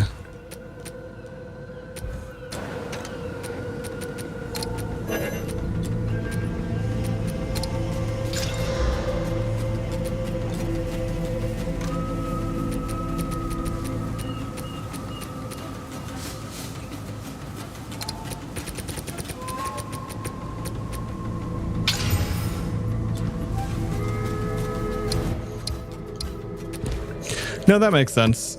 At the end of the day, I'm not telling people what to do. I'm just making sure the systems are understood in the sense that, like,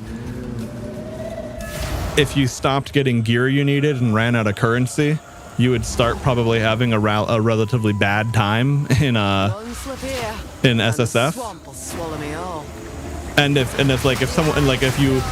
you're not following a build guide, you're not using, you're not trading, it could to a newer player feel like, oh, the game's just too hard, or oh, progression got too slow or grindy.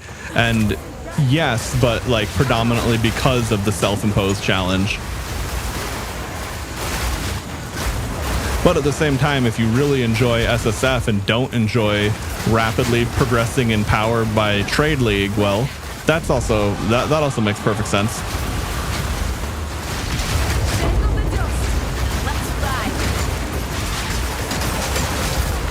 Whoa, holy shit.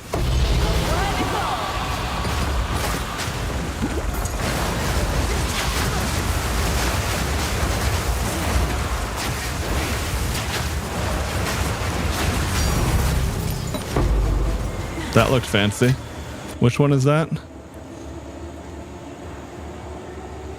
Holy shit, that's good. You can re-roll the desecrated modifiers. Wow.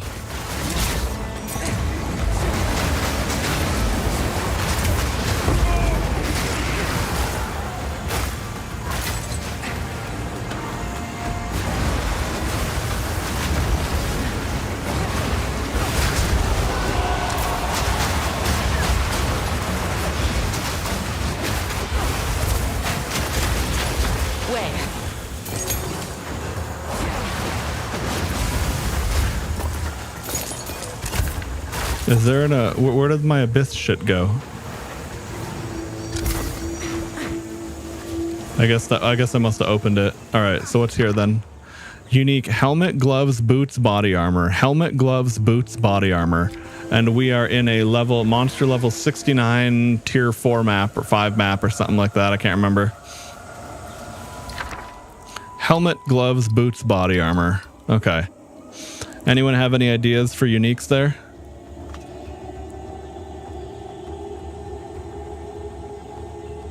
Nothing interesting comes to mind? Okay. Thanks, Fred. Let's see.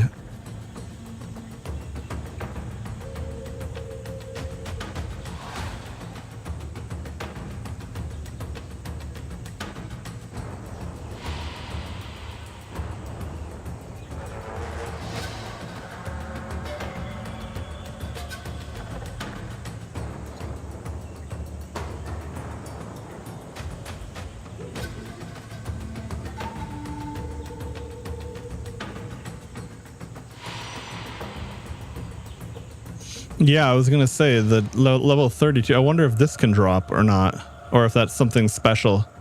Because I know that one of the higher end build guides uses that.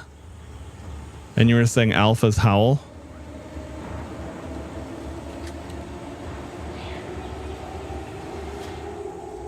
Ah, holy shit, 100 spirit and a big presence radius is doubled.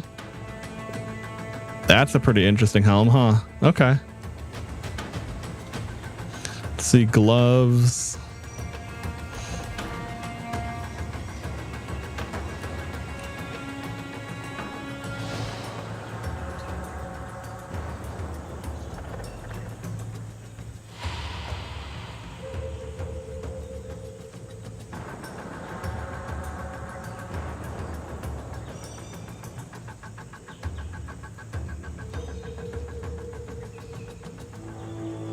Oh shit. At Ziri's step. Is this something that can just drop, or is that from like a special fucking thing? Cause holy fuck, would that be good for me if I could get that. Temple exclusive? Okay, I had a feeling with the name at Ziri.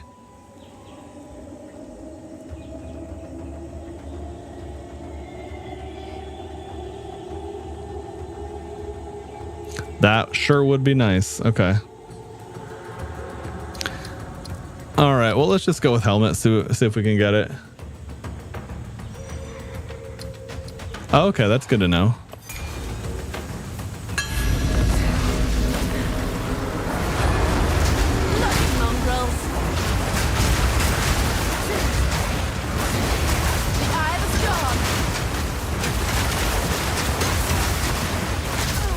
Ow, fuck.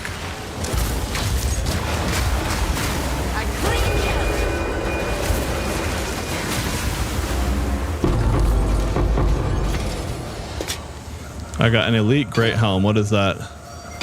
Let's see. I don't think that was the one I wanted. Oh, it looks like a funky bell. Okay.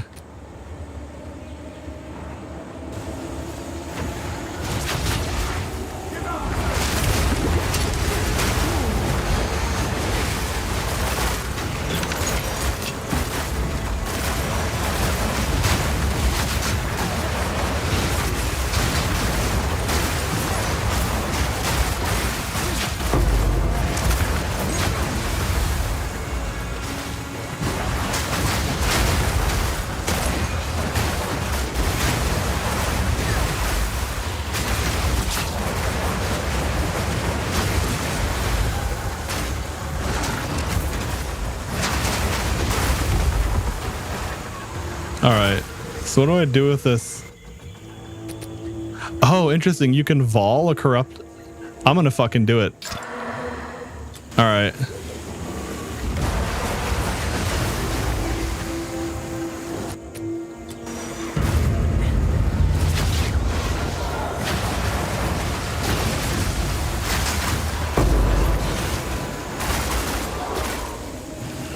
Oh, he's not.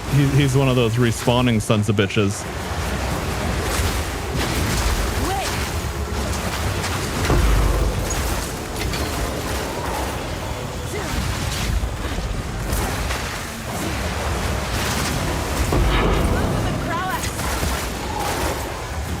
Oh, he's still here?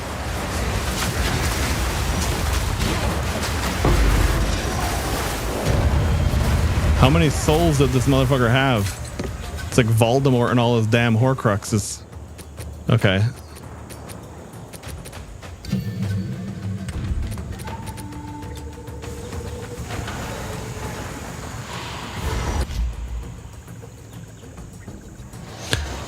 Nice, Abstora. Invader!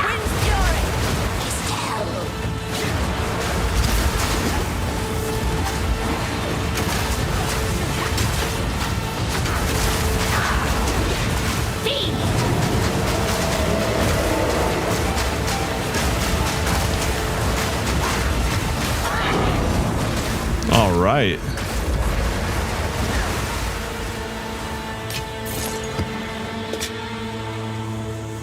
So I got a lot of content on the map still.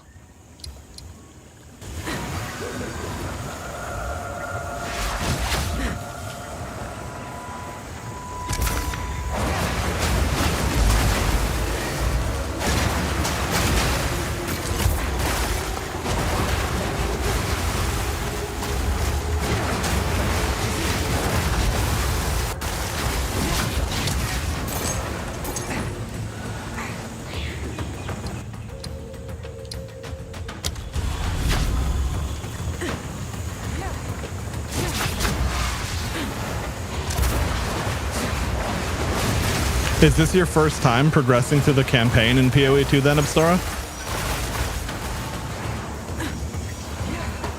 Because yeah, as much as I hate to have to replay it every season when I've already done it, I definitely had a very good time my first time.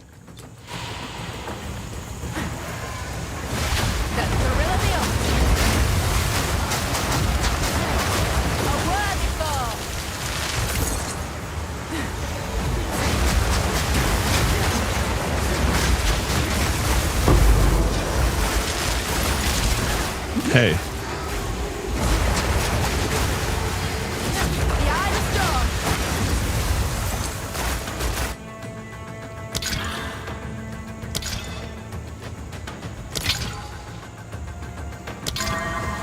There we go. Craft that up for no reason other than to do it. Okay, and then... Fingers crossed, looks on my side.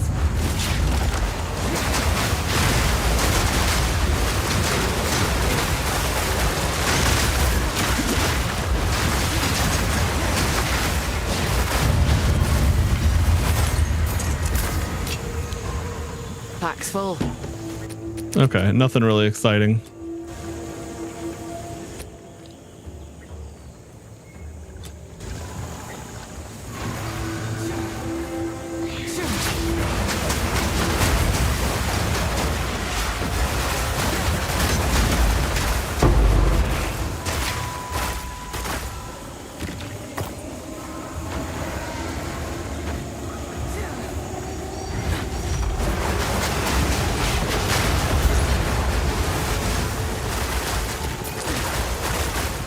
First time, nice. Okay, yeah, that makes a lot of sense. And honestly, if you're the type of person that doesn't mind replaying games, a lot of people love it on every playthrough. Personally, I'm the kind of person where it's like, if I'm gonna replay a game, maybe because you know, it's like I'll keep doing runs in a roguelike I enjoy, but something about having to do the literal same thing too many times gets that wears me out pretty quick. Oh fuck, I'm dead. Holy shit.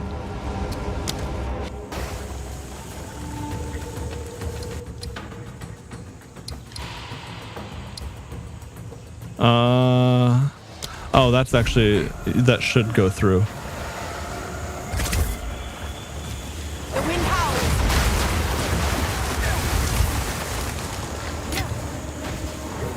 That's the real deal.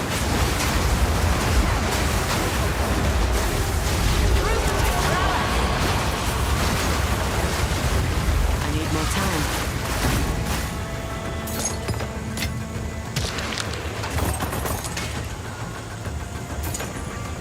Okay, that's everything. That's a good point, Fred. I don't see that many vowels anymore, do I? Welcome. Hello. Yes. Okay, so I got Dead Bell.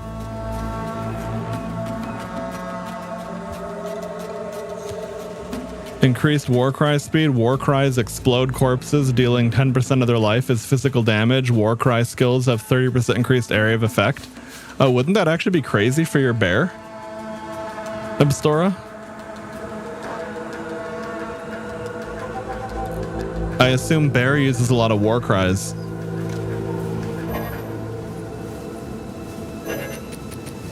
Okay. 69% increased armor, nice. Let's see.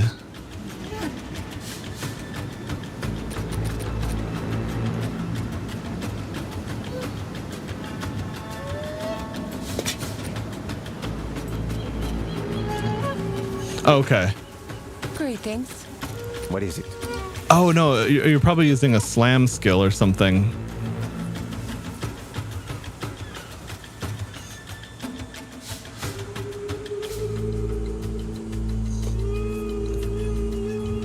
Too bad that's a low roll. Okay.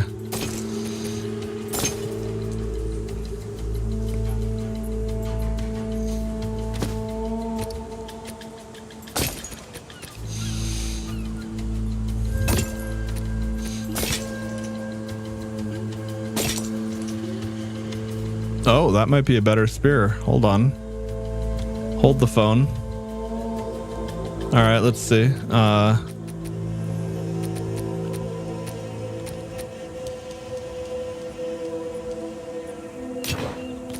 Okay, so 85% increased elemental damage with attacks adds physical damage.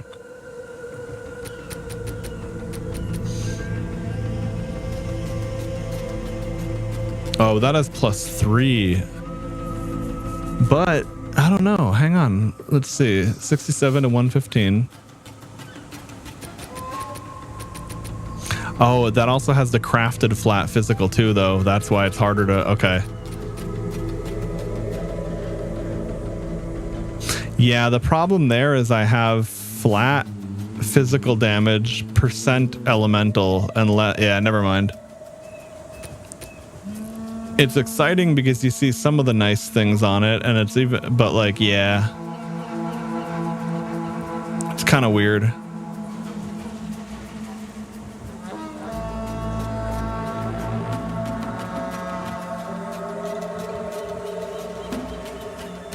Close to being really good. Oh, it might have some value. I don't know. How can I help? We'll just price check it quick. For now, I'll try selling it for like 5 exalts or something, or like, I don't know. Yeah, 5 exalts.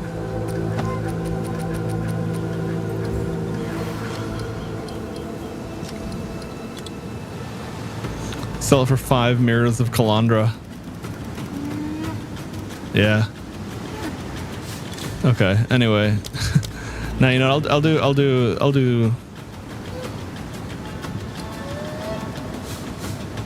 3 exalts. See if I get it. If I do, great. If not, who cares? I also need to find. Does anyone happen to know the current price for heavy belts? Normal heavy belts. I have a few of those, and I need to sell them.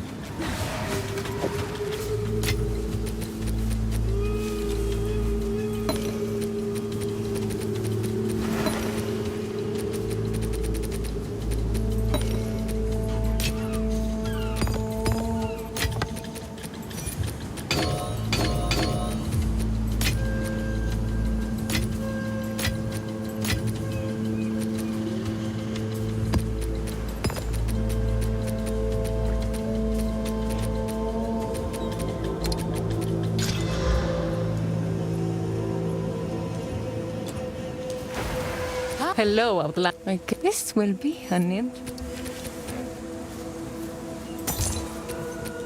Bring any domes you find.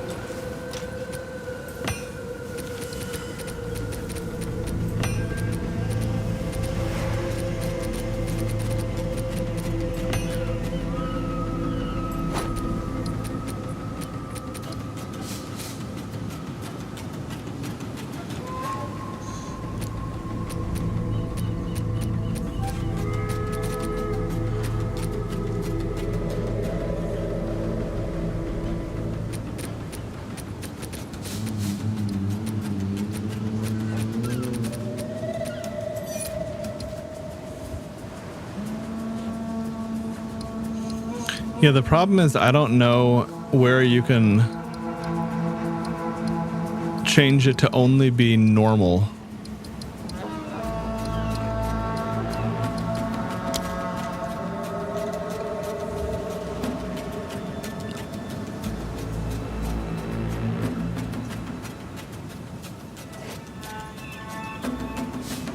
I know how to do it on the trade website, but let's see here. Heavy belt. Rarity, normal. Oh, people are...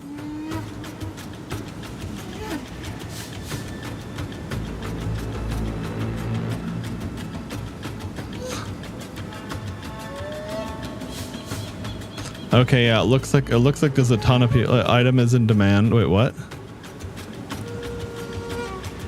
I wonder if there's people fucking with the prices here or something, or is it really only one exalt for a heavy belt now?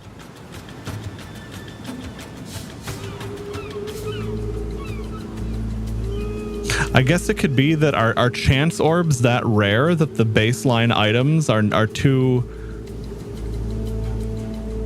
like common effectively. Okay, here we go.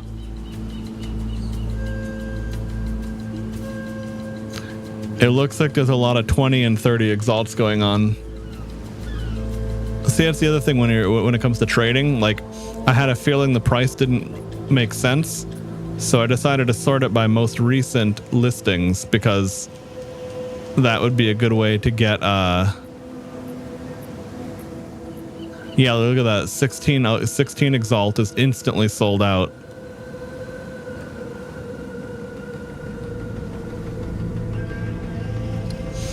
Be a WoW player, cut the market.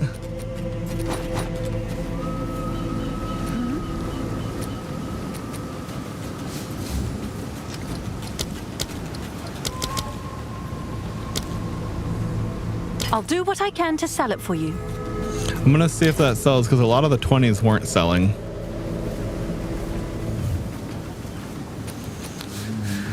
Yeah, fortunately you don't need an add-on to do PoE trading, whereas with WoW without an add-on you're talking about like, I mean it would just be so absurdly tedious. Okay, all right, well, I think here is where we're going to call it a night because I am getting tired and hungry and it's about 3 a.m. So if I call it now, I can like, look at that.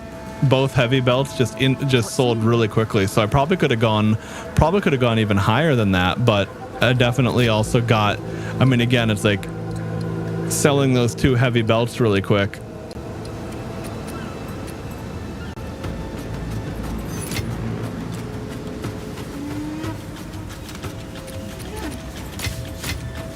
Boom, that like more than doubled my current stash of exalts. Sweet. All right. Well, anyway, dudes, I will catch you all on the next one. And, you know, slowly but surely, I'm trying to get back into the swing of things to like stream all the time. So we'll see. Definitely better to call it now than stay up an extra couple of hours and definitely fuck things up.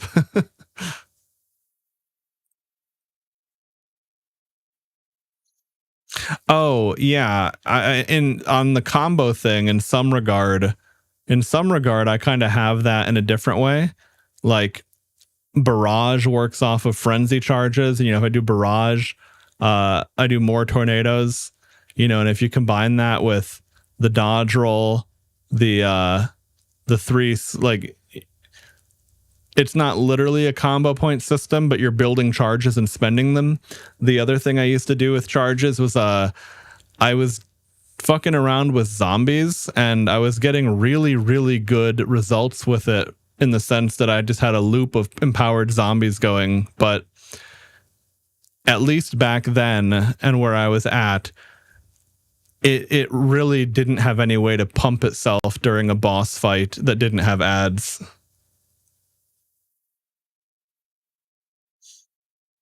Oh, and honestly, by the way, Pony, I know you've been recently getting into the hang of like asking AI for stuff. The reason I knew to use Velaco's Roar was I literally was just talking to Grok while I was on the way home, asking it something else, right? And just on a total whim, I was like, when I go home, I'm going to go play Path of Exile 2. I'm playing a Spirit Walker using a tornado build the skill's not even called Tornado, it's called Twister, so keep that in mind. And I said, I just got to the mapping phase. Is there anything I should look out for? And it listed a few things, and it specifically said Valaco's Roar. And I was like, oh, fuck, I got one of those last night, but I didn't think it would be good for me. And then, you know, because I'm talking to Grok, right? I'm basically in a call with Grok, so to speak. And Grok responds, yeah, Valaco's Roar is actually really good with keeping your frenzy charges going, paired with Barrage to you know, massively amplify the amount of projectiles you're putting out. And I was like, oh. And sure enough, it's exactly correct. Like, it's not... I mean, it's actually insane what a utility that is. All right. But anyway, boys, I'm out. Mooncake says hello. She's a good kitty. You a good kitty, Moon? All right, dudes. I'll catch you hopefully tomorrow, but if not tomorrow, soon enough. See ya.